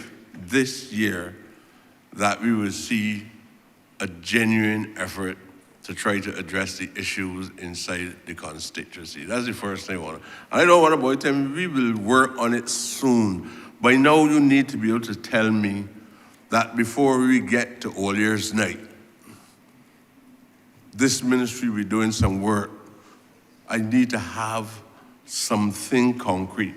So if I can judge you by this one, and when that date comes, well then I will take any form of action that the people in my constituency consider is necessary. So I need to hear from Minister, from you, and all the officers within your ministry when I can be given some kind of assurance that something will be done this time. Thank you, Honourable Member. I know that you know that there has been some work done thus far. I know this because you have been invited to the meetings. I know you would not have been here earlier when I mentioned it, but I did highlight the fact that member for the city, the Honourable Speaker, and yourself would have been invited to meetings along with your teams, as Dr. John Mwanza from BWA would have presented on the stage at which the works were. They would have been brought to the Barbados Water Authority. A presentation was made. We wanted to go into the communities to conduct an audit initially to be able to see where we were, because I think you also are well aware that every time that attempts have been made to go in to correct this problem, the officers often come back and tell you that within a matter of weeks or days, new construction takes place in a number of these communities. And so in order to progress this project, we had to go back into the community. We had to indicate to persons that there were consultants who had been engaged to be able to do the social surveys and also to start to do the design work. And that is a process that I think it is fair to say has not in all of certainly my lifetime ever been done. We are now at the point where we have the consultant teams engaged to be able to start that progress. And it is our hope, we are a little behind schedule because we had some challenges, obviously, because of COVID and stuff in terms of getting people onto the ground. But we are pretty much on track to be able to get back into the households, to speak with persons, to be able to look at the different options that are available in terms of sewering in that area. I think we have about 125 households that have been identified. The board has also had a paper done, which I am due to carry to cabinet, looking at the various options in terms of solutions for sewering. And once those proposals have been considered, obviously we will then be in a position to look at the financing. But this has been given a priority from the Prime Minister, it has been given a priority by the cabinet. We are all well aware that you have been in the trenches arguing for this for a long, long time. And despite the feeling of some in society that we ought not to look after persons who have been squatting in these communities, it is our humble view that there is no person who has to catch water by a standpipe with their children, or for children to bathe by a standpipe in a community, or as I have seen when I have walked with you, where you have persons catching water in water bottles to be able to bathe, that if these persons had a choice or an option in terms of where they live, that they would want to continue to live in those conditions. And so it is our view, as we have done as a government in other areas, that the sewering of the Bellevue, Bailey's Alley, and Chapman Lane areas are areas that will be given highest priority by this administration. You are on my border, honorable member, and therefore I feel a deep connection to your concerns in relation to this matter. And my team can tell you, I'll ask Dr. Mwanza to speak, but they can tell you that I have been very passionate about trying to make sure that this project is seen to reality. That we do not renege on the promises that we have made to correct this problem. Like you, I am not happy if we put up a billboard and 2 years later, 3 years later, nothing happens. And therefore, that is why I have, with the assistance of the Paralset, we have shepherded this process. Every 2 weeks with Senior Minister, we meet with the team from BWA, and we get our updates in terms of how we are going to ensure that we are able to sewer these areas and to be able to find the financing to do so. So I'm going to pause there. I'm going to ask Dr. Mwanza, just for your benefit as well, to be able to just go over the various stages where we are. Initially, I think the time frame that we were looking at was November 2024 to have completed the construction activities. He can speak certainly to whether, given the options that have been put on the table for, I think it is aerated septic tanks, whether or not we are in a position to be able to still meet that target, or whether that target will be extended. But just to assure you that after the design activities are completed, there obviously has to be a bidding process, because we then have to identify somebody to carry out the works. And then, of course, the construction activities have to then take place. So that also takes some time. And then, of course, we will be able to move to being able to bring relief to the people of the Bell area. So I will just hand over to Dr. Mwanza so he can just further brief you. Thank you, Deputy Prime Minister. As I explained earlier, we have engaged the services of consultants who would have started work last year, but had to be put on hold while we made arrangements to do the sensitization of the residents, as well as do some surveys in the area. The consultants have done the preliminary layout of the sewer network, as well as the potable water network, because those areas have both issues, sanitary as well as provision of water. You cannot sewer if you don't provide water. So we have put in both of those designs. Additionally, one of the areas that was identified was that they also needed to have a conceptual understanding and design for how the road network could be upgraded. So the information that we have now is information that at the next meeting of the subcommittee of cabinet will be shared with the subcommittee for review and approval, and then it will also be shared with the steering committee for the project of which you are a member, so that we could then be in a position to advise the cabinet on how to move forward. The consultants have tried as hard as possible to ensure that they can weave between the houses and minimize any form of relocation that could be required. If once we approve that conceptual layout of the sewer network as well as the potable water network, the consultants then would physically have to have the land surveyors go in and do a topographical survey.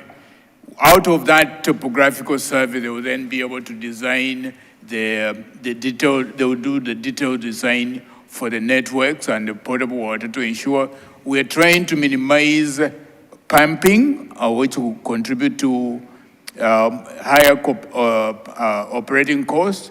So we are limiting the lift stations to only one lift station so that we have less maintenance to do, and it will also be less costly to operate. Once we approve the conceptual design and they finish off the designs, the detailed designs, we will again have to review and approve the detailed designs. They are also, the contractor is also responsible for preparing the tender documents for construction. So once that is done, we'll put them out to tender, and hopefully we should be able to do that before the end of the year, and then construction can begin. The design team that we have on board is also contracted to provide the supervision services for the construction. I would like, some of these contractors probably already exceeded time, get the money and gone home. And then you've got to be employing more and more contractors and consultants and things over and over again. I would really like to see the work of each individual consultant or whatever aspect that you engage them on. All I'm hearing is about what the consultants doing. You can't tell me about consultants for over 20 years. You can't tell me that you're planning, and you can't tell me about concepts. I really and genuinely believe that what you're saying to me is reasonable. There's nobody in here that has been fortunate to be elected and considered to be reasonable and intelligent men and women that will accept that kind of explanation. It is over 20 years. I want y'all to really sit down. If you really care about people, I want y'all to sit down. I've seen men grown. In fact, I've seen boys grown to become men. And as the minister said, I see these men bathing naked on each standpipes. I had to fight to get 3 standpipes in a whole area that one time had no water. And I don't have to tell you what it is for a person that has family and don't have water. I've actually had ministers getting angry with me because I've been persistent on this issue. I would like y'all to move from beyond conceptualizing and planning, and let me see some actual action happening inside the community. And I was hoping that somebody would say, well, okay, I heard that by the end of the year, and I am more than reasonable on that part of it. The other thing is, I asked before about since there's a change from zone 1 to zone A, don't you have a map,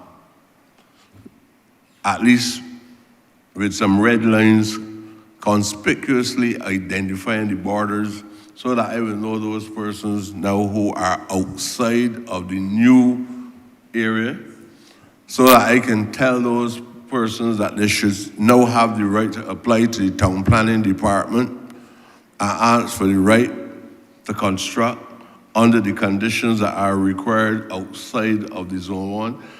People are waiting as far as Howard's Crossroad to see if, and around the external areas that you now identify as zone A, to be able to meet the conditions and the requirements of the town planning department so they can proceed with their lives in terms of developing their homes and to be able to get waterborne toilets and to be able to enjoy the things that you all enjoy, that you all now take for granted, that another man could go and do what he has to do on a small box coming from NHC. These people won't be able to enjoy certain things too. And I would like to be in procession, and I'm asking you to at least, the minister to at least give me some area map that will allow me to be able to identify the specific areas. That is the question, sir. And I would just, the other question, Minister, and this is, you know, we enjoy borders, and you made the point that we enjoy borders. You have done some work with the CAF program, on the CAF program, stretching from Salters across Roberts Road. I am now being battered because the people now on Cutting Road going across to the main road that will bring you right down to the Buster statue. There seem to believe that we paid attention only to the Roberts Road area, but I've been negligent in doing anything in the, well, I want you to alleviate the fears for me of my constituents across Cutting Road. You have not been negligent in any way, member for St. Michael East. We have had Salters Tenantry Road done, which also is in close proximity to Roberts Road. I believe Cutting the Road has also been looked at in terms of being able to address that, because that has started to deteriorate, as well as the Monroe Road area as well. Again, as I stated earlier, it is a case of juggling resources. I recall that both Roberts Road and Salters Tenantry Road back in 2008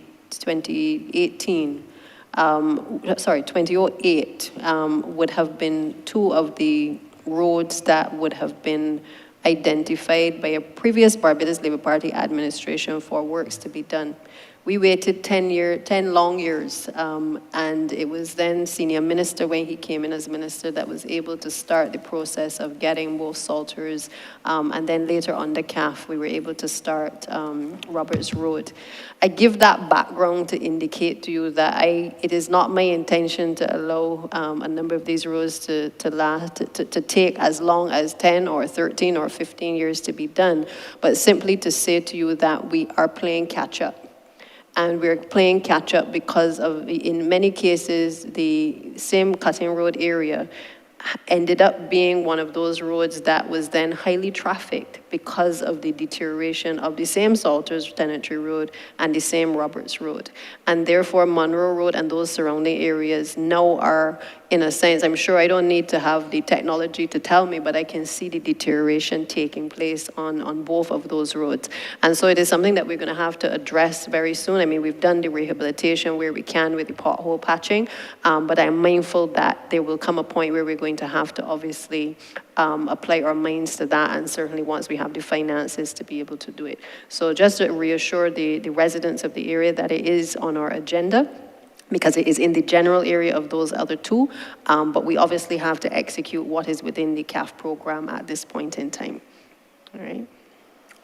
With regard to the zoning maps, we do have the maps that show the new boundaries, and we also have an app where you could put in your latitude and longitude coordinates or your GPS pin or your land tax number, and it will be able to tell you which zone you fall into.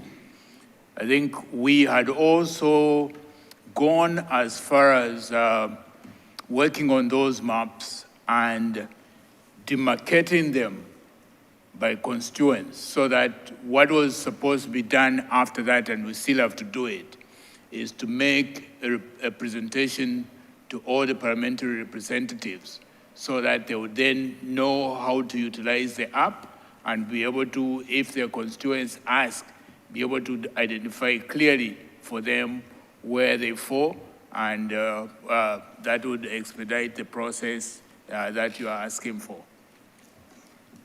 Sir, I want to ask the final question.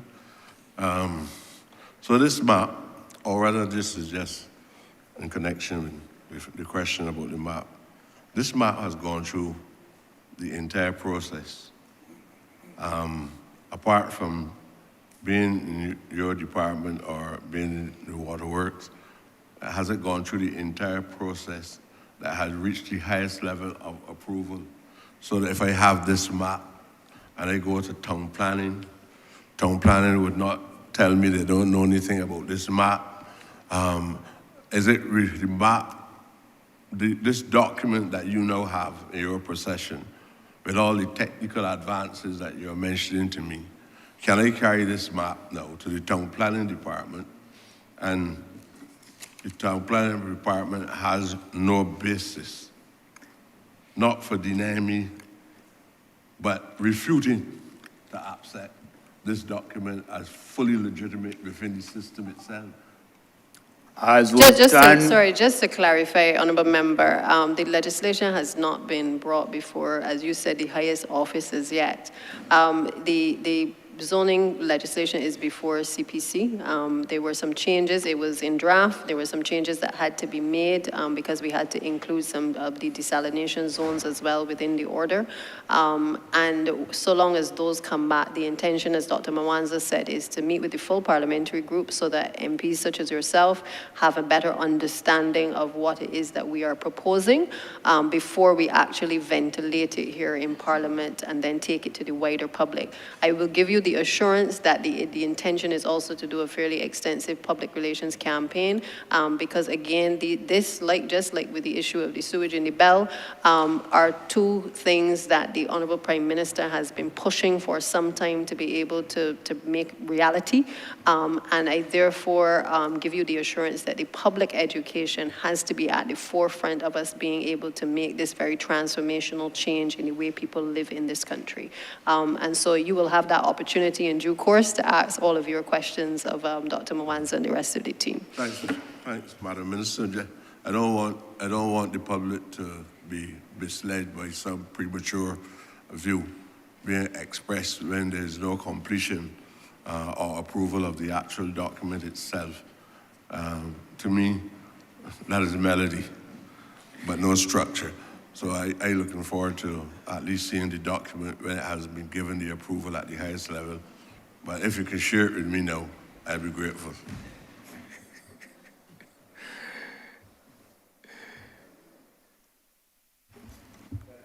Thanks, Mr. Chairman. Thank you, Honorable Member. Honorable Member for St. George South. Thank you, Mr. Chairman, and welcome to the team of Ministry of Transport, Works and Water Resources. I'm not going to delay because I know we have a number of questions, members with questions, and I'm not going to spend the evening asking you, Madam Deputy Prime Minister, I'm not going to spend the evening to ask you when the bridge at Bears Village will be fixed. This predates you. I'm not going to spend the evening asking you when the well at Borden Hall after you pass the Borden Hall police station on the right traveling east, when that well will be covered. That predates you. I'm not going to spend the evening asking when the well at Eastern Hill will be closed. That predates you. A challenge between drainage, waterworks, and MTW. And it's an open well with a number of children running around. I'm not going to spend the evening asking those questions. Now, when the roads will be fixed in St. George South, because I see you've started the work at Borden Hall, and I congratulate the team for that effort. But I'm going to go to something that I think is bothering businessmen and women in this country, small business people. And I think I raised this with the Permanent Secretary. We have a massive road program in this country. We're undertaking a massive road program. Some tenantry roads, some small roads. And I'm seeing a trend where the small businessmen are being forgotten. They've been forgotten. And we raised this several times. And I would like to hear from the ministry, what are the plans to incorporate the small road builders? I have taken it upon myself as minister to carry on the work started by the former Minister of Housing. In an effort to build houses, we need to engage in infrastructural work. And we have engaged, following the rules, small contractors to build roads for us. I would like to hear from the team. What's the plan to have some small road builders, the small ones, I'm not saying to take away the work from the big ones. There's enough work to share among the large road builders and the small ones in this country, but we are not seeing the small ones being engaged. So I want to know what's the plan from the ministry to have that rectified. That's one question. I don't know if you want to take that or if you want me to go on. Oh, you take it, thanks. Thank you, Honorable Minister. I think, first of all, you might want to define what you consider small, because some of these so-called small businessmen of which you might be referring, or persons who call themselves small, are not so small after all. And I think the bigger issue is, for the ministry certainly and for myself, is how do we ensure that the works that have to be done under the rehabilitation program of our roads is done by not just the large size contractors, of which there are at this moment 3 large ones. 2 in particular have the asphalt plants up and running. The other one, I believe, is in the process of trying to get that plant up and running. Am I correct? Yes. Yeah. So we have 2 entities that predominantly have had the bulk of the work of mill and pave in this country. We have also had a number of persons who we consider to be the medium-sized and the smaller contractors, who, from where I sit, certainly there are opportunities within the ministry for works to be done by a number of those persons. Obviously, there has to be a process to be followed for persons to be able to apply to the ministry, and in some cases, there is a track record already of persons who have built roads, because roads is not something that you can say that you can do, but you have no proof in some cases of being able to do it. And so the ministry staff obviously will work with persons to be able to ensure that they understand the standards that we've been speaking about earlier, to make sure that they can meet the specifications of the ministry standards if they are to do work for the Ministry of Transport and Works. I therefore want to make it abundantly clear that we have had a number of persons come forward to the ministry to indicate that they would like to offer their services, particularly in the last few months, where persons have said that they would like to do some of the works, and we have obviously looked at having a number of those persons go through a process of tendering to be able to offer themselves to the ministry to carry out those works. So I'm not sure who are these small people that you speak about, but there is a process for persons, if they wish to apply to the ministry, to be able to carry out the work. And in this financial year, it is certainly my intention to ensure that the work is not concentrated primarily in the hands of any 3 contractors, but that both the medium-sized and the smaller contractors can get the work done as well.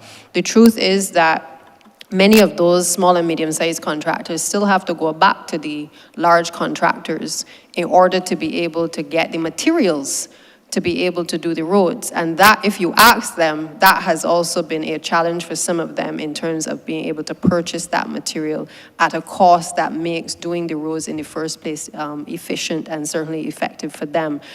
So I think people have to appreciate the fuller picture. It is not a simple case of saying we're not looking out for the poor man. I have come from humble beginnings, and I know my ministry will tell you that I am always asking about the poor man. I always asking about why the poor man didn't get paid. I did it from education, and I will continue to do it because I believe anybody who does work in this country is entitled to be paid and paid on time. I don't care who they look like and which class they have come from. But if you have done an honest day's work, you deserve to be paid, and paid in a timely manner. So, Minister, if there are specific concerns you have, perhaps you should put those on the table, but I want to give you the assurance that there are no small businessmen in this ministry, certainly, that have in any way been forgotten. DPM, I'm not going to prolong or go back to the question. Just to say what I'll do, I'll forward the names of those that are being engaged at the Ministry of Housing, Lands and Maintenance and National Housing. I will forward those to the ministry, and then, you know, they're not the conglomerates, but there are some small businessmen that can build roads in this country to help us. So I will forward that to you. And what will help is that if you have a track record of persons who have done work for National Housing or the ministry, then that helps the ministry as well, because that's why I'm saying that anybody can say they can build something until they're actually given the opportunity to do it.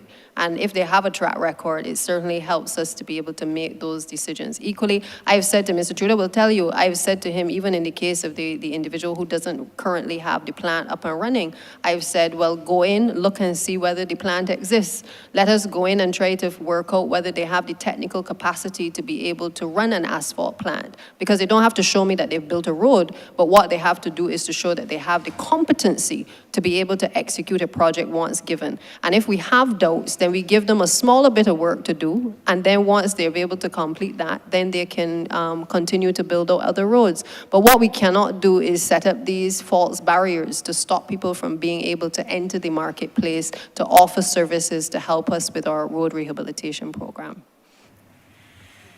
Okay, my next question, this speaks to Transport Authority. I think this also predates those persons who sit in the IS office within the section of Transport Board and Transport Authority.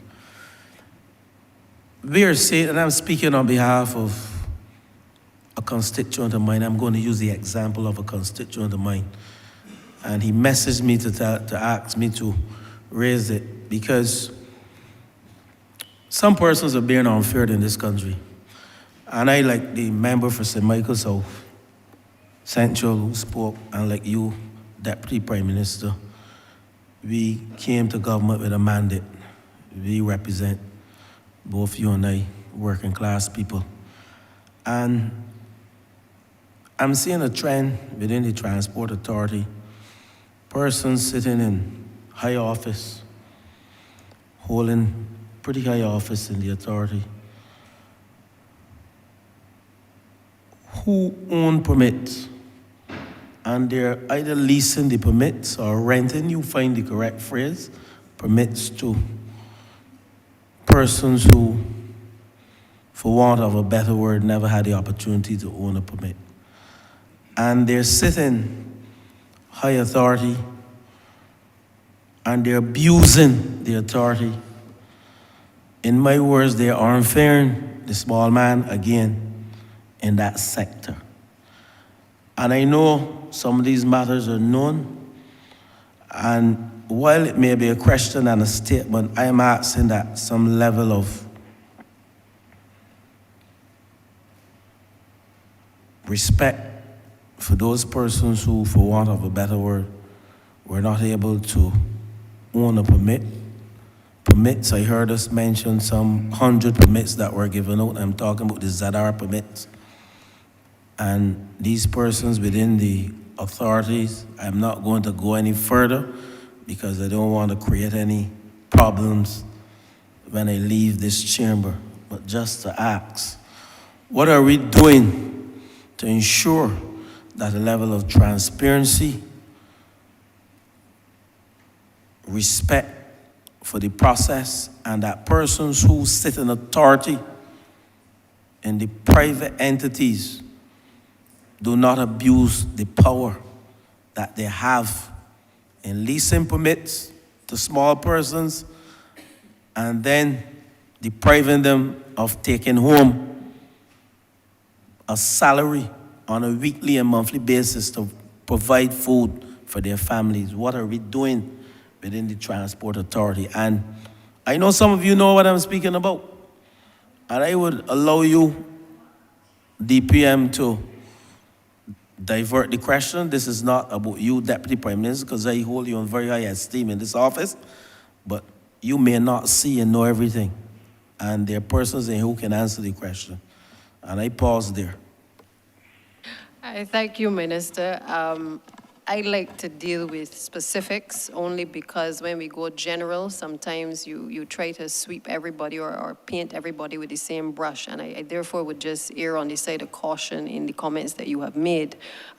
If there are specifics relating to instances of which you speak, then perhaps we ought to have a conversation regarding that. But I'm happy to allow the Director of the Transport Authority to address the question that has been raised. To the best of my knowledge, I don't have any information that would suggest that what you have just stated, that there has been any cases brought to certainly my attention. I don't know if the Director has had anything drawn to her attention, but I do feel that so far, under certainly my tenure, there has been a level of transparency. I think before you came in, I would have highlighted the fact that under a previous administration, prior to an election, a number of permits were given out in short order. I don't know if that is the period of which you speak and if those are the persons who hold those permits and have been giving them out. But I can certainly say that there has been a very tight ship since we have come to office in relation to this matter. And I would therefore ask the Director of the Transport Authority, Ms. Ruth Holder, to perhaps address your question. Good afternoon, Chair, through you. Minister, thanks for your comments, your questions. Transport Authority Act was proclaimed in 2008. With that act, we never got regulations. What has happened is, over the years, the Transport Authority was given a certain degree of autonomy, and the greater degree remained with the Barbados Licensing Authority. So what we have, therefore, is a situation where Transport Authority issues a permit approval letter. Permits are issued by Barbados Licensing Authority. Serious loophole there. The lacuna exists. So what happens is that people are aware of the situation, was able to reinvent the wheel, to put it in a diplomatic context, reinvent the wheel and do what might not have been the fairest thing to do. Earlier we spoke about the number of permits which were issued prior to election. I joined Transport Authority approximately 2.5 years ago, coming towards the end of my contract now. And what we noticed after checking the records of the Barbados Licensing Authority with the Barbados Revenue Authority, we realized that in some instances, permits were slipping through the cracks. When I say slipping through the cracks, permits were being issued where letters were not. Permits were being issued without approval letters from the Transport Authority. We tried to put a stop to that, and I believe that we probably have wrestled it to the ground. It was not an easy task because, as I mentioned, we have 3 entities involved, and therefore, possibility exists that anything can happen in between there. We try to tidy up the systems that we have in-house. We actually tidied up the systems we have in-house where permit letters are only issued by one officer, approved by the director as well as the chairman, to ensure that we have a tighter control of the process. I know the situation that you mentioned, and in relation to permits being issued and being leased and being rented out, that is a situation which the Transport Authority has absolutely no control over. When we do find out what is happening, we actually inform Licensing Authority by way of letter, email, or whatever means we need to inform them of. We do inform them of what is happening, but in terms of permits being leased, we have absolutely no control over. In some instances, and I want to make the record straight, in some instances, those are private arrangements between 2 individuals. And Transport Authority cannot get involved if, for example, John Brown indicates he's going to lease his permit to Peter Smith because Peter Smith has the vehicle and John Brown has the permit. That's the issue that Transport Authority can't get involved in. When we do find out, as I mentioned, we inform Licensing Authority, who has the authority via the road traffic regulations to take the necessary course of action. I hope I've answered your question. Thank you, and I hope action will be taken because you know to what I'm speaking of. Just to say that the Transport Authority regulations will address a lot of the imbalances that have existed. And just to your other point, that you have to be specific because the period to which you are referring was a period before you and me. And therefore, This predates you. Sorry? it predates you. Precisely, and I would not want that the public hearing the conversation taking place in this debate is in any way left to believe that this happened under this administration. In other words, we are cleaning up what was allowed to transpire, and we're also further cleaning it up in relation to the Transport Authority regulations, which I would have indicated earlier.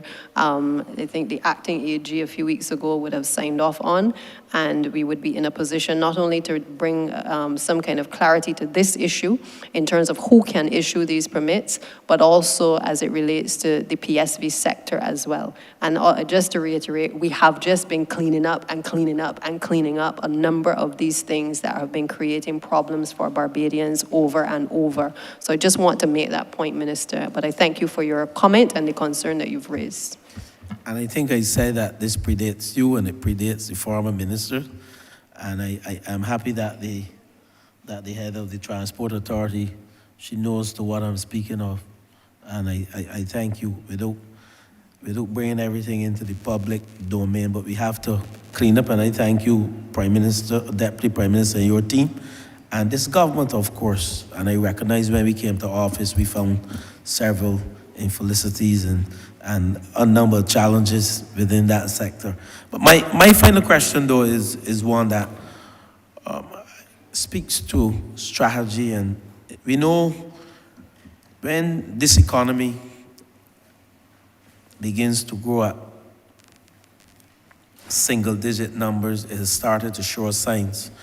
And we are seeing a number of persons being able to purchase vehicles. Up to today, someone went to look at an electric vehicle, a Jaguar, and of course, they work for less than I do. I can't buy a Jaguar, an electric Jaguar. I can't think about it. But my point relates to the whole aspect of traffic management, traffic congestion, some of the challenges that we're having in the country in some areas, Warren's area, the Wildy area.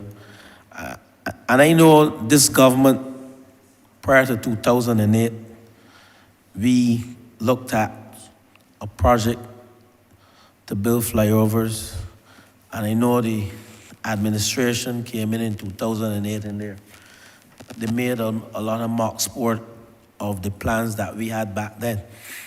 And we have reached a stage in this country that we have to do something and do something soon. And I know you have a plan, Deputy Prime Minister. I just want for the public, for you to explain to the public and give them the assurance that this government certainly has a plan to address the traffic congestion in this country. So over to you, Deputy Prime Minister. Thank you, Minister. Yes, indeed. Obviously, any good plan requires the collection of data. It isn't sufficient just for people to complain that there are issues with traffic congestion, but I think any responsible government has to also be guided by the data in terms of the volume of traffic on particular roads as well. I think there's an interesting trend that has developed over the last couple of years. You know, when I'm stuck in traffic on my way to meetings on mornings, I often remark about the number of vehicles on the road, but also I remark about the number of females that are driving vehicles and there are no persons in the passenger seats. What we have is a trend that has developed as well in terms of contributing to the congestion, where a number of vehicles are being driven with one person in the vehicle. And as I said, in many cases, there are women driving. It is something that is, I think, creating a problem, perhaps for their own safety. They have opted to, and their own decision-making, they have opted to purchase the vehicles. But I do feel that what we are seeing is additional congestion on the roads as well, because people are also not carpooling. And everybody wants to have their own vehicle in order to move through to and fro across the country. So that's one observation that we have made.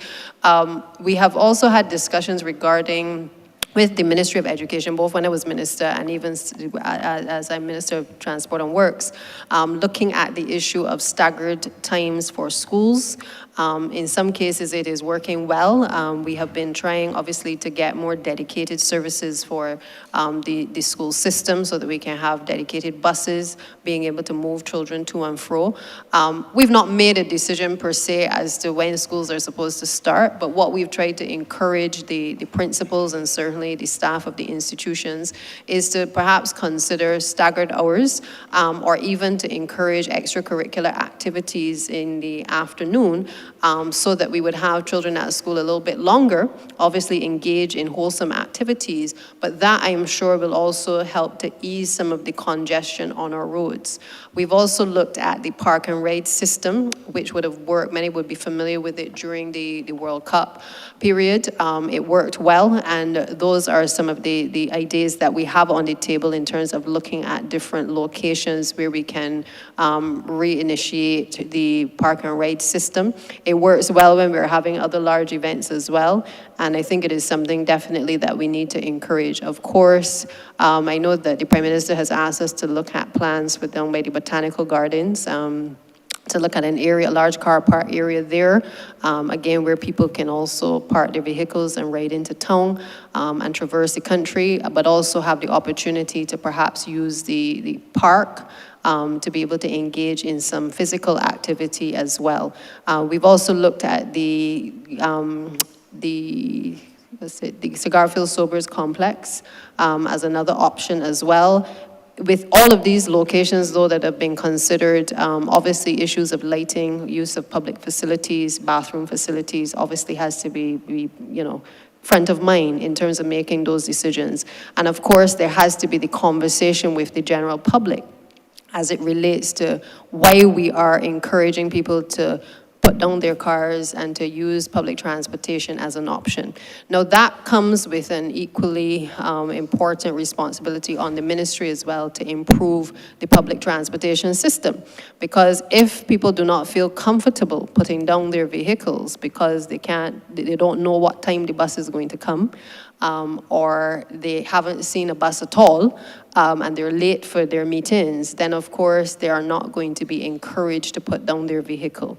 And therefore, while we are looking at options that can be put on the table to alleviate the traffic congestion, we also are looking at the reforms that have to be done within Transport Board to be able to ensure that we are able to put in place the apps that allow people to be able to identify when the buses are coming, that would allow persons to be able to have better access to public transportation, hence why we are obviously increasing the number of electric vehicles over the course of the next 2 years, and that is the intention going forward.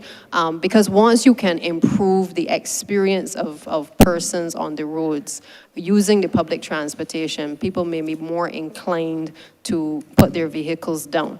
So it isn't a simple case of encouraging people to put down their vehicles, but we haven't done the public education or we haven't done the improvements to the public transportation system. I think the two go hand in hand. I can ask the CTO to perhaps weigh in on this because I know she and her team have been doing extensive work in terms of what we will propose to the country over the coming months. And I know a number of studies have also been helping to drive the decision making in terms of where we will start first and what we will do in the coming months to help to ease some of the traffic congestion. So, CTO. Thank you, DPM, Honorable Member. I will just add a little bit more to what the Deputy Prime Minister just said. We're looking at a full suite of options, and they will include things like active transport, so walking. In order to get people to walk more, then we have to provide these facilities for them. That includes proper sidewalks and areas where they can walk safely. We're looking, of course, at the public transport system and the possibility of PSV terminal hubs other than the main terminals that we have. We're looking at that. We're looking at even micro-mobility. In other parts of the world, they've been using scooters, and you're starting to see appearing in Barbados the bicycles with motors. Haven't quite decided what we're going to classify them as. Right, so we have to look at that because they exist and they are coming into the Barbados thing, so we are looking at that. We're looking at pedestrianization of some areas. Broad Street is one of the first areas that we are seriously looking at. And we are also, in that suite of possibilities of what we can try, even something as, how would I say, as drastic, but it has been done in the past, if I remember correctly, of limited the import of private vehicles. We're looking at the full suite of everything. The reason that we have traffic congestion, obviously, no brainer here, number of vehicles that are on the road at any one particular time. So, as I said, we're leaving nothing off the table, and we are working, myself and the other technical members of the team at the ministry are working on a document that is discussing all of these possibilities with recommendations. We are hoping to have it finished. It was supposed to be finished about a month ago, but we're still working on it, primarily because we also had a recent admin mission from the IDB, and they're helping us with respect to, for instance, the park and ride and the school transport aspect of it. So we're hoping to have that wrapped up very shortly and be able to present that to the minister and then on to consideration of the cabinet. Okay? Thank you, CTO and DPM. I just want to end, Chairman, by making a statement. I want to ask publicly and use this chamber to ask those drivers in the TAP program. We're leaving pensioners at the bus stops, and we need to stop it. I will end there. We need to stop leaving pensioners at the bus stop. Those persons who are operating ZRs in the Transport Authority, I think under the TAP program, it's not a nice thing to do. It's not the most honorable thing to do. Our citizens, it's illegal as well. Our citizens are the ones who are responsible for all of us being here. And to leave them or to take another route just because you don't want to collect a citizen just to earn an extra dollar is indeed distasteful. And I end on that note.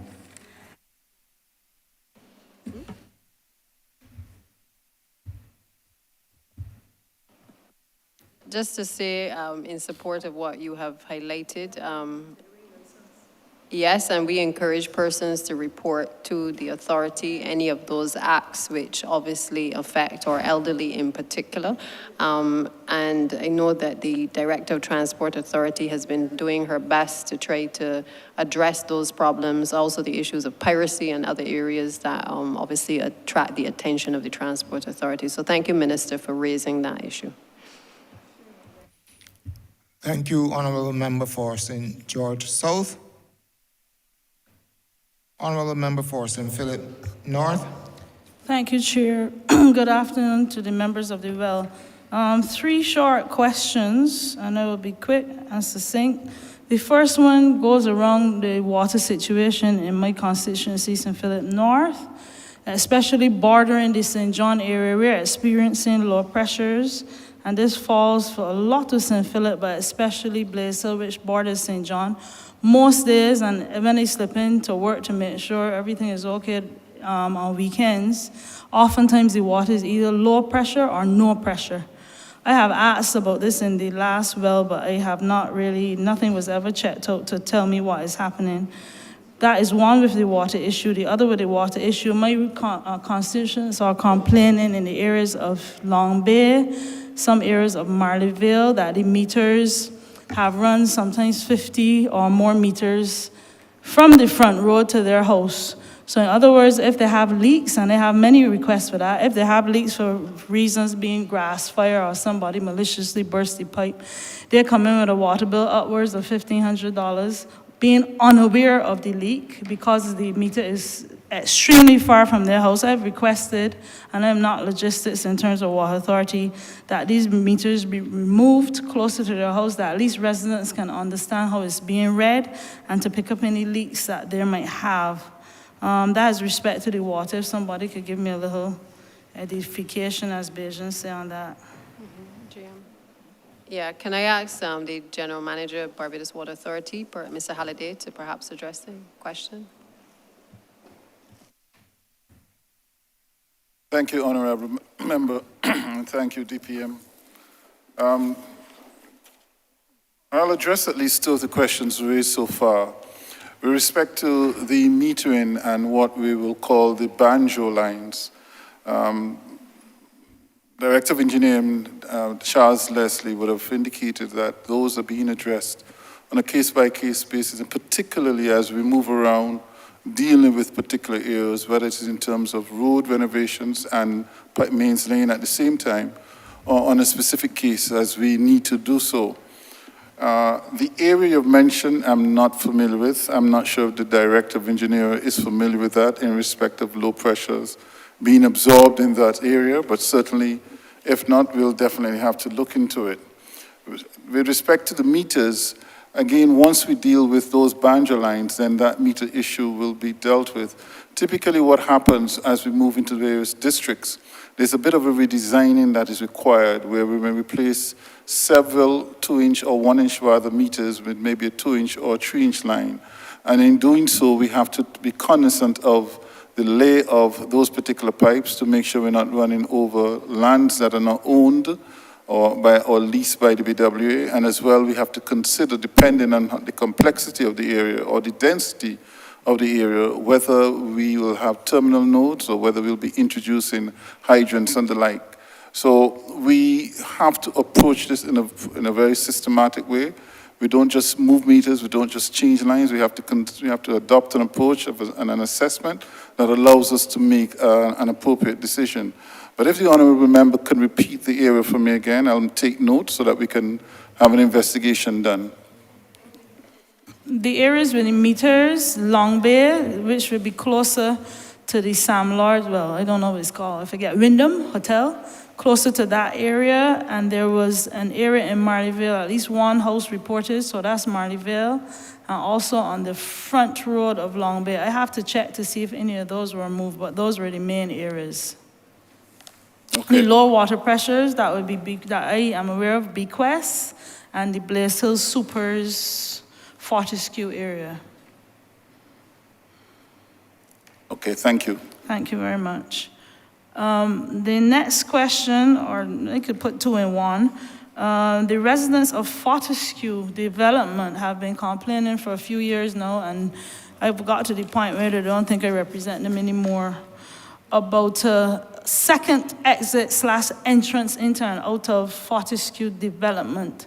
As you are all aware, there was an area in Supers where the road literally fell in, so it had to be diverted. Now, if that road is blocked, the residents of Fortescue and even Collis Savannah, as I discussed with the Honourable Member for St. John, they'll be virtually locked in. Yes, there are cart roads, but if the rain falls, you really can't exit the area, and that's a major concern of theirs.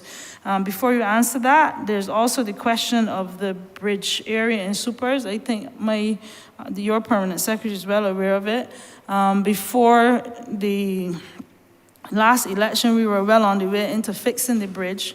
Several vehicles pass through there, including heavy buses and trucks, and my fear is that the bridge falls in. We had started diverting that area so that work can be done, but it came to a screeching halt. And I'm hearing about the CAF program, till I'm dreaming about the CAF program.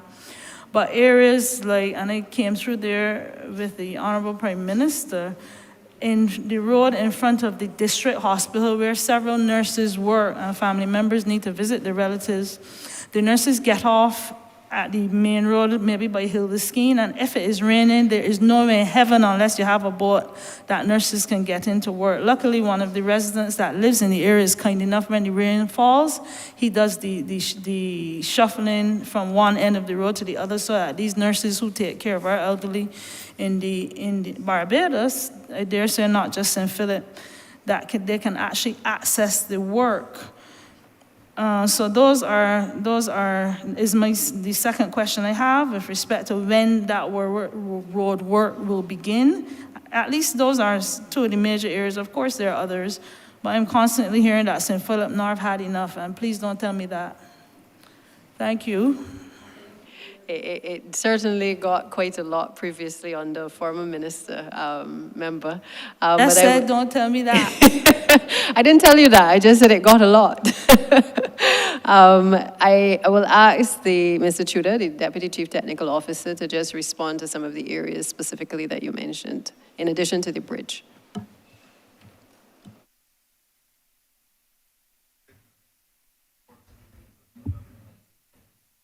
Yeah, I can't speak to the second exit or entrance out of Fortescue. That's something that we will have to look at to see if it can be done.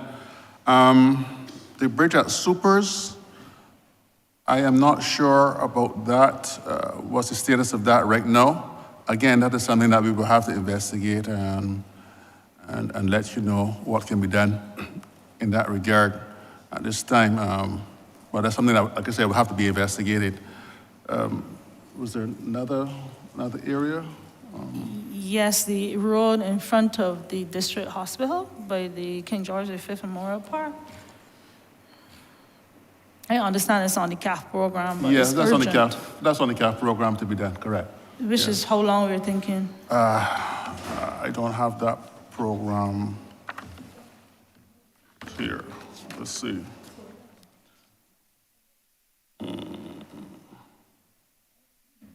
No, I don't have that program for this thing. But we will look at it and see if we can bring forward, bring it forward and put it in the coming financial year's program.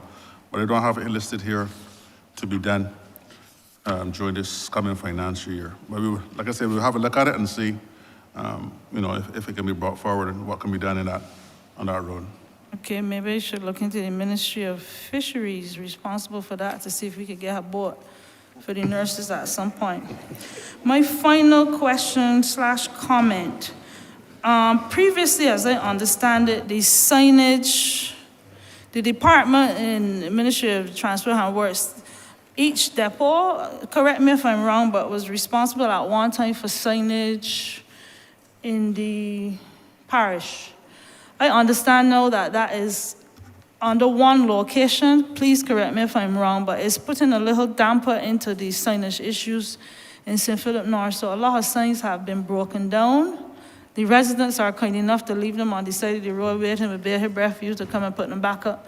But I'm wondering if it would be a better move going forward if that could be put back into the various depots so that we can get a better servicing of street signage and road bumps and everything. Because I had requested as little as 1, maybe 2 speed bumps and several signages in the Windward area. Almost the entire St. Philip North, a lot of these signs are out. And this is apart from us locals that need to use them, a lot of tourists are now traversing the area, especially on the coastal side, East Point and so on, are tourist attractions. And without signage, thank God for Google Maps, I suppose, it becomes a little difficult. So I'm wondering what is the position with getting signs done, and if by any chance you could probably think of putting back these back into the depots of the various constituencies, basically for brevity, that it can be addressed a little quicker than it is being. So no, that's it for my questions, Mr. Chair. Thank you, Minister. I think in the opening, I would have mentioned the issue of the national signage project that we've been embarking on. We would have started just a few weeks ago. It's a program that is intended to start to look at the directional signs and then start to look at what they call the fingertip signs across the communities, because we recognize that with doing a lot of the road infrastructure, we also still need to make sure that Barbadians know where they are, and certainly the tourists know where they are going as well. And we've seen a deterioration of the signage across the country. I'm going to ask Mr. Durant, Mark Durant, who's the Chief Planning Officer, to perhaps just speak to it, since he leads the project as it relates to signage, to better address the questions for you as to how that is rolling out. Thank you, Deputy Prime Minister. Chairman, honorable member, as you all would know, well, you should know that the last time the country had any upgrade in its signage infrastructure was prior to the 2007 World Cup. That was a great time in the country. We welcome everyone from around the world, and they saw the beautiful island that we had to offer. They were able to move from place to place very easily. The signage was clear, it was brand new. Since then, we failed to do any serious rehabilitation to our signage across the island. And you have signage at 4x8. These are the big placard signs that you see. You know, you're going to Spikestown, you're going to this location, that location. They've lost their reflectivity. They're fading, they're rusted. And so the cabinet approved. I hate to interrupt I am so you. sorry. Can you give I'm so sorry. My name is Mark Durant. I'm the Chief Planning Officer at the Ministry of Transport, Works and Water Resources. My apologies. So the Cabinet of Barbados had agreed. In fact, the ministry had put forward a proposal to do a national signage program, which involved first doing the audit, seeing which signs are bad, what needed to be replaced, and the supporting infrastructure. You know, some of them are electric poles, some of them are on metal poles, the different types of supporting infrastructure. And we wanted to have a project where 440 people were employed to do the audit. Cabinet agreed to 35 persons and a $3.5 million program 2 years ago. We've started to do the audit. We've brought the auditors on. They're currently deployed in the field, and we have already about 2,000 entries from those 35 people. So they're going from coast to coast. They're going on Highway 1, Highway 7, all of the lettered and numbered highways. And so we are well on our way to getting an idea of what needs to be fixed. By the end of this financial year, which is the end of March, maybe a week or two to clean up any other details, we should have a set of information that we take to tender, and we're going to get those signs replaced. And we should be seeing, during the course of the next financial year, some of this rollout. It is only a small portion of what needs to be done in totality. We want our island to be a tourist destination, so the signage has to be of a certain standard and quality. We're trying our best to make sure that this first phase shows the country what we can do when all of the phases are completed. Thank you. Thank you so much, Mr. Durant, through the chair. Thanks a lot, Minister. That's it from me. Yeah, Honourable Minister, I'm not sure if the fingertip signs, if the question you asked in relation to the depots, if you are clear as to what is happening. I don't know if Mr. Tudor, if you want to come in as well, just to address the question raised by the Minister. Yes, the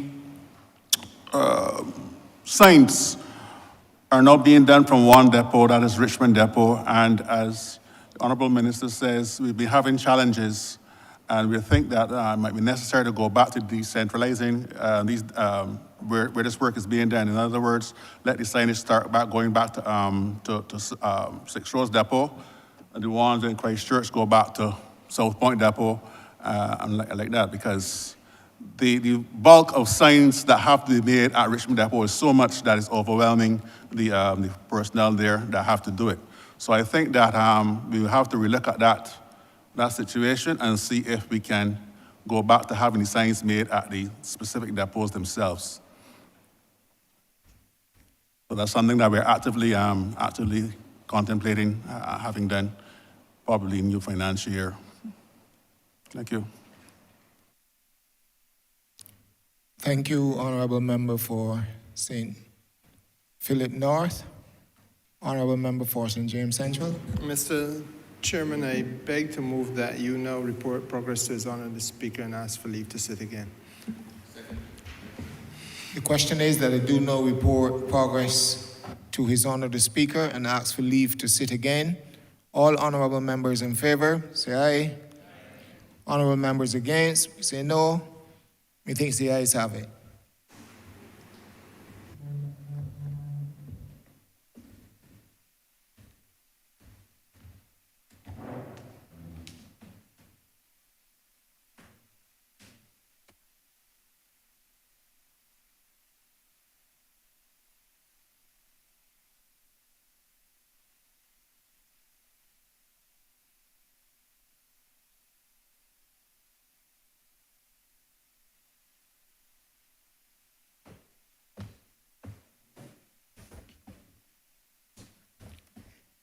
Chairman has reported progress and requests leave to sit again.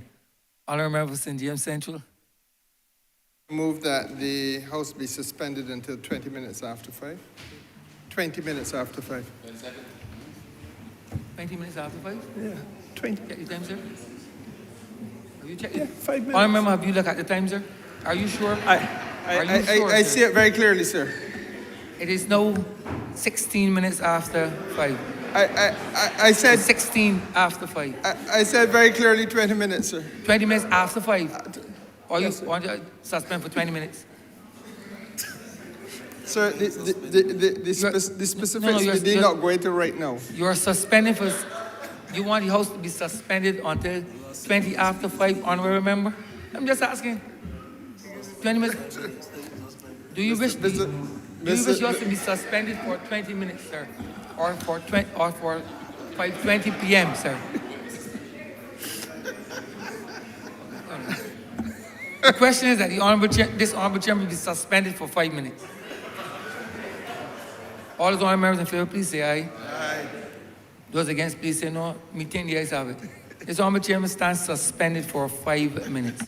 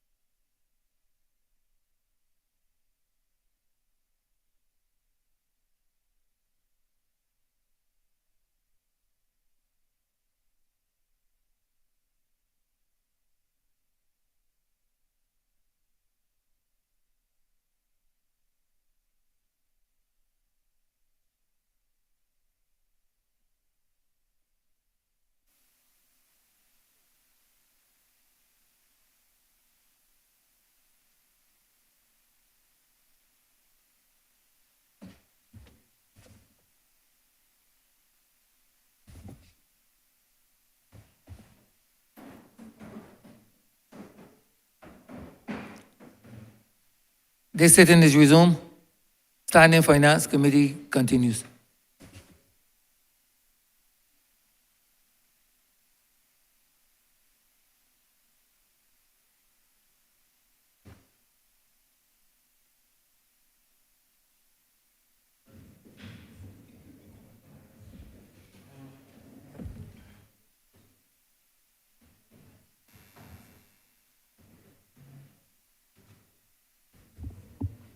This House is in Standing Finance Committee.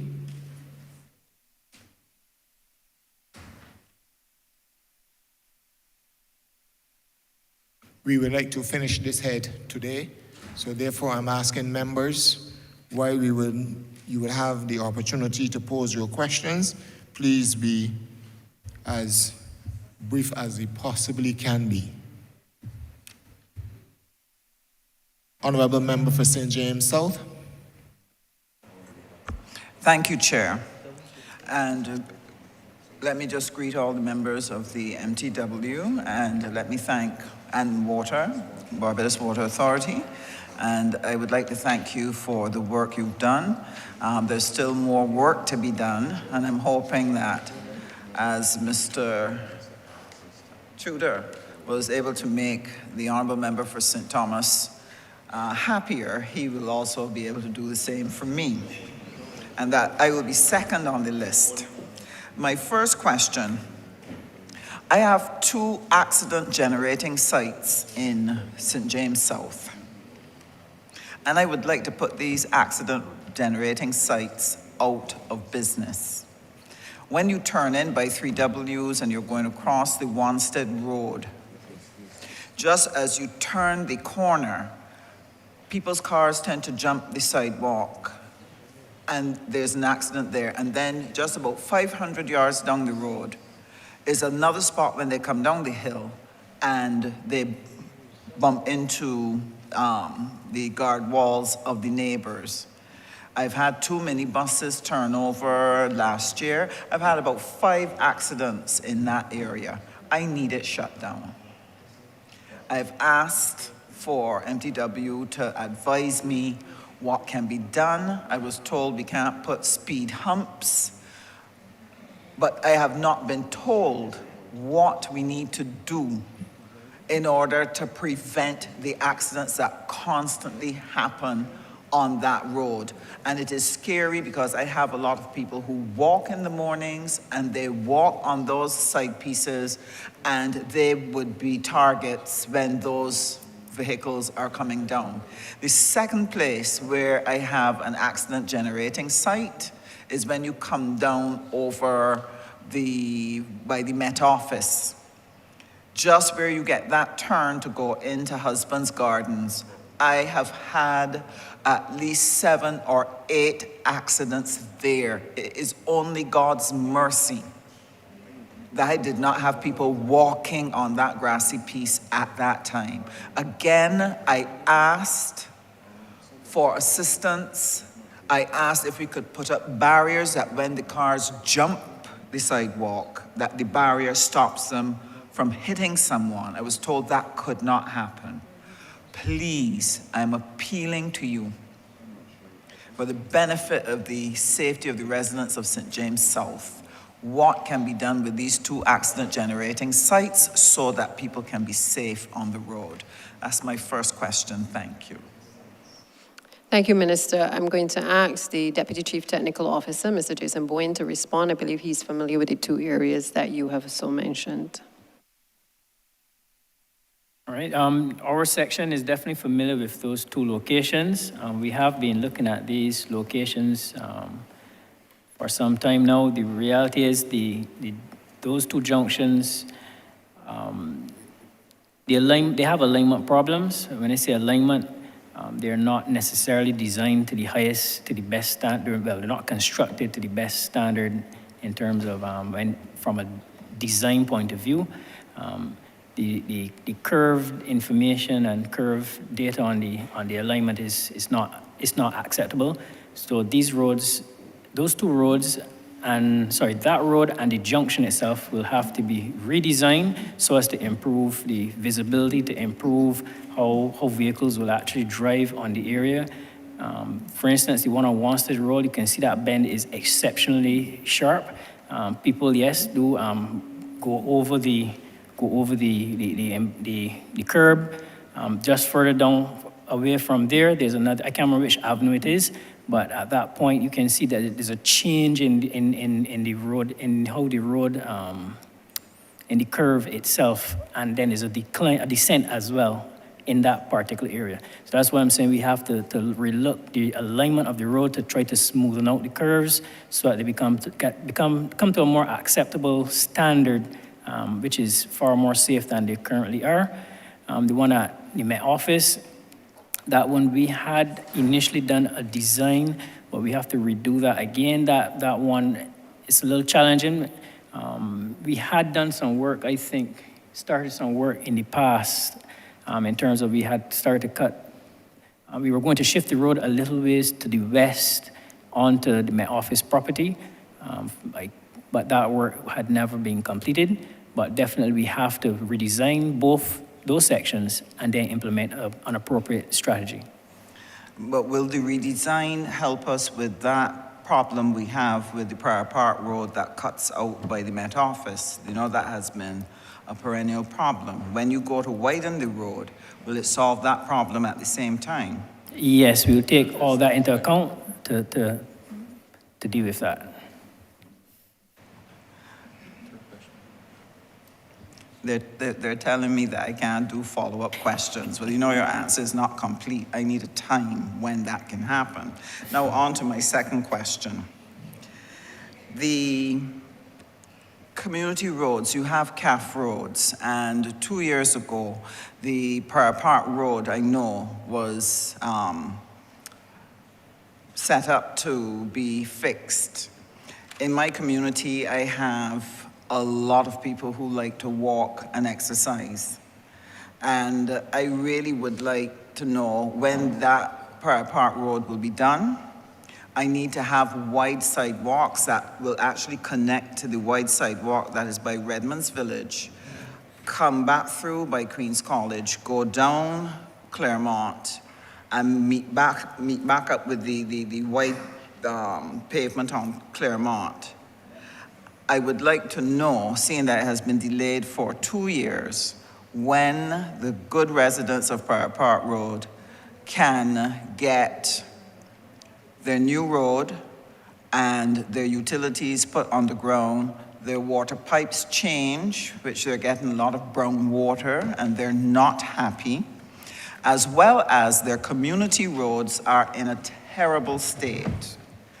If I could hear from you when we can have those fixed, we would deeply appreciate any attention you can give us for the Prior Park residents. Thank you, Minister. The Prior Park Road is one of those roads that we had obviously assigned on the CAF, and you're perfectly correct. We were hoping that we'd have been able to start in January. I think the Barbados Water Authority has some challenges, though, in terms of the replacement of the mains along that road. And as you can appreciate, we don't want to do the road and then have to come back and dig it up. So a lot of the concerns that you have raised in terms of what needs to be addressed, that is the focus of the ministry, to make sure that we improve the drainage under the CAF program, and also to be able to replace the mains within that area.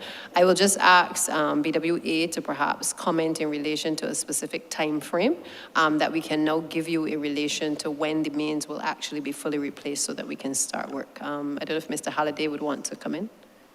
Yeah. Or Charles, Mr. Leslie. Yes, good afternoon, MP. Good afternoon, ministers. In relation to the water mains on Prior Park Road, the Barbados Water Authority has that as a high priority. We actually started last year to pinpoint the exact location of the existing main because, as you could appreciate, the road was widened some years ago on the eastern side of the road. So we are trying to, we picked up the exact alignment of the existing main because when we were putting in the new main, we didn't want to hit that new main and damage it. And that work we started between November and December last year with the intention of starting that very early in this new year. But what has happened is that within that same distribution system, there's a main at Rockdunder that we only intended to go in and change the services. But what has happened, that main, which is a 3-inch main, which are contributing more to our breakages and leakage, that main we had to set as a higher priority than the one in the Prior Park Main Road. The intention is as soon as we complete the main on Rockdunder, that team will move right into Prior Park Main Road and do the replacement of that Prior Park Main Road main. The main is about 1.4 kilometers, and we're going to go from the junction by the Met Office all the way back up to the same Redmond Village area that you're talking about. So we're replacing that entire stretch of main and making the connections into the developments, again, like Prior Park Gardens, Terrace, the Heights, all of those will be reconnected to that new main. So that main is, we have not overlooked that, but it's just that with the resources, human, equipment, otherwise, we had to juggle the priorities in terms of the roads and the mains that we replace.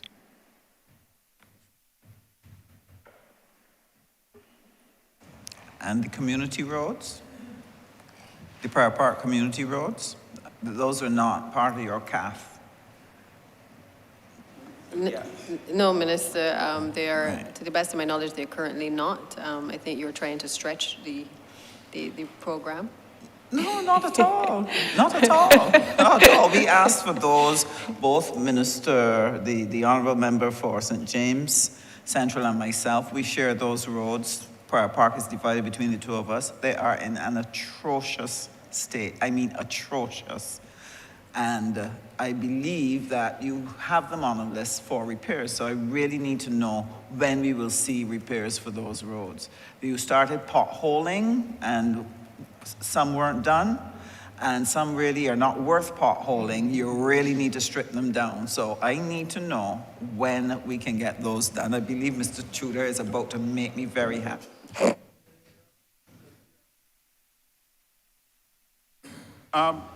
We had programmed, when you say community roads, we had programmed for two or three roads to be done during this current financial year.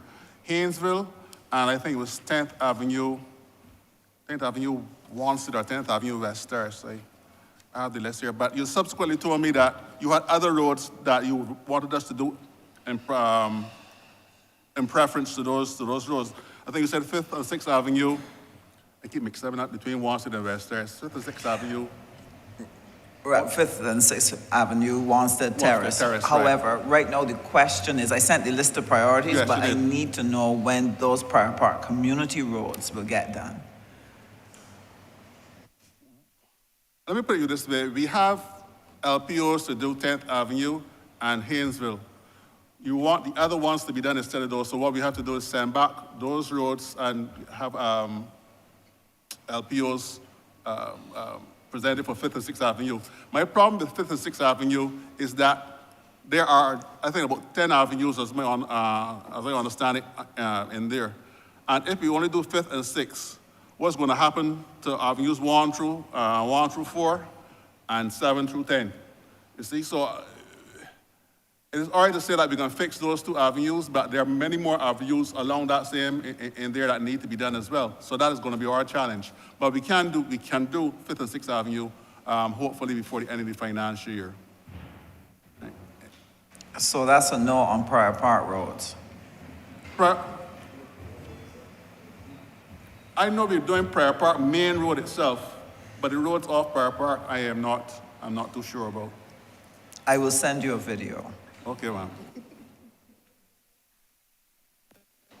I just want to, I think I really do need to come in. I think, Honourable Minister, the point that you've raised is an issue that has come up in a number of our roads meetings, in that we are doing major roads, which, again, MPs and the public have weighed in on.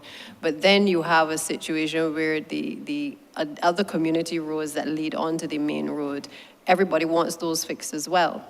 And again, it comes down to making decisions as to what can we reasonably do. given the amount of monies that we have to work with. So we've identified Prior Park Road. I think what the ministry can undertake to do is to do an assessment of the other roads. And I hear Mr. Tudor in terms of that you don't want to do some and not others, but I think maybe we might have to look at whether it merits in this situation, given the condition, being able to do them. But I think you can appreciate that if we do this with every single major road that we are about to embark on, we will never be able to execute the program that we have, because everybody will want a connecting road done.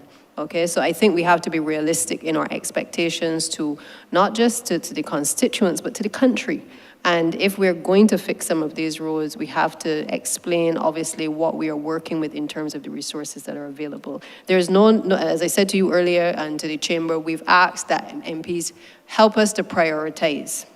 But equally, the ministry has to still make certain decisions in terms of the condition of the roads. And that's why we're using the technology to determine where we dedicate resources going forward, so that it is not a situation where you get in trouble for choosing one community over the other, and then you have residents that are upset. But rather that we have a clear pathway for how we are going to do roads in specific communities going forward. All right? So I hope that helps.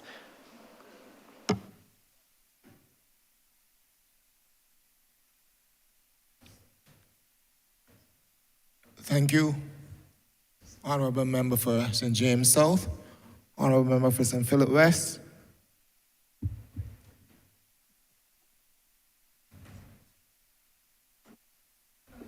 Thank you, Mr. Chairman. I have only two questions, sir. One that speaks specifically to a more national issue, and one that speaks to an issue that impacts the St. Philip West constituency. I will start where my bread is buttered first, which is within my constituency. And I first want to thank the ministry for the work it did on the road in Hampton Road. The people are pleased with the quality of the surfacing of the road. What concerns them is that the straight curb was never put in. That was one. And the second thing, the road did not go the whole distance. And so you have a part of the road where the community is able to use that road, but then you have people coming out in mud from their houses where the road did not go the full distance around. And so you have a discrimination and a disparity with the quality of the road for the constituents there. So I want to thank you for the road. We ask that you give some consideration, please, to doing the curb, because what is happening now is the dirt from the side is now washing down in the road and eroding the edges of the road you've already done. So that is for the people who are on Hampton Road. The other matter that I'd like to raise is that of the people of Cottageville. For more than 30-something years, that road has not been done. And we took a ride with persons from your ministry when we did St. Philip Speaks. And I believe you saw the condition of that road where the bus was in trouble getting across that road. Now here is where it is not just about a road.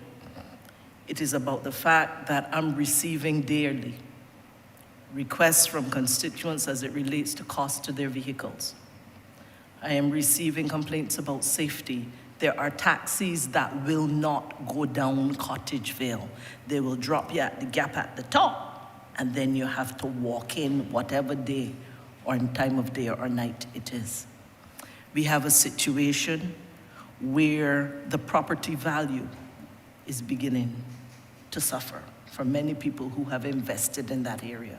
It has been more than 30 years. My question on that one, Mr. Chairman, is how does a road fall off a list when in November of 2021, we were informed that Cottageville was on the list, that in fact it had gone out to tender, and we were waiting to hear It was on that basis that we then engaged. So I'm trying to understand, was that misinformation or was it true? And the question is there a process by which a road might come off your list?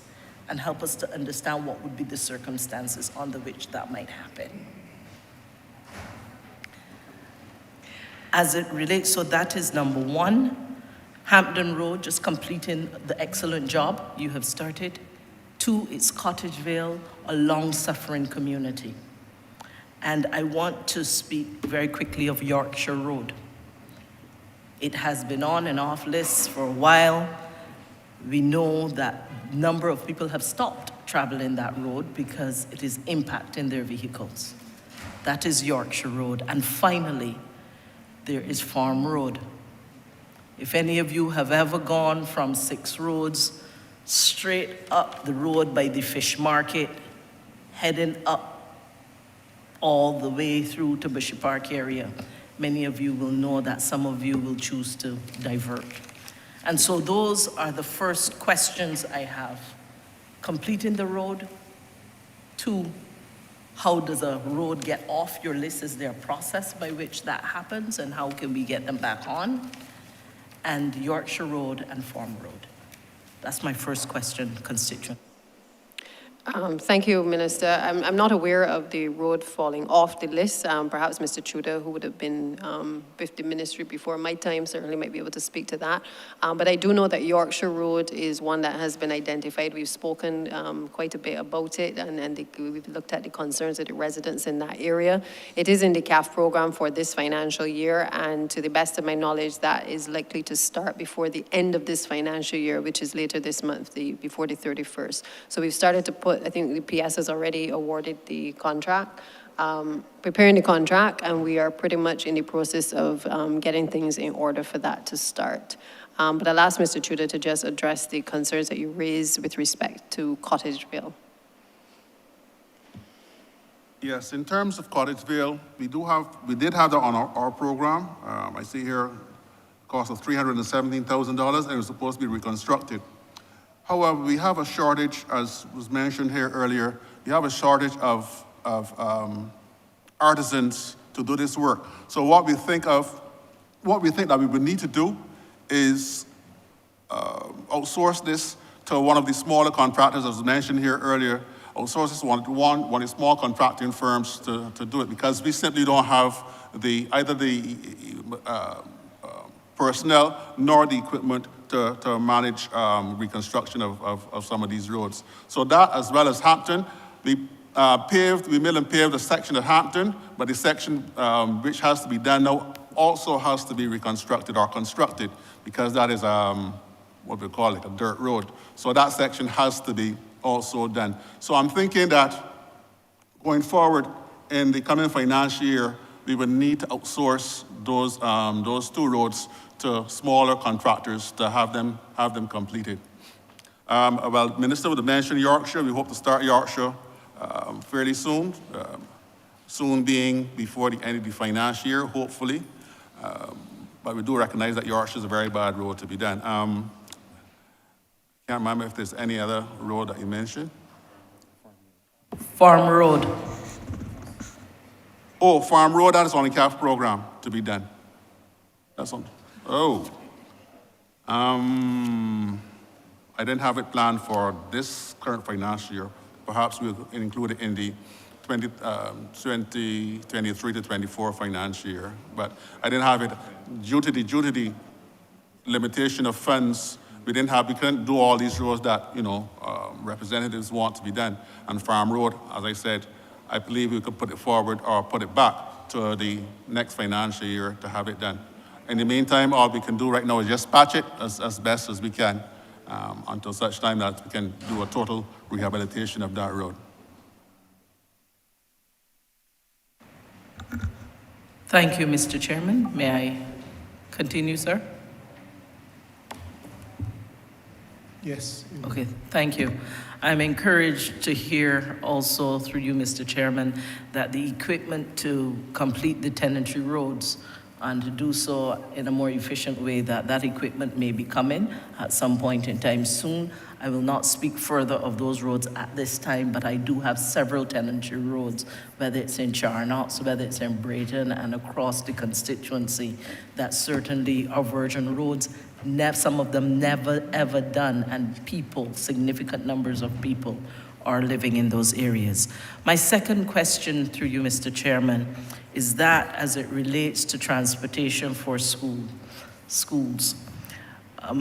We've had extensive discussions with the Transport Board. I know that the previous Minister of Education, who now happens to be sitting at the Ministry of Transport, Works and Water, also was at the ministry along with the Parliamentary Secretary, Mr. Rommel Springer, so they understand very clearly the concerns as it relates to transportation. Now, there are two things related to this. One, we have started discussions with regards to a dedicated service for school children that will ensure that they're getting to school on time, that they're being picked up in the evening on times, that where there's extracurricular activity, we also have some options to allow us to better use the plant of the school and to give them other extracurricular activities that will help to run them. My question as it relates to this aspect is, what is the current status or update with regards to the dedicated school bus service? Thank you, Minister. I'm going to ask Ms. Linda Holder, who's the Operations Manager for Transport Board, to perhaps speak to it, because I know that during my time as Minister, she was in discussions with the Chief Education Officer, and I suspect she should be able to shed some light as to the progress of the issue as to how do we deal with these dedicated school buses.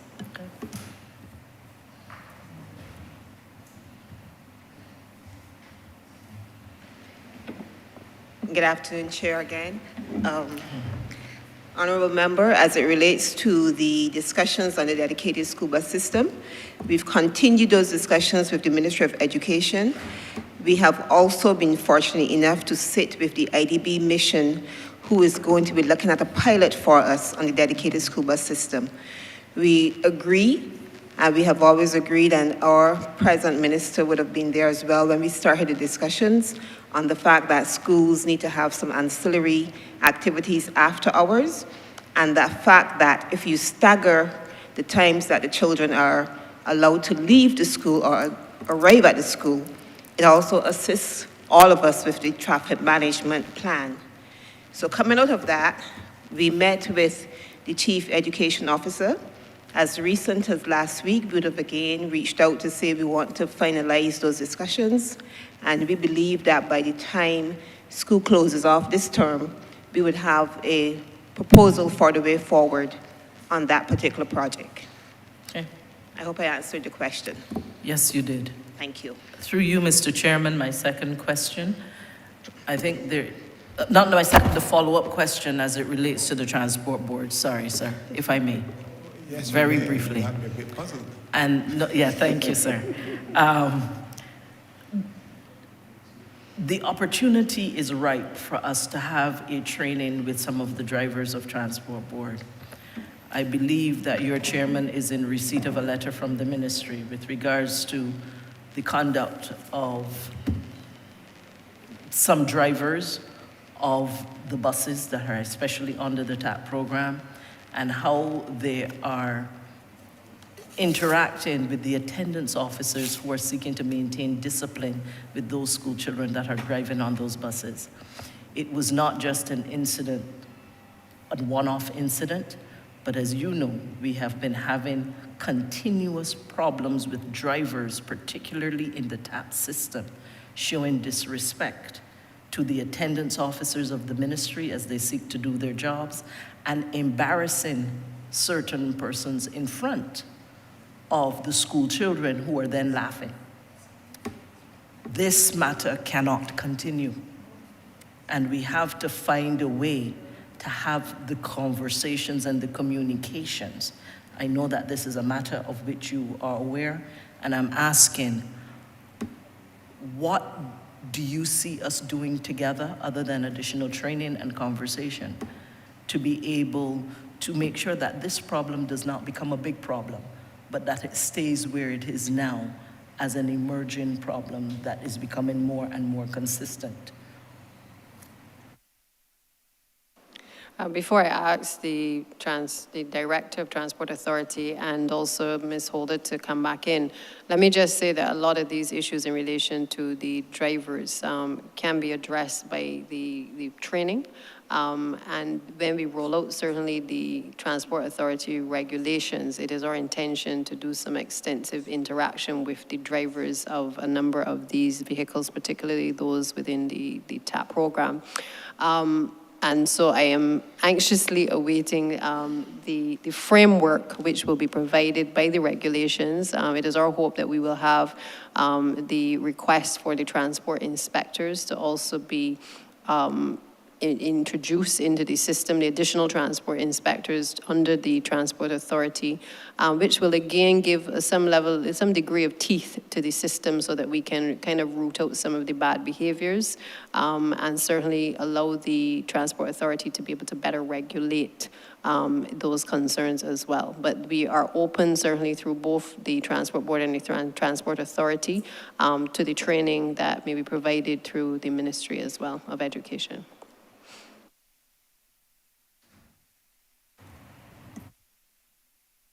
Thank you, Mr. Chairman. I think the Director was going to come in, Director and...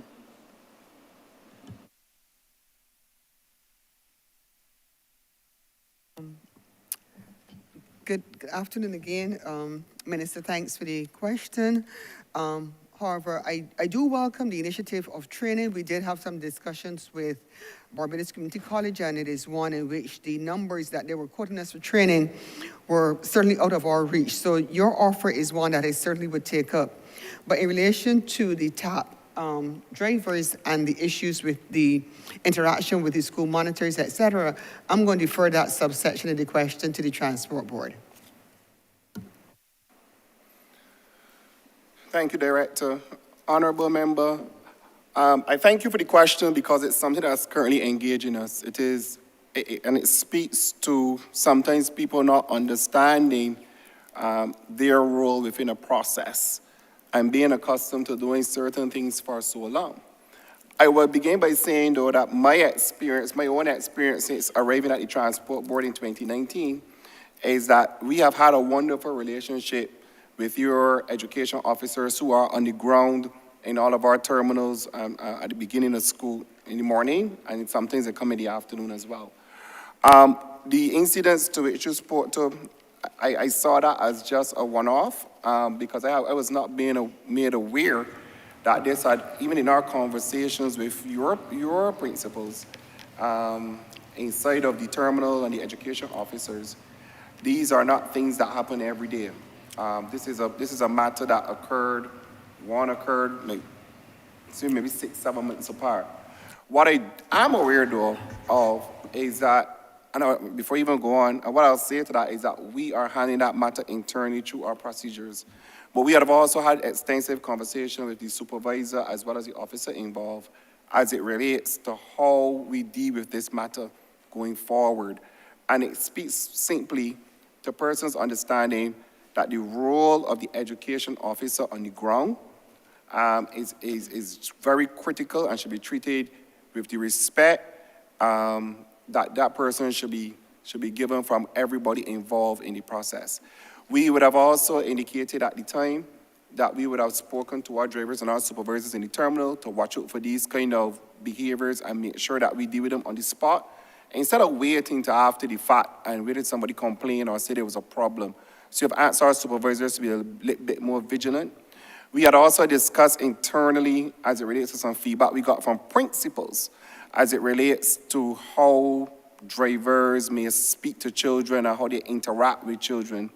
That is something that we are currently looking at to see how we can, in terms of training, that we can improve upon that. So I don't want to say that we are saying that the board is not aware that there are some issues within the educational system in terms of the communication between driver and education officers, driver and students. It calls for for both sides to be, because there are some students who are extremely disrespectful, but it also calls for a conversation between not only the ministry and the transport board, but we also need to involve a lot more the principals, the parent-teachers associations, to get them to understand the kind of challenges that we are confronted with. It pains me when I have to take a phone call which says, CEO, I am taking the bus to the police station because I have this issue with children on the bus. You know, I don't want to hear that. I would prefer that those calls no longer come to me as a person running this organization. But you are correct, there's a lot of work that needs to be done. Training, communication, and conversations with all of the stakeholders is the only way we're going to get out of this. And you're correct. We have to work together to get out of it. Thank you very much, sir. But through you, Mr. Chairman, if I may correct, the information which I have received is that this has not been a one-off situation, that in this school year alone, which only started in September, October, November, December, January, February, we're now into March, there have been 5 other incidents. And therefore, that's why I said let's nip it in the bud before it becomes, so it's not a one-off, sir.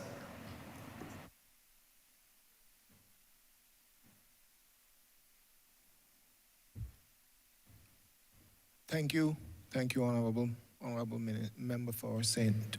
Philip West, honorable member for St. James North. I thank you, Mr. Chairman, and happy to have the opportunity to intervene in this debate. Roadworks, of course, and repairs to roads in Barbados is one of the main issues which has been spoken about by all our constituents for this year. And my constituency is no exception in terms of the need for repair of roads. For the 11 years since I was nominated a candidate to run in the elections, I've been right in the Ministry of Transport and worked for 20 roads to be repaired. I'm thankful that my major priority road, Rockdunder Road, has started to be repaired. Thank the ministry for that, finally. And that in 4 days, Sion Hill Tenantry Road was repaired in last month, in fact. But that still leaves about 18. So I think one of the issues here is choice of roads. How does the ministry choose which roads would be repaired out of I know they had a 2017 report, which you, Mr. Chairman, when you were Minister of State in this ministry, told Parliament in 2019 that said 70% of the roads in Barbados were in a state of disrepair and needed repairing. And I know, Honorable Senior Minister, Deputy Prime Minister, you did say about the acts, being used to choose which road would be repaired. But I think perhaps your ministry might need to break down simpler how our roads chosen, because when the Newton to Sitch road was chosen for repairs, I think a lot of the public were quite astonished that a perceptively good road was chosen and there were so many, palpably bad roads in Barbados. So,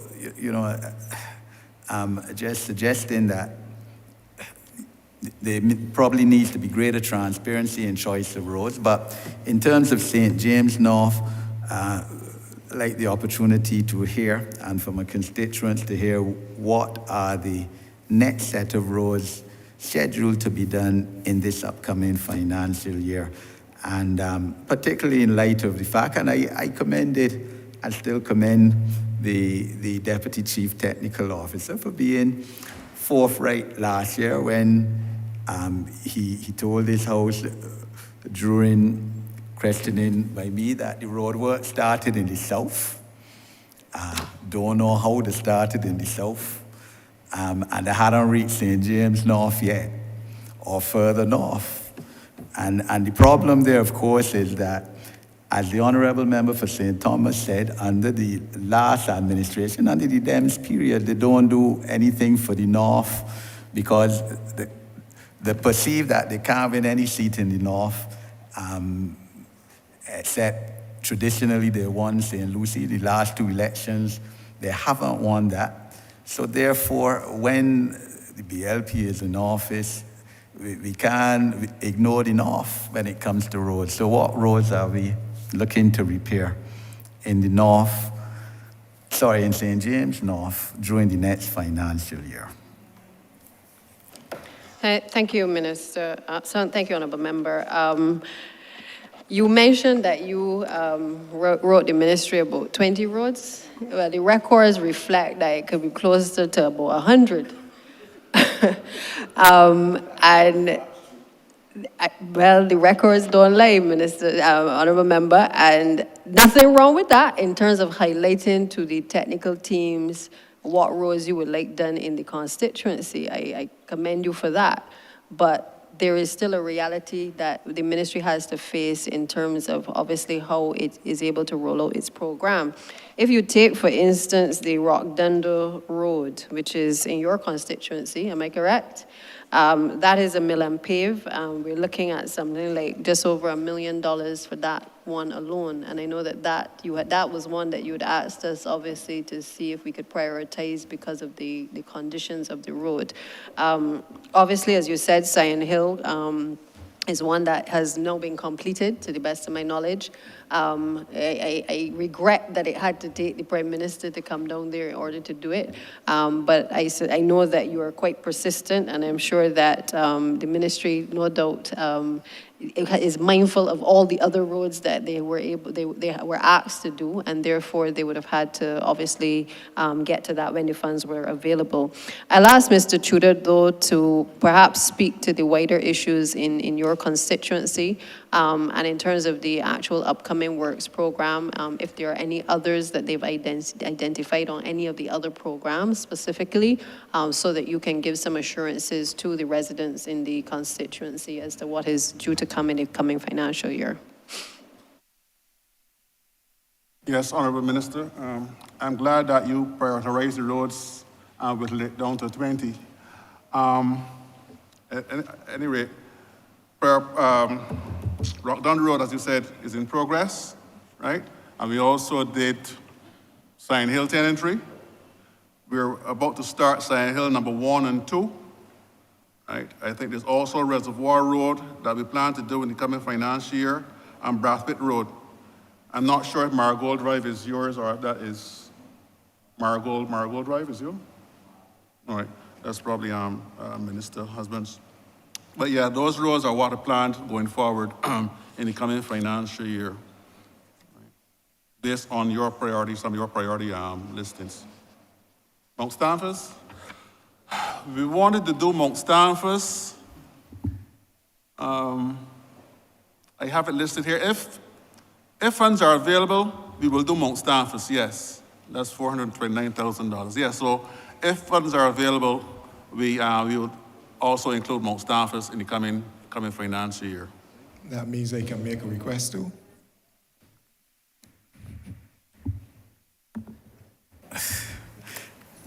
Secondly, Mr. Chairman, the issue of the Zone 1 and the realignment to Zone A has come up in this debate under this head. It is clearly an issue of tremendous concern. We've made a pledge as a party, manifesto promise to the people, that we will try and regularize the issue, and this is extremely people-centered because the Zone 1 prohibits persons who have built after 1974 from having indoor toilet facilities in these particular areas. A large part of my constituency is under Zone 1. And people ask me every week when they're going to be able to put in indoor toilet facilities and get water. Basic human rights. The Water Authority Amendment Bill has been laid in Parliament for almost a year now, April last year, which speaks towards the realignment. We heard Honourable Deputy Prime Minister about that we're making some progress, and there's going to be a meeting soon with the parliamentary group on this issue.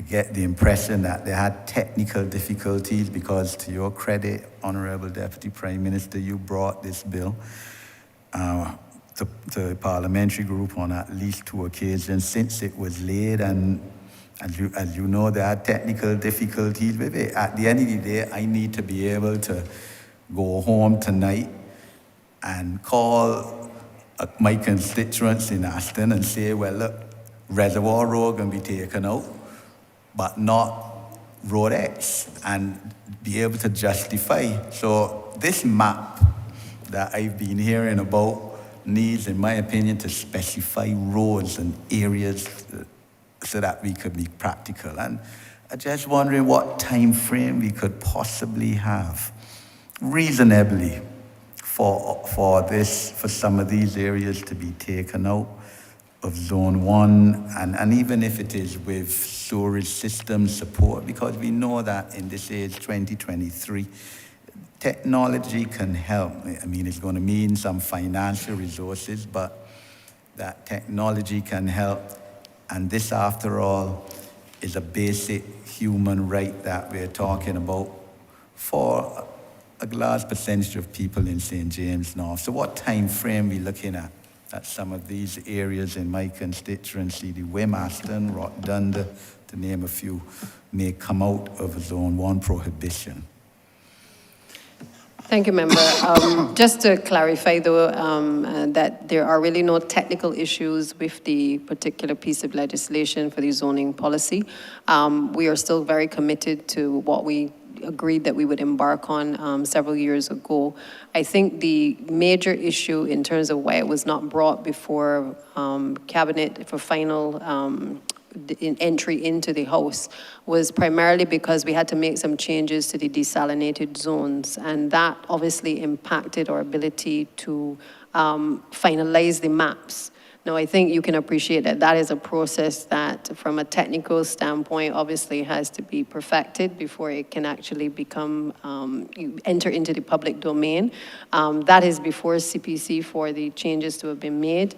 And there were obviously some other areas where the technical teams just wanted to settle before it actually was released. But we are all well aware of the urgency. This has an impact on a lot of the matters that are even within planning. It has an impact on, from a number of persons who are awaiting a decision to be made, or at least to be able to see the map so that they can make decisions in relation to their properties. So I do appreciate your concern, but simply to say to you that these things are, do take time to be able to come to fruition. And we are trying not to make the mistakes of others in the past where we bring legislation and then we find that we have to keep amending and amending and amending and perfecting. And therefore, I indicated earlier that the first thing we will do is to allow the parliamentary group to have a briefing by the Barbados Water Authority, so that some of the questions that you have, and in particular the members who are directly affected by the changes, will have the opportunity to view what is being put forward on the table, but also to look at the maps and to be able to also talk your constituents through how this new system is actually going to work. And so that's why we said we would start with the MPs, because I realized in a number of our sessions that y'all had many questions, and I too wanted to see the system that was being put forward. So we had a presentation by the BWA team, but I felt that it was of value for wider membership of the parliamentary group to see it first before we actually brought it to Parliament. I think the only thing really at this point, apart from us receiving it back from CPC that will hold it up, is obviously that we're in the middle of estimates. But as soon as we get that, I can assure you, Member, that we will get it before Parliament. Okay. Thank you, Deputy Prime Minister. My final intervention, Chair, would deal with drainage and street lights. The drainage issue, at least in Sign Hill, was addressed about 14 months ago by your ministry, Deputy Prime Minister. Thanked your ministry last year for that. But we still have the outstanding issue of trench. And drainage, generally speaking, was better. And the issue here, I think, is that there needs to be strategic maintenance of areas in St. James North, which you know are going to flood once we have heavy rains.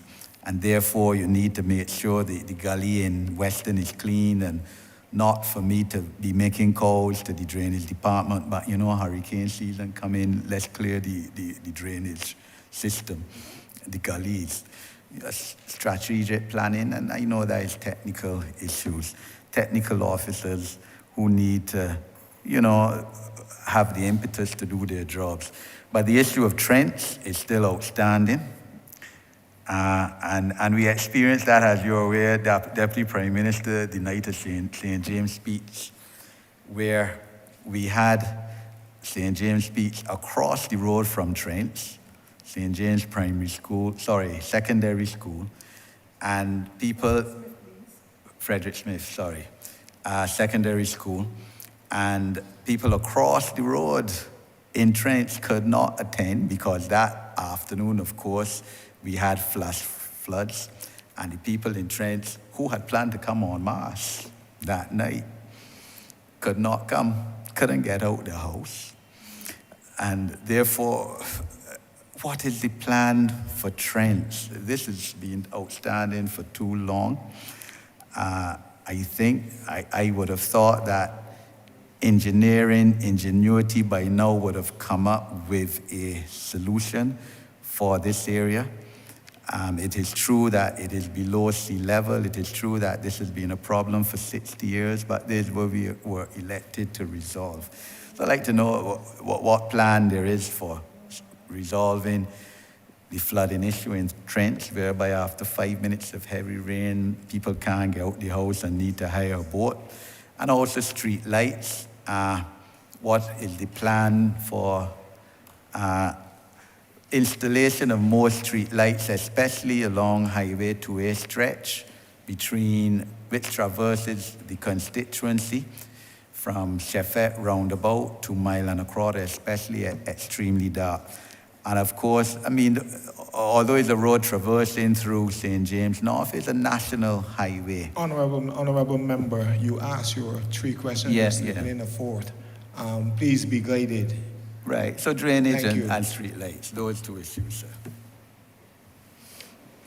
Thank you, Honourable Member. Just to indicate to you that I know that a lot of the issues that you raised would have come out of the Parish Speaks, in particular the issue of the flooding in the Trent area.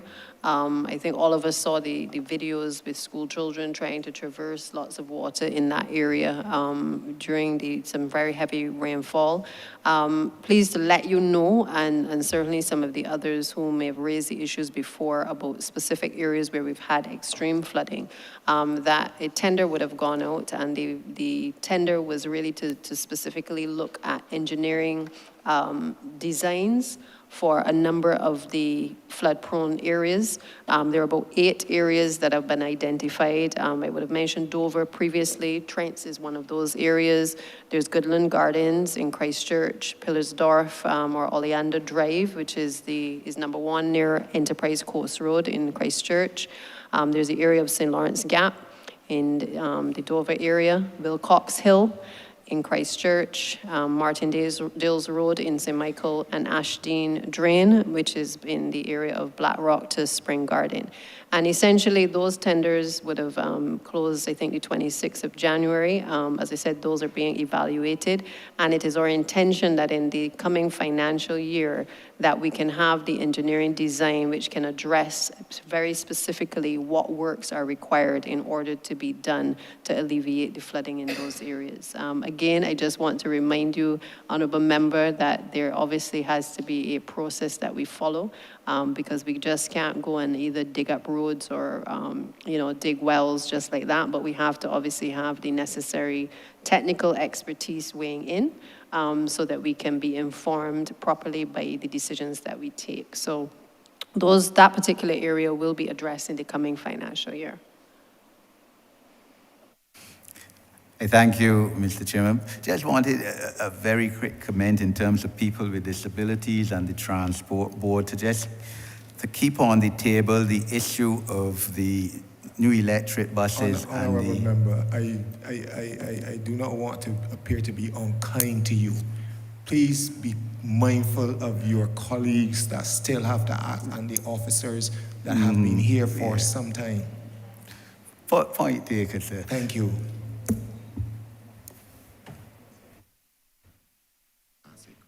Okay, and the issue of future electric buses to come down with a sound system that the blind and those who are visually impaired can hear when the bus is approaching. And I know, Honorable Deputy Prime Minister, you committed the Transport Board to install those sound systems on electric buses in the future. And I'm pleased to report, Honourable Member, that the 10 electric buses that we have ordered that will come later in this financial year, that account has been taken of that request. As you are aware, we would have met with you and your team to look at some of the issues in relation to public transportation for vulnerable groups and in particular persons with disabilities. Those issues were raised, as well as ensuring that we had the stoplights or the pedestrian signals at particular junctions for persons who are hearing impaired. I think we also have started the process of addressing more robustly the issue of parking spaces across the country as well, to be able to facilitate persons who have disabilities. So just to again reiterate, the ministry is committed to ensuring that we provide the adequate support for persons with disabilities so that they can function in society just like all the rest of us. And we have taken that into account in the procurement of our buses, as well as all of the other areas where I know that you have raised that are of concern to the persons within the disabled community. Thank you for your indulgence, Mr. Chairman. Thank you, Honorable Member for Christchurch East. Thank you, Mr. Chair. Honorable Deputy Prime Minister and your team, I actually want to thank you all tremendously for the work done in my constituency over the last couple of years with respect to some roadworks that were done and some solutions that were provided by the Water Authority. We still do have a way to go, but I am not ungrateful, so I will actually admit that we're in a much better position than we were in a couple of years ago. Having said that, the two worst roads in my constituency now are also the two that are plagued by a persistent problem with respect to transportation. That is the road going up to Chancery Lane up by Long Beach Estates, which the PS knows very well, and also the road going up to Ferry Valley along the back of the airport. Now, what has happened is that the ZRs, the private contractors, have stopped driving the entire routes. So they determine when they are stopping, turn around, and telling people to get off, and they're going to walk the rest of the way. In some cases, that's almost a mile for school children at night and for old people. Sorry, politically correct, the elderly. Thank you. But the point remains that a license is issued to commence at X point and end at Y point. And I do not see what the difficulty here is. If somebody is not fulfilling the terms of their license, they're in breach of the conditions under which the license was issued. I made the same point last year. This is a whole year, right? I am holding serious stick for it. And it is something that to me is so simple. We talked at that time about GPS and whatnot. No, this is as simple as putting somebody on a bus and seeing where the bus stops and turns around and taking a number, right? It's as simple as that. They do secret shoppers, mystery shoppers in supermarkets and in stores so they can get feedback on customer service, right? It cannot be allowed to continue. The bus service is irregular.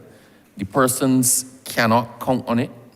I think in one of those aspects down Chancery Lane, the bus comes, I think, early in the morning and then late at night or somewhere in there, but There's nothing that people can rely on to even conduct the business with a scheduled bus into town and one back out of town, right? It has been tolerated for a long time, but I'm at the end of my tether with it because the people are at the end of their tether. So I would just like some indication as to when those roads, which are in horrible condition, we know, we toured them, can be dealt with, when they're scheduled to be dealt with. And I also want to know what is being done with respect to enforcing the law and enforcing the terms under which the licenses were given for those PSV operators to operate those routes. Thank you, Minister.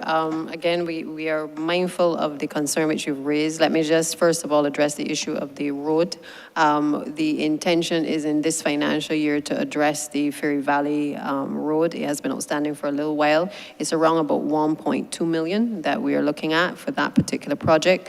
As it relates to the issue of the persons using the route and the concerns you've expressed, I'm going to ask the Director of the Transport Authority to speak to this issue, because I know that the authority has been making a lot of efforts to try to address and to wrestle this problem to the ground. So I'll just ask her to weigh in on the progress that has been made on this. Good evening again. Minister, through you, Chair, I hear your plea and I understand your concerns, and your concerns are just as much concerns as I have quite a bit of family in the Ferry Valley area, so I know the concerns. I have some of them who are at school. I know the concerns. Again, problem being with the Ferry Valley route, as you mentioned, is that we have vehicles that are not going in there. The solution is not as simple as just placing somebody on the vehicle. For one, we don't have those people to place on the vehicle. We don't have the budget to place those people on the vehicle. We mentioned earlier the issue that we have where we have the licensing authority and the transport authority who are at the middle of crossroads. So in other words, as I said, we issue the letter, licensing authority issues the permit. When we do have issues, we do have numerous reports of vehicles not going into the Ferry Valley area. We call in drivers, we write letters to them. We're doing everything that we can do from a persuasive standpoint, but we don't have the legislation as is right now to do anything about it, to actually say we can revoke a permit or suspend a permit. We just don't have it now. And that is one of the critical reasons why we need the regulations, so that we have some level of authority to take the action to enforce what the regulations actually speak to. Hope I address your question. I don't accept that. I'll tell you why. Permits are issued with conditions. The conditions are conditions under which you must fulfill your permit, and they're also conditions precedent for renewal. I would suggest that you all take a legal opinion on that, because every year when you pay a renewal fee, if you can provide evidence that the person has not fulfilled the terms under which the permit has been issued, you can decline to renew the permit. It cannot be that there is no recourse. If that was so, then stop wasting time. Just issue the permit and don't put anything on it. Just issue it and let them do whatever they want to do. From the first time action is taken and one of them permits is suspended or not renewed, this problem corrects itself. My suggestion to you is actually now to take a legal opinion on that, because it cannot be that a government, a ministry, an authority, a combination of authorities is toothless. It's toothless. As you said, you have people who live in Ferry Valley, right? It is a long walk from that gas station at the top of that hill down to the bottom. That is about 40 minutes walk. And if you come in from the supermarket and you walk in with bags or with children, that is untenable. I believe in collective responsibility, and I've kept my peace on this for a very, very long time, right? But if a protest was to start to happen in relation to this, I'm going to be the first person standing up with them and calling for somebody's head.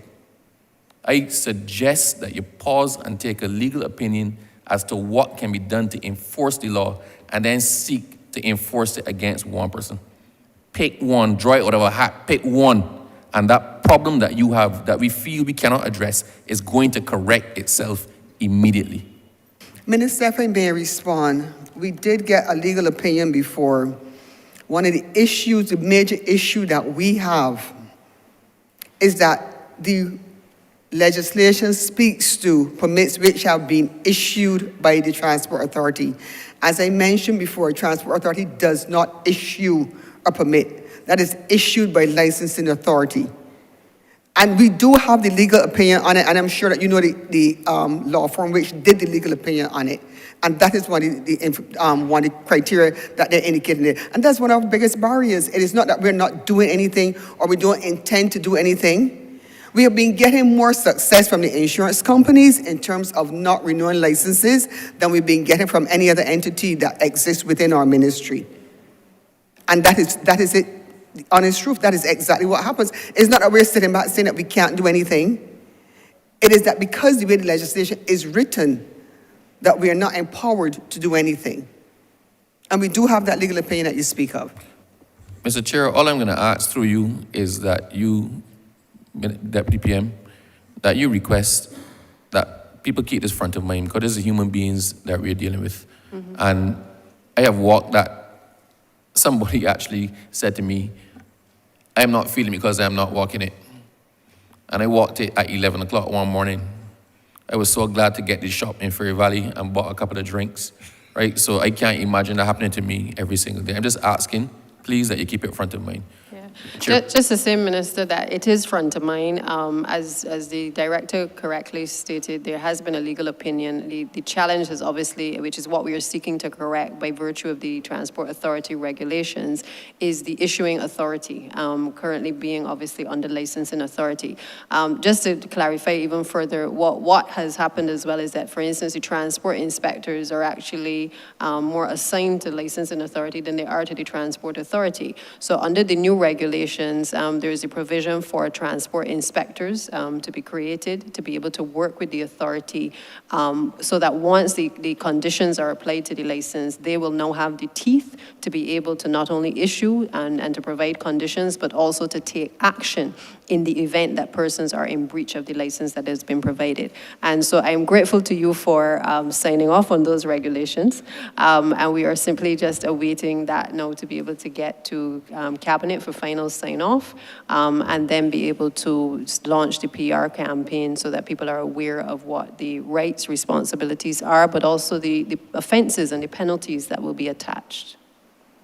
Mr. Chairman, I thank you for your indulgence. I just wish to assure all concerned that this is nothing personal, that the frustration you heard in my voice is but a fraction of the frustration actually being felt by the persons who live on that route. Mr. Chair, I thank you.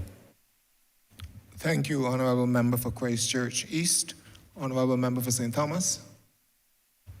Thank you very much, Mr. Chairman, for your patience and the privilege you've given me.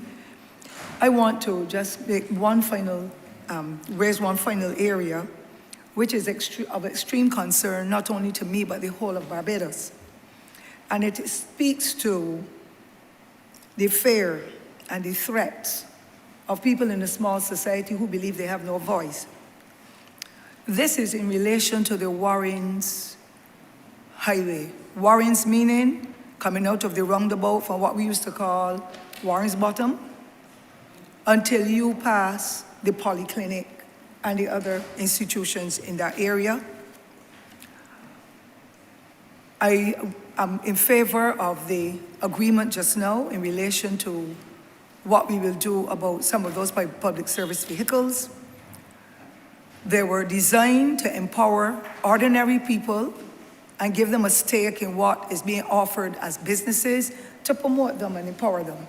But it is so unfortunate that Warrens has now become the most dangerous point to me in Barbados. The former minister, who is now the Minister of Tourism, had done an excellent job in expanding that road. It was necessary because it's now the mecca of so many businesses. But my biggest fear is that junction at Warrens, where there is a bus stop. You can make the right to go into the polyclinic, but when you look at the persons who have to use that area for public transport in particular, persons who are ill going to the polyclinic, persons who are disabled, persons who are aged, whether they have the wheelchair, the walking stick, the crutches, whatever. And then the Diabetes Association to the east of that location, as well as the Red Cross. A lot of people are now selling in the general area, which I abhor, but small men must get a chance, but they must adhere to rules and regulations. You cannot legislate discipline.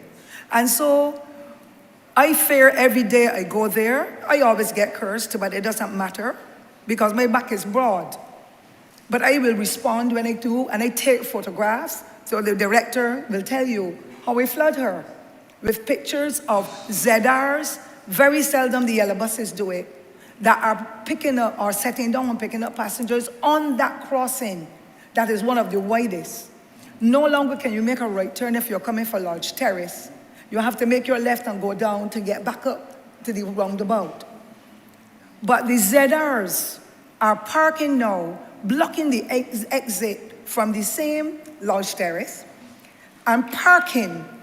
The drivers get out, they're unkempt. I've never seen young men so musty looking yet, excuse my language, sir, and operating the buses. Some of them are smoking, you know what.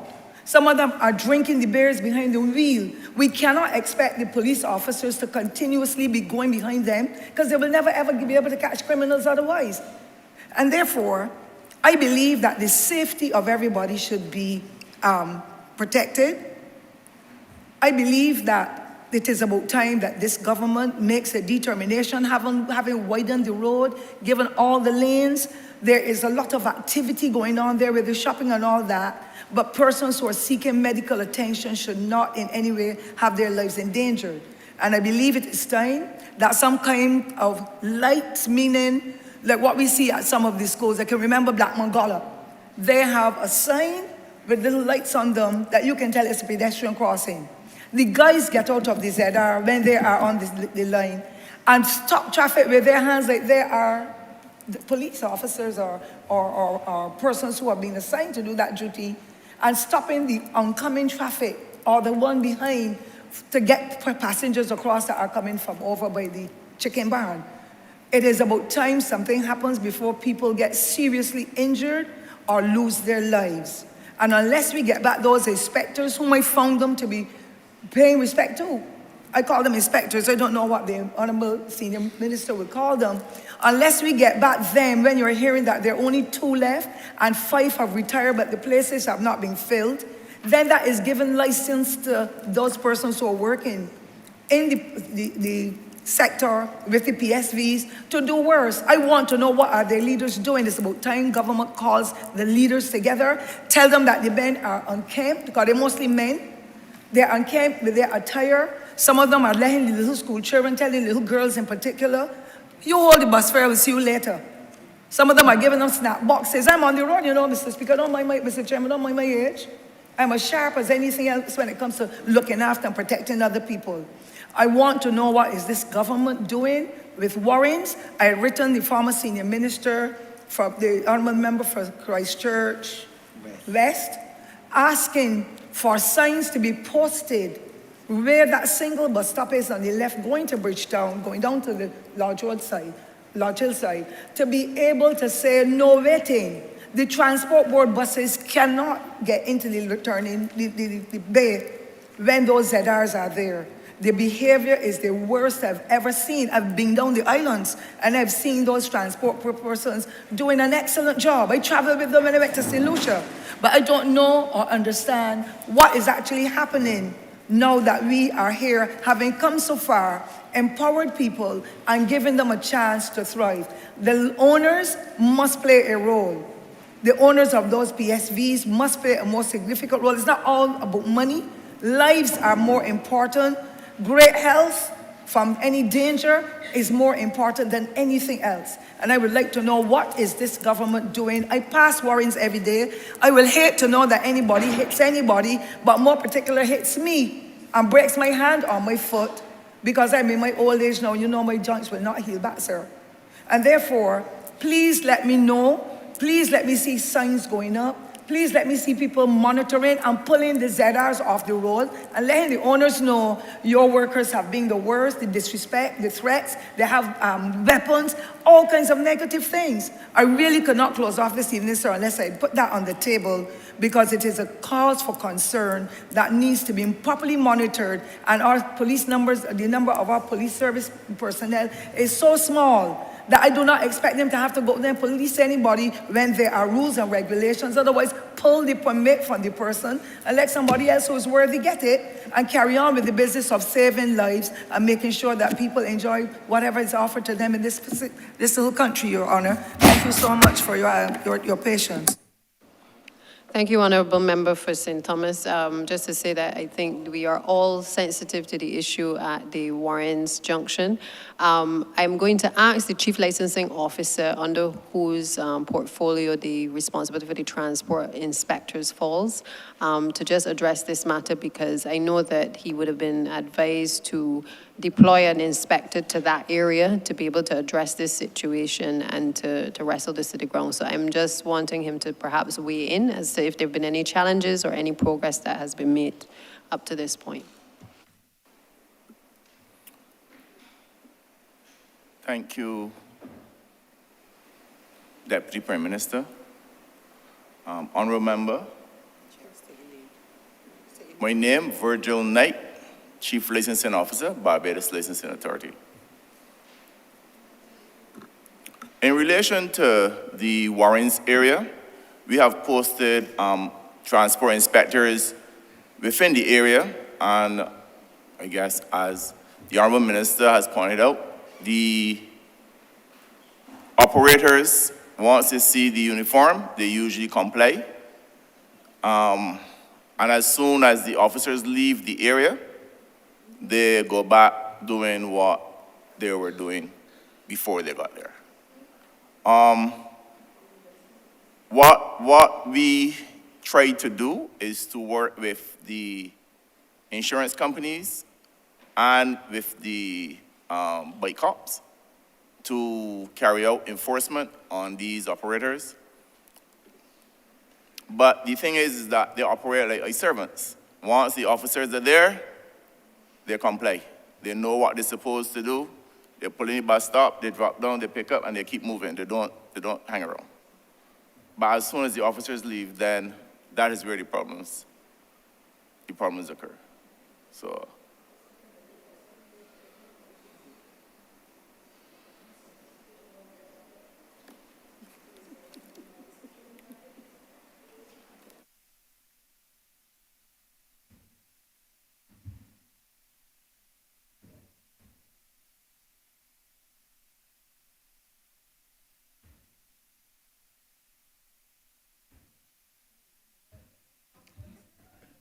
No, I was just checking. I'm going to the minister now for her to wrap up. I was just.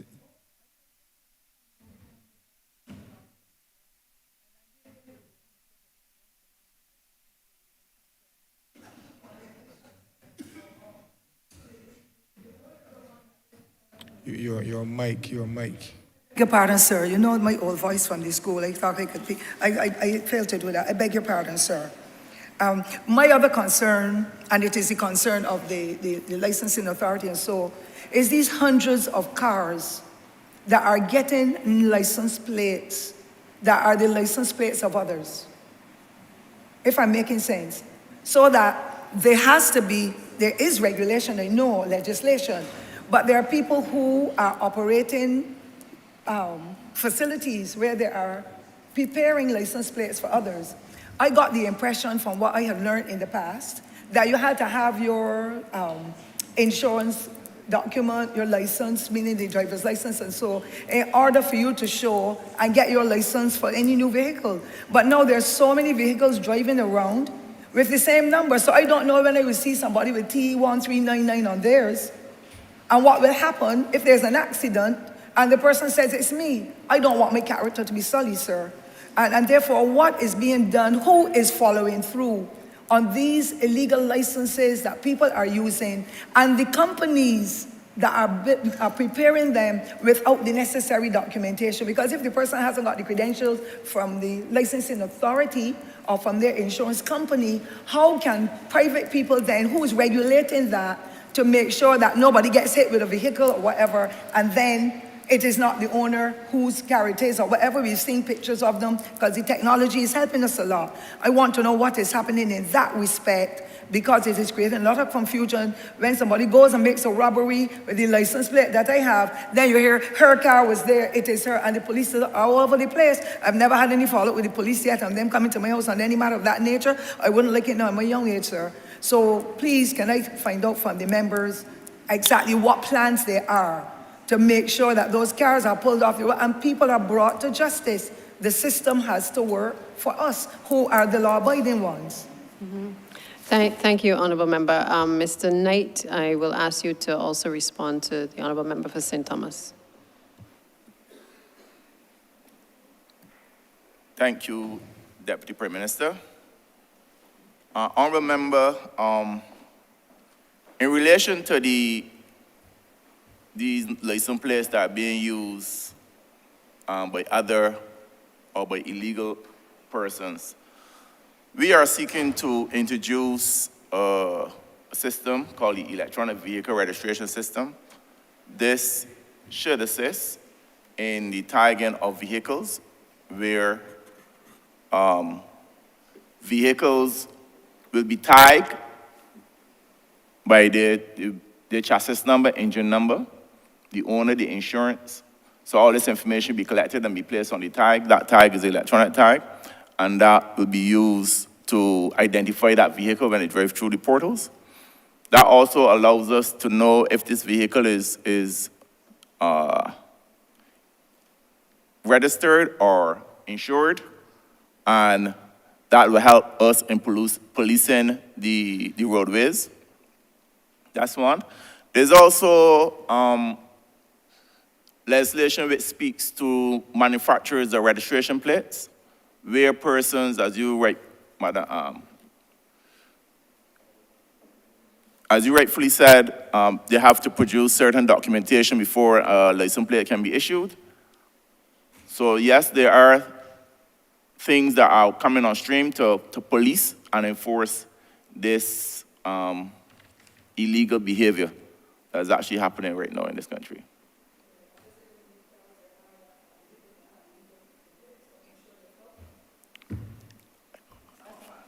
As a follow-up, Chair, I'm going to just ask the Permanent Secretary to also respond.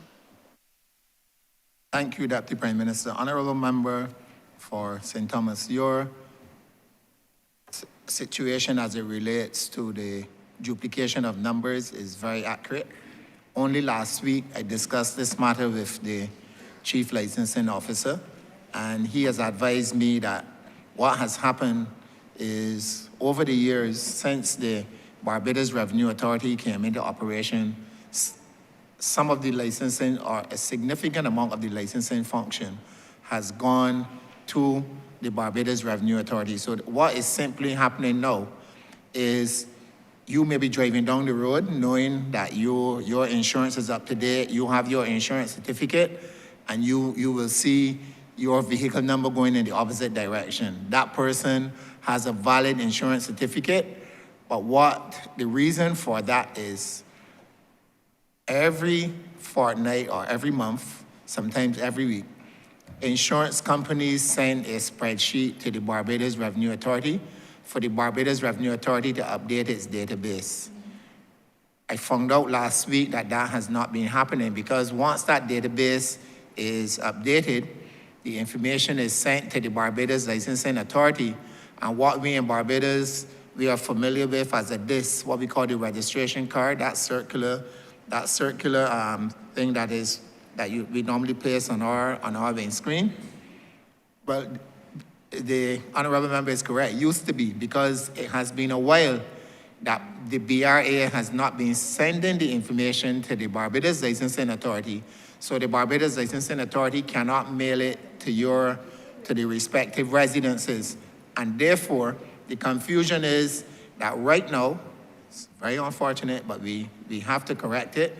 That's why we have to advance the electronic vehicle registration system with significant haste, because unless the Barbados Revenue Authority enters that backlog information in the database so that the Barbados Licensing Authority is fully aware of the licensed vehicles on the road, we are going to have a challenge. So every day we have challenges with persons coming to say, well, this is my license.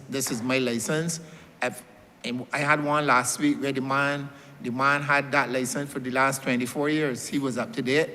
He went to I think, Oistins to have his car registered on the electronic vehicle registration system. When he got there and the officers there looked in the system, they said, sorry, this number is not your number, this number is assigned to somebody else. And that's the challenge that we are faced with.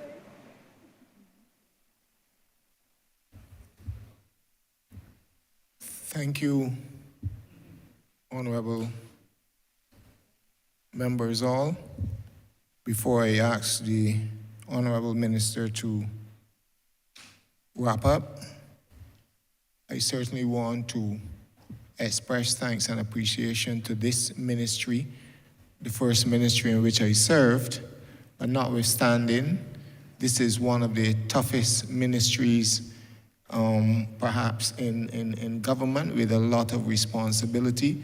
Certainly, as far as I'm concerned, it impacts my constituency in a real way. So I certainly want to thank you, and I look forward, as I'm sure all other honorable members, to the continued hard work that not only the minister and parliamentary secretary who leads the team, but including the PS and the members of the team themselves, the officers who do tremendous work. With that, honorable minister, you may proceed to give your wrap-up.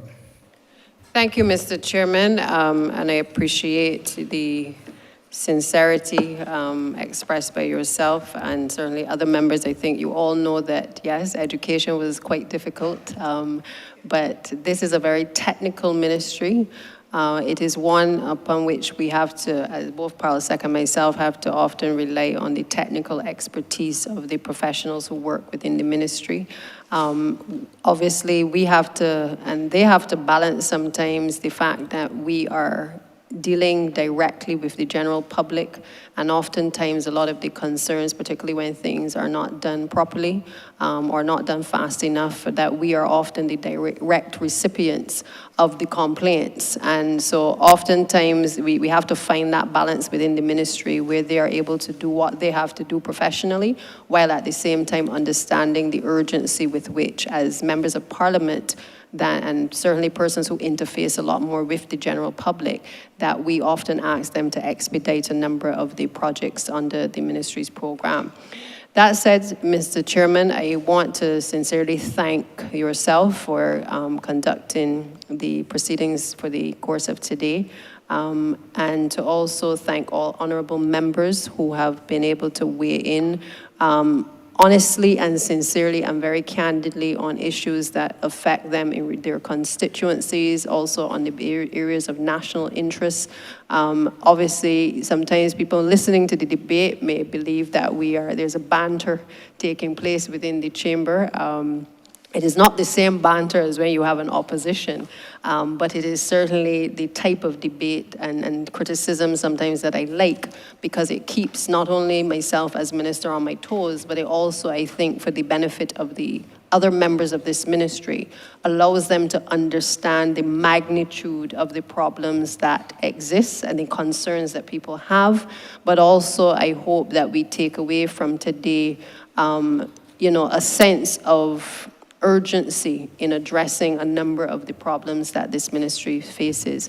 I'm hopeful that while these estimates do not go as far as I certainly would want, I am a patient soul, and I believe that once we start to continue to do the deconstruction and the reconstruction of the ministry, and we take people along with us as to where we want to go, that we can certainly come back at the end of the next financial year and be in a better position to say that we have accomplished a number of the things that we've set out to do.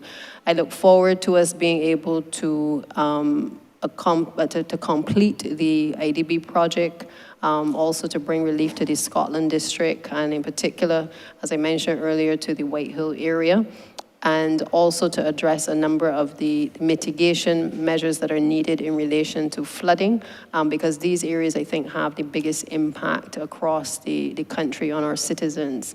That said, I didn't hear too much spoken in relation to the licensing authority, but suffice to say in my opening, I mentioned that we were in the process of introducing the electronic vehicle registration system, which is obviously intended to help us better manage the vehicles on the road and to ensure that people are properly insured.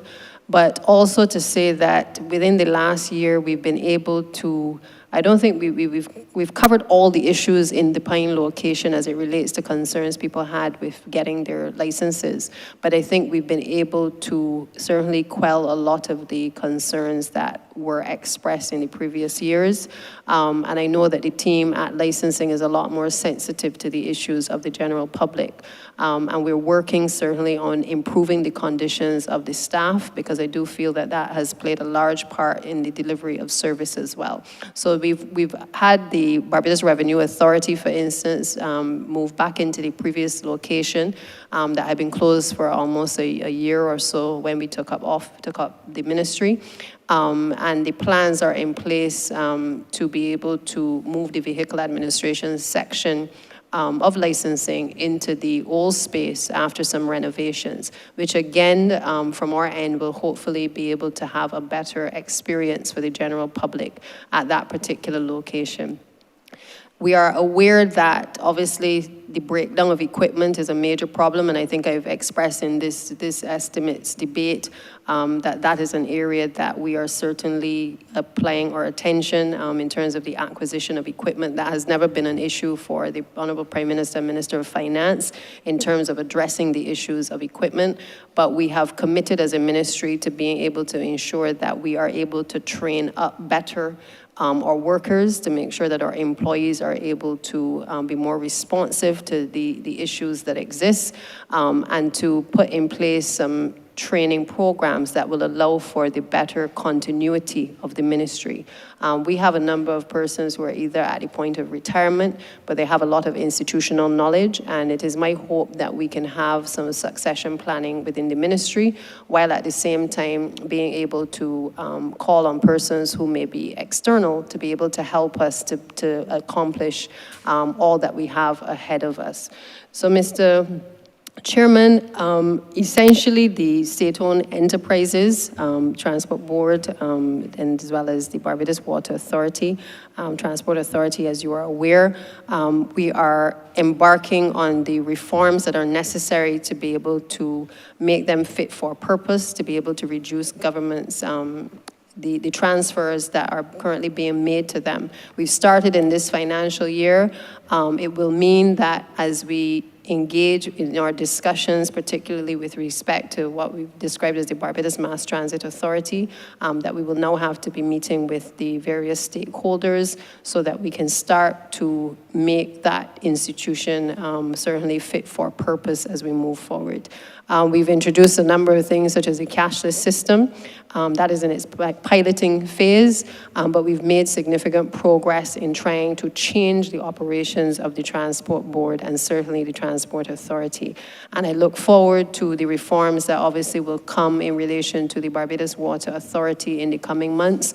I have an excellent chair and certainly an excellent team at the BWA, who I believe have come in with a very laser-like focus to be able to improve the operational efficiencies of the Barbados Water Authority. And they've already started that process in terms of drilling down what is needed.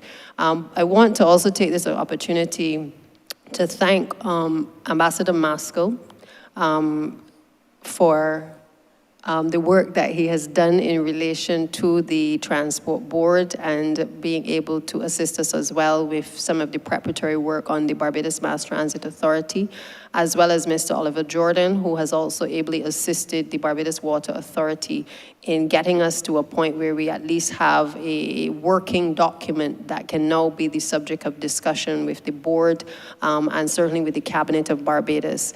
I think it is important, Mr. Chairman, for the country to appreciate that transformation does not simply happen because we say or we speak it into the air.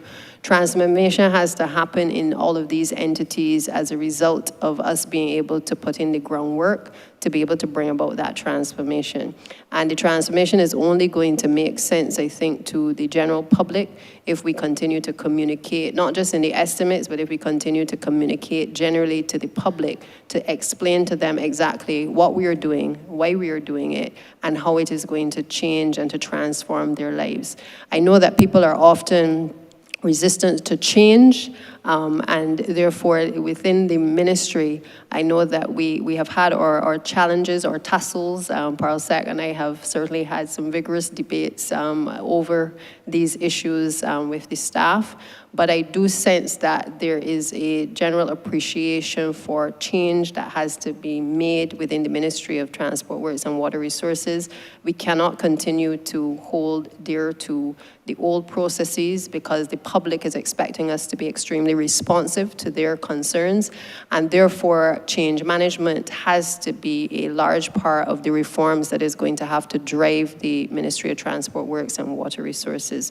So with that, Mr. Chairman, again, I just want to express sincere thanks for all of the members of the ministry, the Transport Authority, the Transport Board, and the Barbados Water Authority and Licensing, who have taken the time today to be part of this exercise as well, and to sincerely thank as well my permanent secretary, who has provided extreme guidance to both myself and Parlsec over the course of the last year, and certainly to express thanks as well to Senior Minister Duguid as also, who, because of his experience in the ministry, but also leading the infrastructure team for the government, has been able to weigh in on a number of the major projects that in many cases he has started, but also that he can bring a certain level of technical guidance as well to us within the ministry.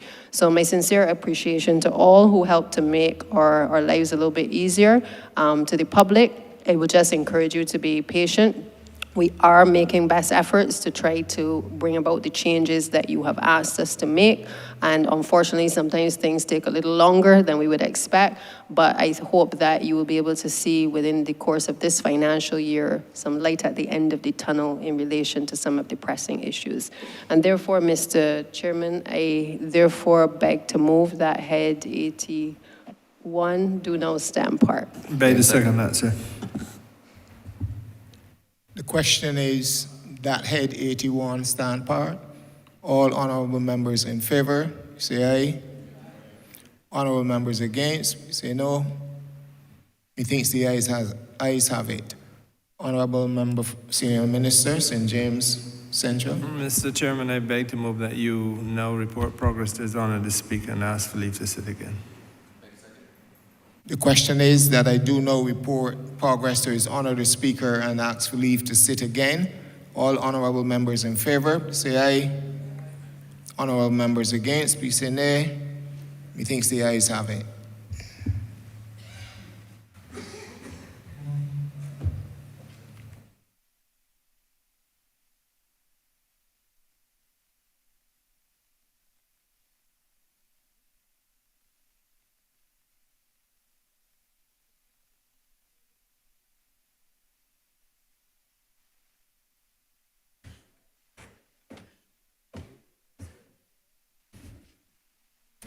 The chairman has reported progress and requests leave to sit again. Honourable Member for St. James Central. Mr. Speaker, sir, I beg to move that this honorable House be suspended for a period of 5 minutes.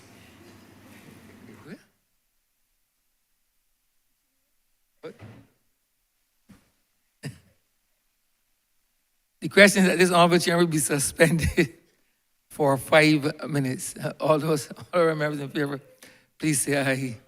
Those against, please say no. Meeting the ayes have it. This honorable chairman stands suspended for 5 minutes.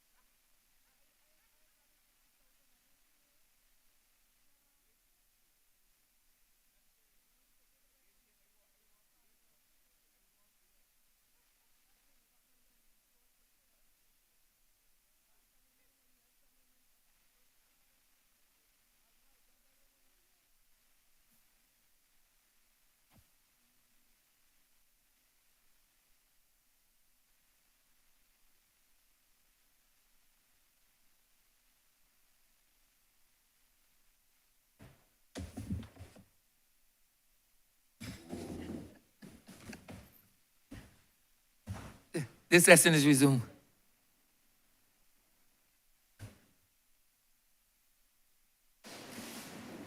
Honorable Leader of Government Business.